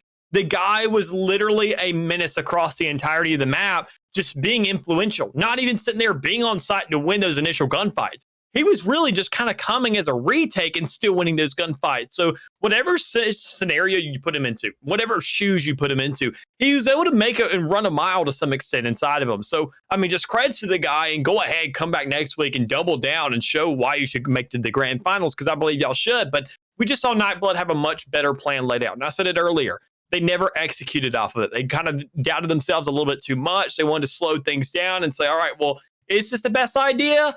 When you're already on site, so it better be your best idea because it's what you're really following through with. But honestly, at this stage in the game, it doesn't matter. They're finding themselves being in the lead, taking themselves on to the grand finals, and well-deserved at that. So I'm looking forward to see what they got to bring to the table. But besides that, we can't really go on without thanking everybody of our sponsors. Oddly enough, Nightblood Gaming. So I would hope if they're sponsoring this tournament, they would at least step up and win that money themselves to say, you know what? We sponsored it. We won it back. What are the odds?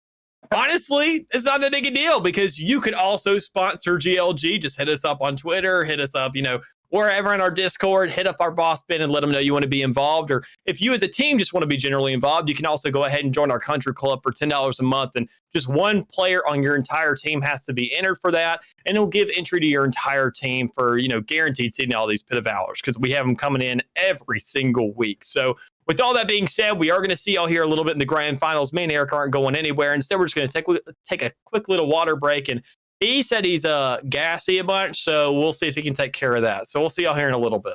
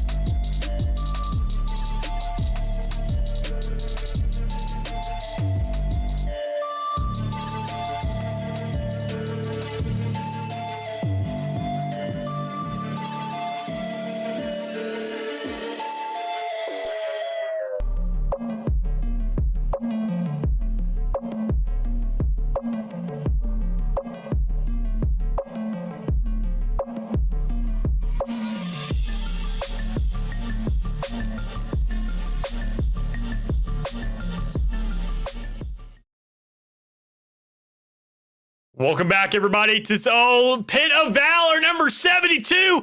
Here in the grand finals, we sat there. We've had all these matches going on all night, and this is the finale you've been waiting for. The likes of Nightblood Gaming against old Stay Hydrated. I got my water. I know Eric's got his. Do you have yours? Because with all this bloodbath going out, we better be ready to stay hydrated and stay casting out this game and seeing what everybody has to offer. Joining you is going to be myself, Mick.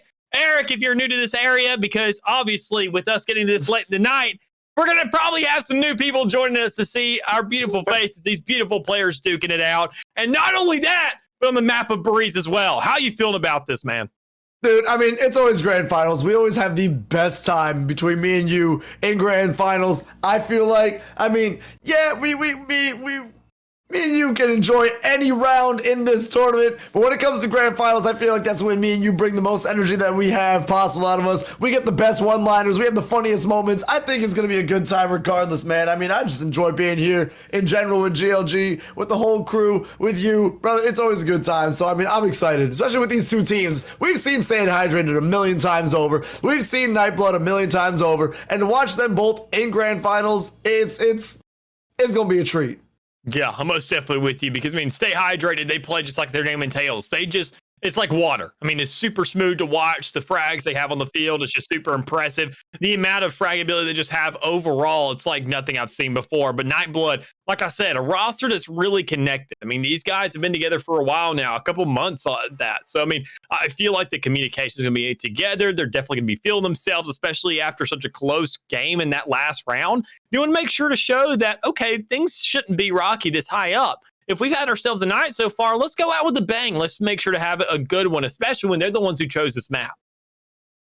No, of course. And I mean, listen, man, we're getting tropical for the last map of the game. I'm excited because we're on the beach in the middle of winter, man. I'm excited. Haven't been able to do that down here in Florida, you know? It's been too cold. Yeah, I completely agree. But I mean, overall, I mean, if we're talking about getting out here, getting a little bit crazy and getting some kills going out, the one person I want to see do it is going to be Stallion. We saw him step up in that last game, but I mean, he was a cipher. That wouldn't be very exciting. He's playing Chamber this time. So I better see some frags come out for the man and see one hell of a performance tonight. Now, I don't know if this is the entire full roster for Nightblood or if Stallion is trying out or stepping in for this tournament, but I will tell you something right now. Stallion, if this man is not signed to this team, 100% contracted, what are you doing? Get this man a contract. Put the dotted line in front of him. He has shown out every single round that we've been in here. Oh my gosh, his Cypher play was great. The first round, I remember him playing out of his mind. Alongside the rest of this team, this man belongs 100%. He most definitely does to some extent, but we got to see him perform in this grand finals. We got to see him win the money to give him that contract, and he's got to win it. So he's got to earn it for himself. He's got to earn that paycheck, and we already see a little bit of an opener because Stay Hydrated already being on this site. We see 5 players still staying for Nightblood, so it's a great start for him. Sure, you have some blackmail on the field. You have a little bit of pressure on you now, but with this way they're stationed about, being right there in the mid and coming for a flank, they definitely have the room to breathe and definitely the room to work with. For sure, and I mean, Rupa taking Clay out across the map, Sting dropping, Rupa grabbing another one, Stallion grabbing Kazan, and just like that, first round, one and done in the bag. It is going to be Nightblood taking it 1-0 early on, going to the second round. This is going to be a great one. I feel it already. Roompa clearing the Roomba like he usually does. Actually just kind of coming out here, definitely getting himself somewhat of a start and going ahead and getting the follow through that we've seen in that last game as well. It doesn't matter whether it's Haven or whether it's Breeze. This man, whether they win the round or whether they lose the round, you're going to see an Ares in his hands. And this may be the round where he actually has some promise with it, having that backup armor, having a little bit more survivability, able to get a couple more shots off. And that's the difference between getting a kill and not. Is those couple shots that you can take and that the opposing side can't. Biggest thing about this, though, is we see Stay Hydrated forcing a lot of connectors, a lot of money. So if things go south, they don't go south, they go straight to hell at this point. Yeah, I realized that looking looking at those buys, I'm a little scared for him, but it looks like it's working out as Stallion is dropped earlier by Kazan as the spike goes down onto B site. It is a 4 versus 5 scenario in favor of Stay Hydrated. This is one of those times where if you're running a Sheriff Stig in a second round like this, you're like, oh, well, yeah. Against the Spectre, things aren't really going to work out all too well. But Zyklin able to find 1 kill with that old snake bite. And with Nick Nutty now being on site, so he's going to go ahead, try to go ahead and swing that corner, but he's going to play it a little bit slow because he knows that right there on the edge is going to be all waffle. Able to find 1, so that now makes his 2nd kill, but with 2 more still standing, Clay being there on the outside, able to find the kill, Stay Hydrated, turning it around and saying the Force may sometimes be with them. Oh, I like that. I like that. He said a thing. Creative. I saw it. I heard it. I liked it. Now, 1-1 coming into this 3rd round. This could be anyone's. Realistically, we've seen Nightblood play perfectly fine in pistol rounds, you know, at a disadvantage. Kind of as their GSS opponents that they just overcame last round. I mean, it's one of those things, man, where they are still not out of this round, 100%.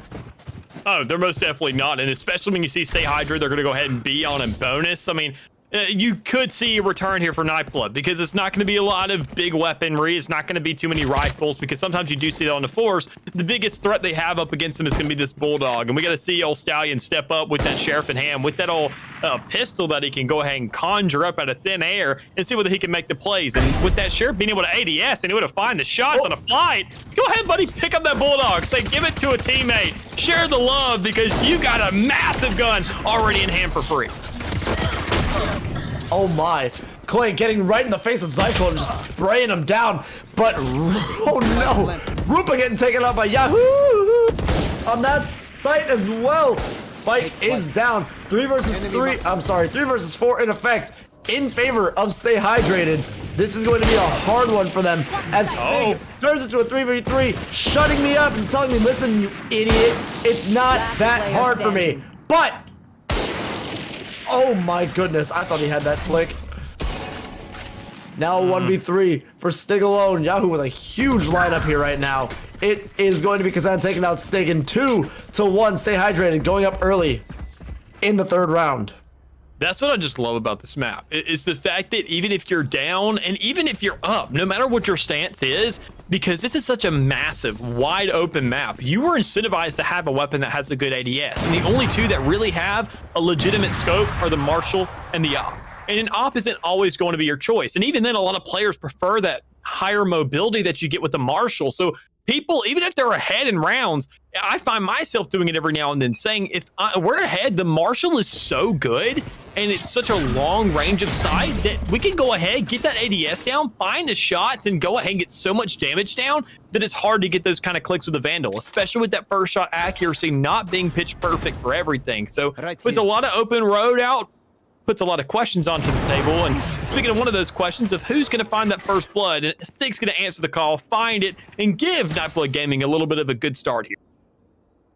Yeah, I mean, this 5v4 advantage is exactly what Nightblood is going to want. You know, this is definitely a little bit of a break for them now, as Rupa is going to scout out. Ooh, Stig is going to scout out on his own and take out flight risk. Oh my. That's definitely not what you want on the side of Stay Hydrated. Now turning this into a 5 versus 3. This is going to be a little rough now to kind of claw back on the side of Stay Hydrated as they move on to, or over towards B site, where Stallion is currently waiting with that off, baby. Good night. One enemy remaining. Rupa backing you up, taking out Clay as well. It's a 1 versus 5, and I do not know if I don't know if Kazan is long for this world. Uh-oh. Not at all. That's massive. That is a massive round. I mean, not only do you find yourself tying up the game, having all these massive guns in your hand, you have 2 ops on the field. I mean, you don't usually see that on a team. I mean, Stallion, I don't know if he forgot, but his agent gets an op. for an ultimate. He doesn't need to buy one, but I mean, so long as you stay alive, I'm sure he's not really too concerned about it to say, all right, well, I can just go ahead, have 2 at my disposal. Just absolutely flex on him with how much money and how much econ you have in your power right now. But all things considered, just Nightblood running a flawless right there. Everybody's still standing, having so much money to work with. It leaves the question why Stallion's running half armor. That's my biggest question for this round, because stay hydrated. They're not going to be in the best stance, not too much to work with. A bulldog in one of the players' hands. Yeah, I don't know, man. But we're gonna see almost every single member except for Stallion lined up on this A site. This thing gonna get spotted out. Uh-oh. Run. Scatter! Oh, this is not good for Mick. Oh my, never mind. This is not good for stay hydrated. Oh my goodness. Flash is going out, concussion's going out. This is Mick Nutty spraying through 4v2. 2-2, stay hydrated. Not where they want to be right now.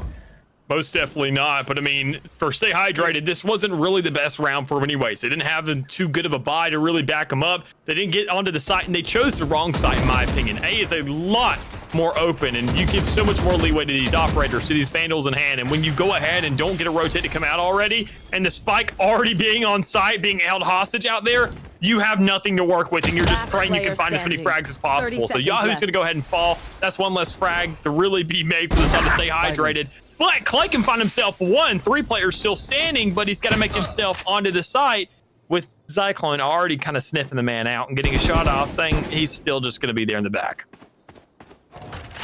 Yeah, I mean, Clay, the most he can do is grab this Vandal and head out at this point. Oh my goodness. I have this wait. Okay, I was gonna say they're not really gonna let him plant, are they? I sure hope mercy not. Plant. Could you imagine? I mean, that's 300 more creds to be working with, so I'm sure they definitely wouldn't be complaining, knowing that they were that short of a buy. I mean, you look at their economy, they could have found themselves a lot more to work with. But stay hydrated, just being choked at that plant, not having too much of a safety net, not finding every little penny to be scraping up. That's kind of choking them up right now because, I mean, they're staying hydrated, but, I mean, they're kind of drying out in open air right now. They're just kind of not having too much to work with. The salt water's kind of a little bit too salty for them, so they're kind of maybe drinking on the wrong water right now because things are not going in their favor. Get out of my way! Did it? Oh my goodness. Stallion getting ripped through early just now, but, Rupa gonna blast through and Hunter's Fury of his own to grab Clay. Beautifully played, and now McNutty's going to take care of flight risk, knocking him out. Kazan and Wolf kind of holding this angle here. Wolf trying to get a little bit of information with that Cypher cam. Thig pushing forward, gonna smoke up on this entrance, not giving Stay Hydrated any chance to really push through. Stallion, op in hand. Nothing to really see through this entrance. Oh, no way. Stig is just gonna stick it. Wow. No way. That was standing. Thrifty. That's a shame. I would have liked to see that. I mean, quite honest, I'm not biased or anything, but I would have loved to see that. Oh my God. My mouth was stuck open. I didn't know what to say. Oh my goodness. I mean, not much you can. I mean, you're in a scenario like that, backs up against the wall, a little bit too much pressure on your hands, and you're just praying to go ahead and get that defuse off with a little time remaining.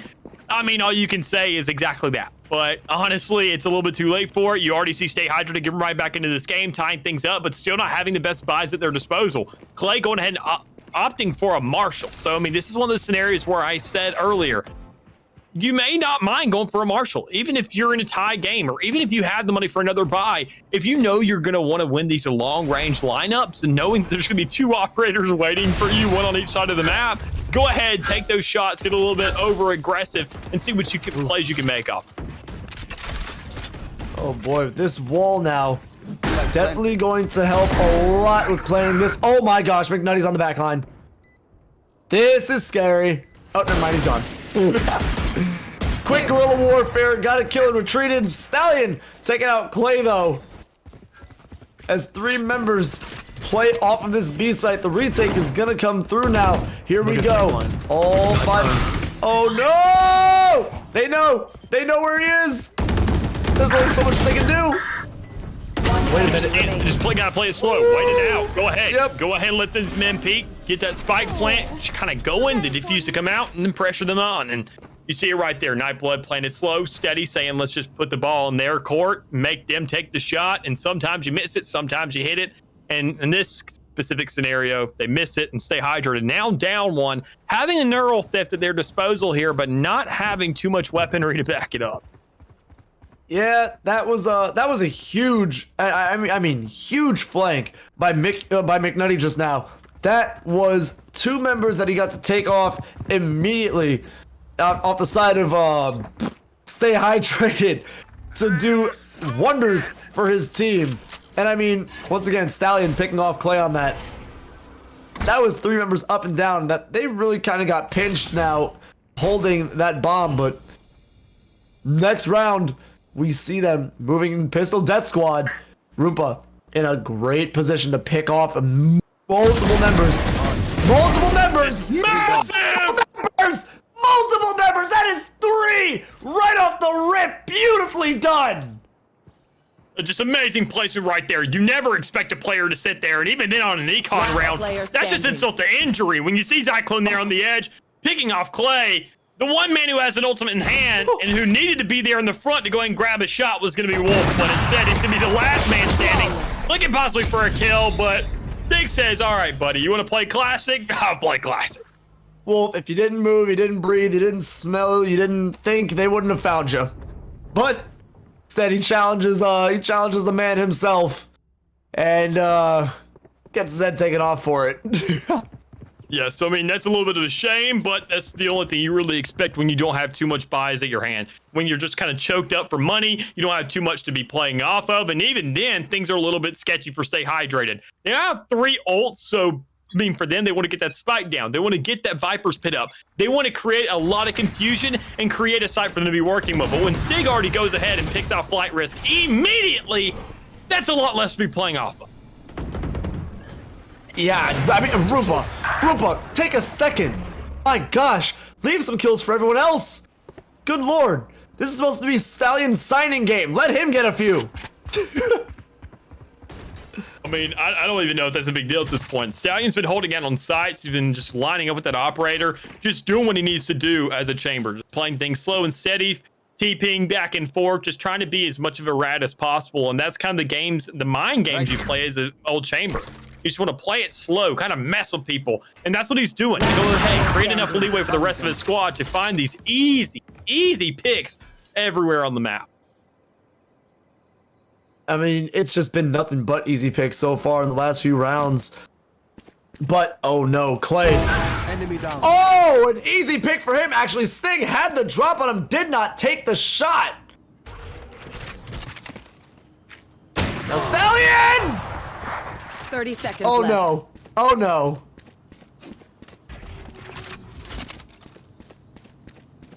This is sketchy. I don't like this. I don't like this. I don't like this. Yeah, okay.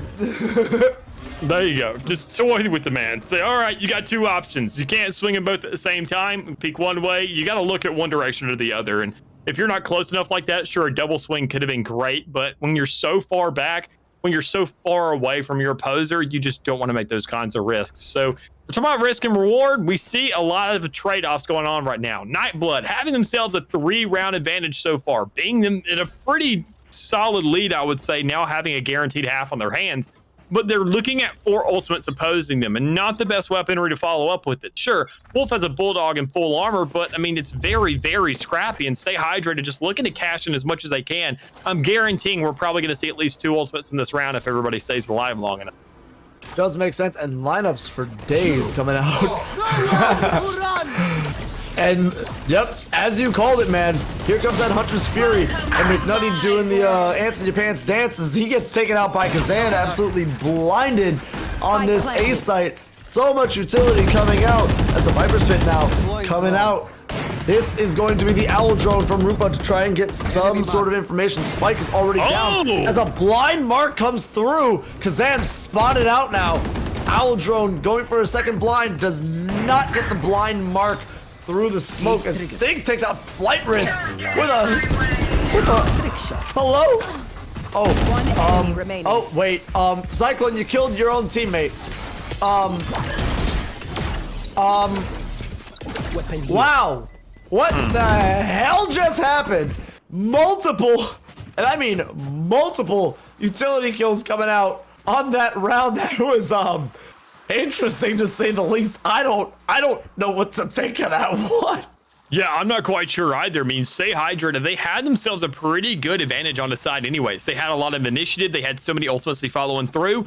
I don't think they needed 3. I don't think that KO ultimate needed to come out, quite honestly. I mean, you already have so much resources being allocated. You have so much intelligence to be working off of. You shouldn't be too stressed for time or for resources. But instead, they make a little bit of a salt in the wound kind of move. Go ahead and add insult to injury, but at what cost? They got to make sure to follow up with this round. Otherwise, everything will be for naught because their economy is going to get right being reset once again. Not too much to be playing off of. And Nightblood, I mean, they had the setup. They had the resources once again. They're going to be fighting to keep them. Right, I mean, listen, man, this...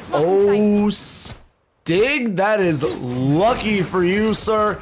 You're, oh my goodness. Oh, unlucky for you. Never mind. Flight Risk taking out Stig across the map. Goodness. All right, well, now 3v4. Please stop killing each other so I can report correctly. Now at 3v4, Stallion holding a different site now on his... Oh my goodness, that smoke went down just the right time. Real Stallion might have had another kill under his belt. Yeah, and that's what you're hoping for if you're a Stay Hydrated fan. You want to go ahead and let this game elongate a little bit more. You go ahead, get yourself onto a site. You're hoping that somebody peeks at just the right time, and you do see a little bit of damage being done from Stallion. But you don't have to follow through because Clay's going to be right there in the crowd, pushing up, finding a kill. Yahoo's going to be in the middle of the map for somewhat of a flank, able to find one, and it's now 4v1 Cyclone at the forefront of a clutch, or letting Stay Hydrated hit their 5th. And there's 1 kill, but that's not going to be enough because you got 3 remaining, and teammates to come out for Stay Hydrated to find their 5th. Last round in the half. Well, this has come back to a 1-round game. It could potentially end at the half as it's tied up 6-6 game. I mean, Stay Hydrated has found their momentum now in these past few rounds, and not gonna lie, Nightblood is trailing a little here in terms of money and in terms of you know, what seems to be potentially morale. I mean, I could be wrong, just could be a bad few rounds, but they have not been looking like their earlier selves in this game. And now you're gonna see Stay Hydrated basically walk on the B site, no questions asked. Spike planted. Spike is down now, and this is gonna be a long rotation. Playing a 2-3. Oh, Stig! Stig! Oh, getting dropped. Oh, a Cyclone. Hello. So a 2-for-2 comes out. This is still anyone's round. No way. Oh. Not what you want. Not what you want. Oh. Oh, McNutty. Well, tied game, ladies and gentlemen. This is basically a full half reset. This is it. 7 rounds, and anyone can be taking this one home with them. Yeah, and I feel like that half, I mean, Nightblood, they just had a couple plays that were a little bit messed up. I mean, they had themselves a lot of potential. They had the shots, they had the resources in that last round, though, because they got choked up on an economy that didn't have as much really in their hands in terms of money for them to be working with. They couldn't get the buys. They couldn't get themselves too much to be playing off of, and it really just choked them for time. It choked them for potential plays to be making, and they were really limited. And quite honestly, this is the reset they need to say, okay, look, they don't have an advantage. We don't have an advantage. We found so much of a lead there in the first half that we could cash on this. So what if we lose a couple rounds back to back and find ourselves at 3? We guaranteed that even half. This is where we got to cash in, come out on top. And quite honestly, they could definitely do it, but they got to make sure to win this first round to add insult to injury and get a lead that they can really be playing with. Oh boy. And Rupa's gonna be taking one member down. Yep, there goes McNutty taking out Kazan, and Rupa finishing off Flight Risk just now. 2 down on the side of Stay Hydrated, and the 5v3 is now ensuing. Cross-map pistol shots between Yahoo and is it Stig? I don't even know who he's firing at over there. Regardless. One. Oh, Stig taking out another one for himself. Recon Bolt coming out. And, oh, Clay with the shock dart now. Oh, Yahoo. Last player standing. Oh, he doesn't know he's there. Hello, Stig. Yeah. Stig with 3 big kills on this round. Beautifully done. 7-6 now. Stay hydrated. Are we going to see another forced buy from them? What do you think? Do they play a little more methodically? You can't. I mean, I understand it on the first half, but when you're getting into the second half, I mean, if you're at a deficit, I can understand it either as a desperate play or even when you're at an even standing is trying to really fight. But that's only on the first half. You can't do that on the second half because it becomes purely nothing but desperation, and that says a lot. So we see Stay Hydrated just playing it safe, saying, look, we won a lot of these rifle rounds back to back. Let's just go ahead, have that mental fortitude saying we're most likely going to lose this round. Let's not trip about it. Let's go ahead, hold sides as best we can, find 1 or 2 kills. And if we get wiped, that's fine. We're going to have rifles in the next, and we're going to go ahead and choke them of what they got. Perfect. And all the information comes out now as McNutty and the rest are on site immediately. Now we're with the spike already planted. Full team is going to pull off, and Stallion's going to find Kazan. Oh my goodness. Good night, as Cyclone is going to go for a very long flank through mid, but it might not even be, there's not enough time. Wow. He's going to grab 3 kills and close out the round. Says Cyclone, don't even worry about it, but I got it. I'm working for this signing. Oh my. Yeah, that was instantaneous. And even another point to be made is just kind of the follow through on that objective. You look at the spike. If you're on defense, Stay Hydrated, they had that safety net. They said, we can make the cash in. We can go ahead and force this buy to some extent, because if we get the spike down, that's 300 creds back in our pocket, and we don't make it as hard hitter if we do lose this round. But being on defense, that is not an option. You can't put that spike down. There is no overall goal. It is purely just a frag out. And if you don't have the options there, and if you don't have any trade-off, you don't want to take that risk. And maybe this is a round where they can take 1 or 2, because this is now where they have a buy. They have a little bit more money in hand. This is the 3rd round where you do see defense or the losing half going ahead and following through. Flight Risk already looking for 1, finding a second as well. Looking towards the middle of the map and over towards this B side to see if anybody else is lingering around, but instead he's going to find empty air. Yeah, and just like that now, 5 versus 3, with Flight Risk being the only one that loses a little bit of health on the side of Stay Hydrated. Still, the rest of the team very healthy, as, I mean, multiple members holding down this B site, more so the back end of it, but I'm not too sure what Nightblood's going for here. They're just kind of hanging out in the middle, as Yahoo... Oh, never mind. I was going to say, Yahoo's going to be sneaking up on Flight Risk, but honestly, they're teammates. That's not the truth. Oh, boy. Both sites here seem to be kind of held down. Oh. Wait a minute. Cyclone. Left. Who's next? Hello. Line them up, knock them down. Alive. Yeah, It's only 2 those versus 2 2 alive, now. so we're just going to alternate. And a very healthy 2 versus 2 coming out. Rupa's going to have the back of Cyclone as Kazan's going to come through mid here. And we're going to see... Oof. Oh, boy.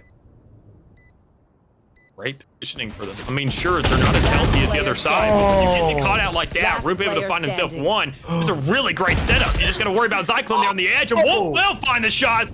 Getting Stay Hydrated right back into this game. It's only a 1-round deficit at this point, but the trade-offs that come out there. Cyclone and old Roompa stepping up the entirety of that round, not able to find all those last shots out of Cyclone to go ahead and finish that one out. And even then, he had the edge. He had the first shots. He just, around those corners, didn't find the right shot. Spray came in a little bit too soon, and he just got choked up. But it's not that big a deal when you have such a, I would say, big lead in terms of kills and already getting yourself that round advantage. You can afford the buy here. You can go ahead and double down because you know that Stay Hydrated, they're not going to have those resources. You can already see they're getting a little bit scrappy to make sure they're not cut up too much just in case worst case scenario happens here. Yeah, I mean, this is now a 1-round game to tie it up. And, I mean, we'll see it entirely evened out now on this 4th round of this half. But we are going to see 2 members of Nightblood pushing through this mid-tunnel here. Wall does come down from Zyklon. I'm pretty sure. Yep, that is a wall from Zyklon. So we're potentially going to see a big push here on A. There shouldn't be any rotation after all the setup that's come through so far. A little bit slow Oh here. my Stig. Understandable. But, I mean, know where he is. He knows exactly where he is. He's just going to pull that trigger. He's just going to move up. And even then, he's got the backup from Rimpa there, so that's going to be one. You got McNutty. He has the ultimate. He drops the spike, but he can still be resurrected because Stig is over there in the middle of the map, finds himself two. Stallion with the follow-up. Last man taking his flight risk, and he's got to come in from those double doors because that's the only option he's got to have enough time to get this defuse off, and he could find a little bit of edge with Stallion looking a little bit towards the back of the site, but he's already sniffed out. Flight risk finds himself one, looks for the second on the Rimpa. Oh my God, finds Stig. Rimpa's going to go ahead and look for a trade as well, but with 3 players left, just set up, look at the spike, and play it slow. Oh my goodness. Flight risk taken out too before he goes down himself. Beautifully played right there. My goodness. Looked a little scary for a second. Yeah, a little bit sketchy. I mean, you go ahead, strafe out. We saw Flight Risk having that perfect setup. Sometimes you get absolutely just doinked in that spot. If you're onside those pipes, and somehow it's almost like people got bipods or something, able to just go ahead and prep up their gun and find an easy, clean shot. But I mean, he just pulled the reverse card there and sat there and found himself two, just making it almost look easy. But it's not enough because you still got to push onto that site. You can't stay there forever because people aren't going to peek you all day long. So if we're talking about all day long, we see Stig possibly able to go ahead and carry on the same momentum he's had all day long with that old Blaze Storm coming out, trying to look for the shots, able to look for possibly one, but Flight Risk also having his own Blaze Storm. A little bit of an anime battle going on here, and Stig will win it with the Ghost as he trades out. The rest of the team following through, all stay hydrated, trying to get on the site. And with all the backup, with all the plays there, you have him McNutty with the flash, able to find one, but it's out with a 2-on-2. Wolf is finding so many kills. Last man standing going to be Stallion, just watching that spike, trying to pepper it, and Wolf finds the shots to go ahead and clear out this round. Stay hydrated, going for an 8. Oh my God. Oh my God. Excuse me. Wolf. Wolf. Sir. Who made you angry last round? What did they say to you? Write it down to me. I want to be angry with you. Good Lord. Wolf popping off huge, getting 3 kills in that round, bringing it to that 9-8. Still, Nightblood in the lead so far. Yeah, I mean, they've already got themselves a pretty healthy lead. They're going ahead, doing the same back and forth kind of thing we saw literally on Haven at this stage in the game as well. I mean, the half wasn't as dominant as last time, and even then it was still a fairly close lineup. So we see Nightblood kind of choking up here in these later stages. Even then, you see the first blood coming on the side for Stay Hydrated. But, I mean, this is a great opener. You go ahead and have Stig alive. You go ahead and get those kills. Rimpa to find himself one as well. Clay looking for another kill with the Hunter's Fury, but you have Stallion over here in the back with his free op in hand, and Wolf going ahead and looking for a move in the middle of the map. But you don't have that spike down, and that's the biggest thing they got to go ahead and get the play off of because you have no ultimates now. You're really choked of resources, but Stallion still having that ultimate, able to find one, looking for a couple more. Last player standing. Oh my Stallion. Hold that. Oh my Stallion. Stallion. Oh my God. Stallion with 3 of his own on the return. He said, hey, Wolf, that was a cute little Marshall that you had that last round, but here's my Marshall on steroids.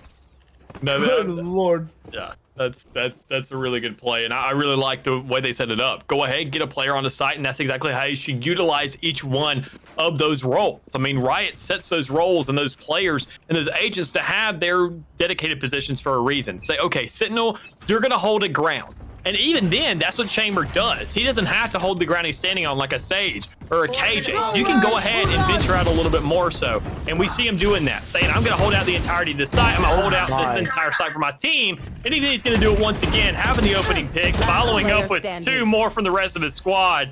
Nightblood, somebody tick these guys off because they are now here to play, and they're trying to close out this game as fast as possible.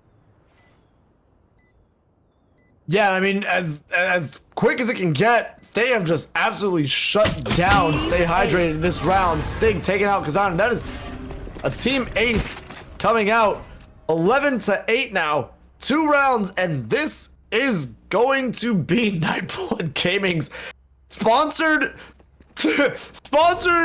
tournament and 1 tournament if they keep playing like this. That's crazy. We're not going to mention that because people, there's going to be complaints. Oh, you know someone's going to. This is rigged. If you sponsor, yeah, shut up.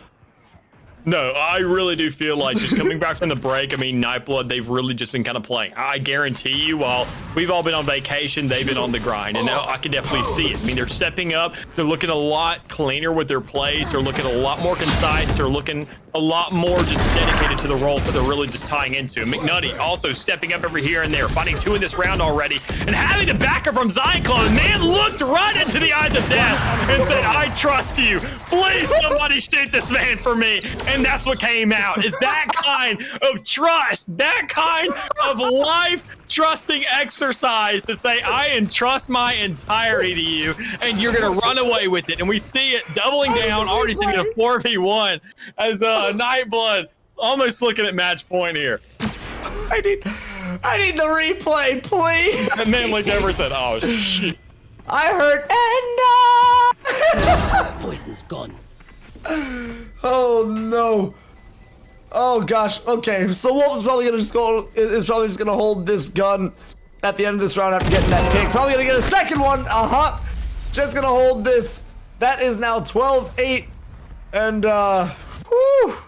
One more round, and Nightblood is going to take this. I mean, realistically, from the rip, the way that Nightblood played, convincing. Because I'm gonna say this. Yeah. Oh gosh, what was the team that they faced originally in the first round? It was no. First round.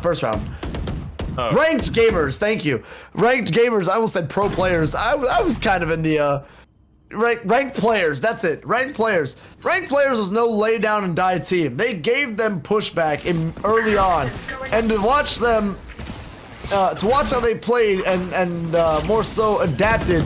I knew that they were going to have a good run in this game, or more so in this tournament today. But 1 member down on the side of Nightblood Gaming. This is huge already. Yahoo getting a pick of his own, saying, hey, bud, stop stroking the egos there. Shut your mouth. We're still in this game.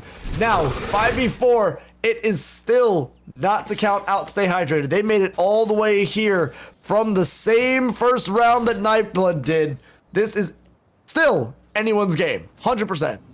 Most definitely is. I mean, sure, you're also on a sketchy little buy, but that doesn't seem to matter too much. You already found that first blood, and you have a man advantage, so you can just play a 1-for-1 trade. It doesn't matter how much damage your gun does if you have a follow-through. And we see Stallion already finding one of his own, Clay, just doing that exactly, saying, okay, you killed a guy of ours. I kill one of yours. We're still up. So good job, buddy. You got to get a rotation through. You got to find yourself a massive player. Somebody has to step and find at least 2 or 3 to really get yourself around to be working with. Because right now, moving through the middle of the map, going towards the A site, you got to make sure to check every single corner, pre-fire what you can. And honestly, you got to shoot through this gate when you already see OKO sitting there. But Kazan gonna fall fairly quickly with not too much of a fight.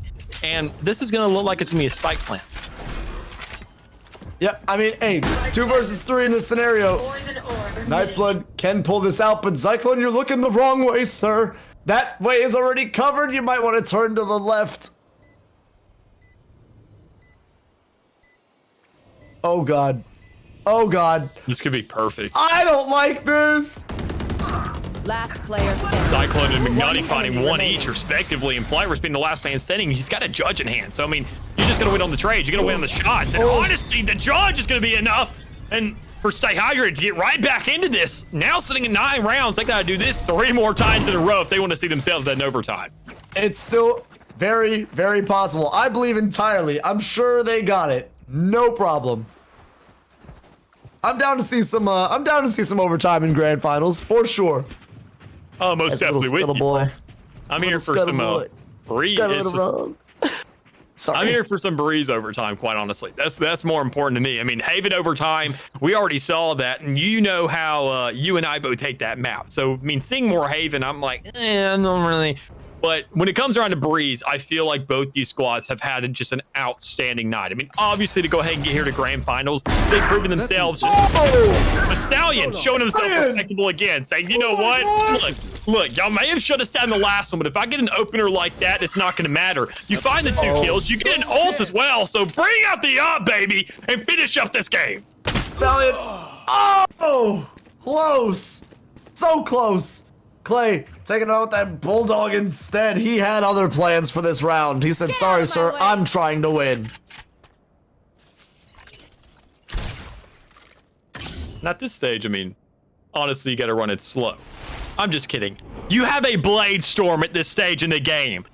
I mean, Stig has it. Stig has it. I mean, you press W, go around this corner. You see the man.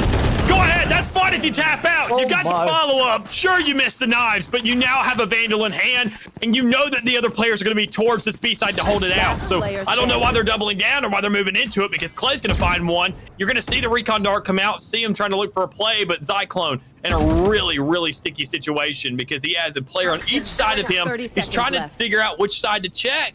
And honestly, he may not check any of them, just say, I need to get out of here. But he's not going to be quick enough. Yeah, he's going to find the kills, and we're going to see Stay Hydrated find themselves a 10.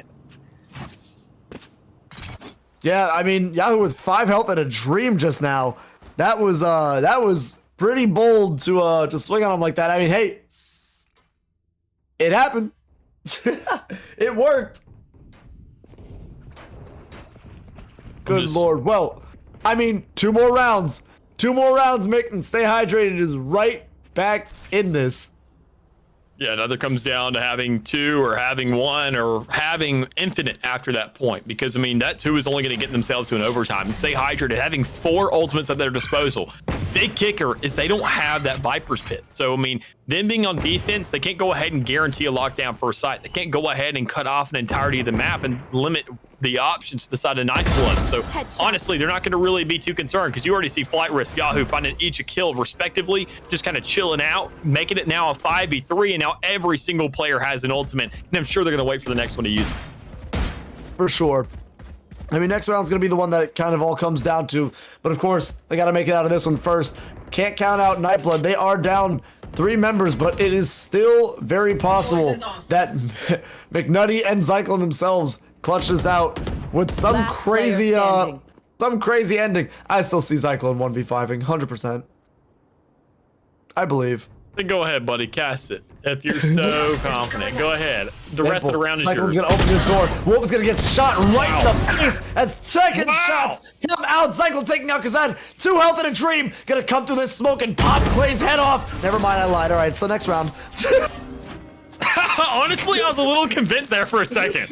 I'm not gonna lie. After those first 2 kills, I was a little convinced. I think if he wouldn't have taken as many shots on that long trade, he would have had a better chance. As we're gonna see a timeout come through on the side of Nightblood Gaming, kind of get them a little more clear-headed and ready to go into this next round. This is the one that's going to be the biggest one of this whole match, basically, of this whole tournament. Realistically, this is going to be dividing, or more so separating them from winning the whole thing or having to then fight it out for another few more rounds in overtime for the rest of this tournament. But so far, we have seen both teams fighting tooth and nail and showing exactly why they both deserve to be in these grand finals. It has been a very close game, and honestly, one of the better grand finals I've cast in a while. Yeah, and I'm really excited to see what kind of plays Nightblood can pull out, because I'm really kind of antsy to see what the scoreboard looks like in terms of ult points, because honestly, at this stage in the game, when you see 4 ults stacked up against you, you want to make sure to finesse whatever you can. So, I mean, let's look at this right here. I mean, what's a play that they can make? Just look at the entirety of the field. Zyklone has 5 out of 7 of his ult points. You need to get to both sides of the map, grab the ult points if you can, guarantee yourselves a Viper Pit, because that's going to be the best upper hand you have. Go ahead and lock that down towards the old B site, and then go ahead and make the most off of that, because with the Viper's Pit, they're not going to peek out on B. They're not going to leave that green goop. They're not going to leave that gas at all. They're going to play behind the safety of it. So go ahead and give that over to Zyklone, make your way to the other side of the map, and just win those fights. Oh boy, we're gonna see the pushes through now. Never mind, McNutty pulling back again. Stallion gonna get that first kill. Wow. That's gonna be huge on the side of Nightblood. Oh boy. Clay is gonna get 2 really good shots in there from that Hunter's Fury. And now McNutty's going to get the plant on Sting. Is gonna find Clay because then it's gonna trade onto Rupa. Okay. One enemy Stallion remaining. is gonna get one more member. This is a 1 versus 4. This could be the last kill. That timeout could have been exactly what they needed. And now Flight Risk pulling the knives out. He says, I got this, team. Don't worry. The door's gonna get open. He's gonna use that to rotate to the back now. But Cyclone is on the back waiting. And just like that, Nightblood sponsors the tournament and takes the whole thing for themselves. I'll be damned. I'm gonna be quite honest with you. I wasn't expecting that. I mean, you have 4 ultimates on the field. We saw Stay Hydrated just wanting to use them, but when you're on defense, you can't use those proactively. You can't sit there and say, all right, well, I'm a Sova. Let me blind fire a Hunter's Fury and pray to God I hit someone. At least play far back enough where you can use that as an answer. Viper's Pit, obviously, you want to use that proactively. That's the one exception, but everybody else, just a little bit asleep behind the wheel, not getting all those resources down. And the one edge that we saw Stay Hydrated have in that round just didn't even get considered by the time all those frags came out. Yeah, I mean, it was a very quick 1 up, 1 down round. I mean, before it started, it was over, and it all started with Stallion, man. Stallion, I'm saying, listen, that man is not signed to this team. Get that man a contract. Yeah, that's fair enough because they can definitely afford it now, especially after going ahead, getting the sponsor for this tournament and winning it. I mean, that is just crazy enough in itself. And I'm supposed to, apparently this was not scripted. I just do want to say that the script I got says this was not scripted. Here, you can check it for yourself. Go ahead and give it a good look because I can tell you right now, this is just crazy enough because like I said earlier, I mean, Nightblood, they have been stepping up. I've seen these teams grow over time. I've seen a lot of other orgs sitting there making these trades on the roster saying, all right, we had a bad day. Let's go ahead and make a little tweaks here and there and completely scrap a man. You can't do that. When you dedicate yourself, I feel like Nightblood, they're only going to get more consistent over time because things were a little rocky today. But the more confident they get with themselves as a team, with their comms, with their plays, they're going to feel a lot better about themselves. Yeah, man. I mean, it really showed the weeks, months, days, hours all put into this game for improvement and ideas of roster swaps, moving whoever around, finding the right team members to mesh together. I mean, whether it's coaching, the approach to this game, strategy, it has worked and it has shown through all the way for Nightblood Gaming. 100% here as they take it 13-11 over. Stay hydrated. Thank you. I don't know why. I saw SH and I was like, that's not ranked players. What? Dude, I don't know how I just spaced that. But, listen, man, it's late. I have not been sleeping well. I need a hug. All right, I'll take the rest of this, buddy. Don't worry about it's it. It's all you. So, I'm gonna go play with my sticky notes. Okay, well, with all that being said and done, obviously, congratulations to Nightblood Gaming. Stay hydrated. Come back next week. Go ahead and run this once again. God Squad, come back next week and run this again. I'm sure these guys want themselves some rivals because they were looking at either A, an overtime, or B, pretty darn close to it every single night. So if y'all prove it just a little bit faster of a rate than they do, I'm sure you could surpass them and kind of create a little bit of a rivalry here. But I mean, just overall, a great night for some Valor, a great first Pit of Valor of the year. And as we do get right back into things, once again, want to thank Nightblood Gaming for sponsoring it, even though you did sit there and take it home. And even then, thank GLG just for holding this on. And if you want to thank us for putting these on and just generally support us, you can join the old community or country club. I'm sorry. It is a community, though. So we're going to go ahead, and that's only $10 a month. Get yourself and your entire team based off one entry, guaranteed access to these weekly Pit of Valors because these things fill up fast. Because as you see, we wouldn't be able to have the series go this long without the kind of support of all of you in the chat. So we want to, once again, thank y'all tonight. Love y'all and be safe, and we'll see you here next week.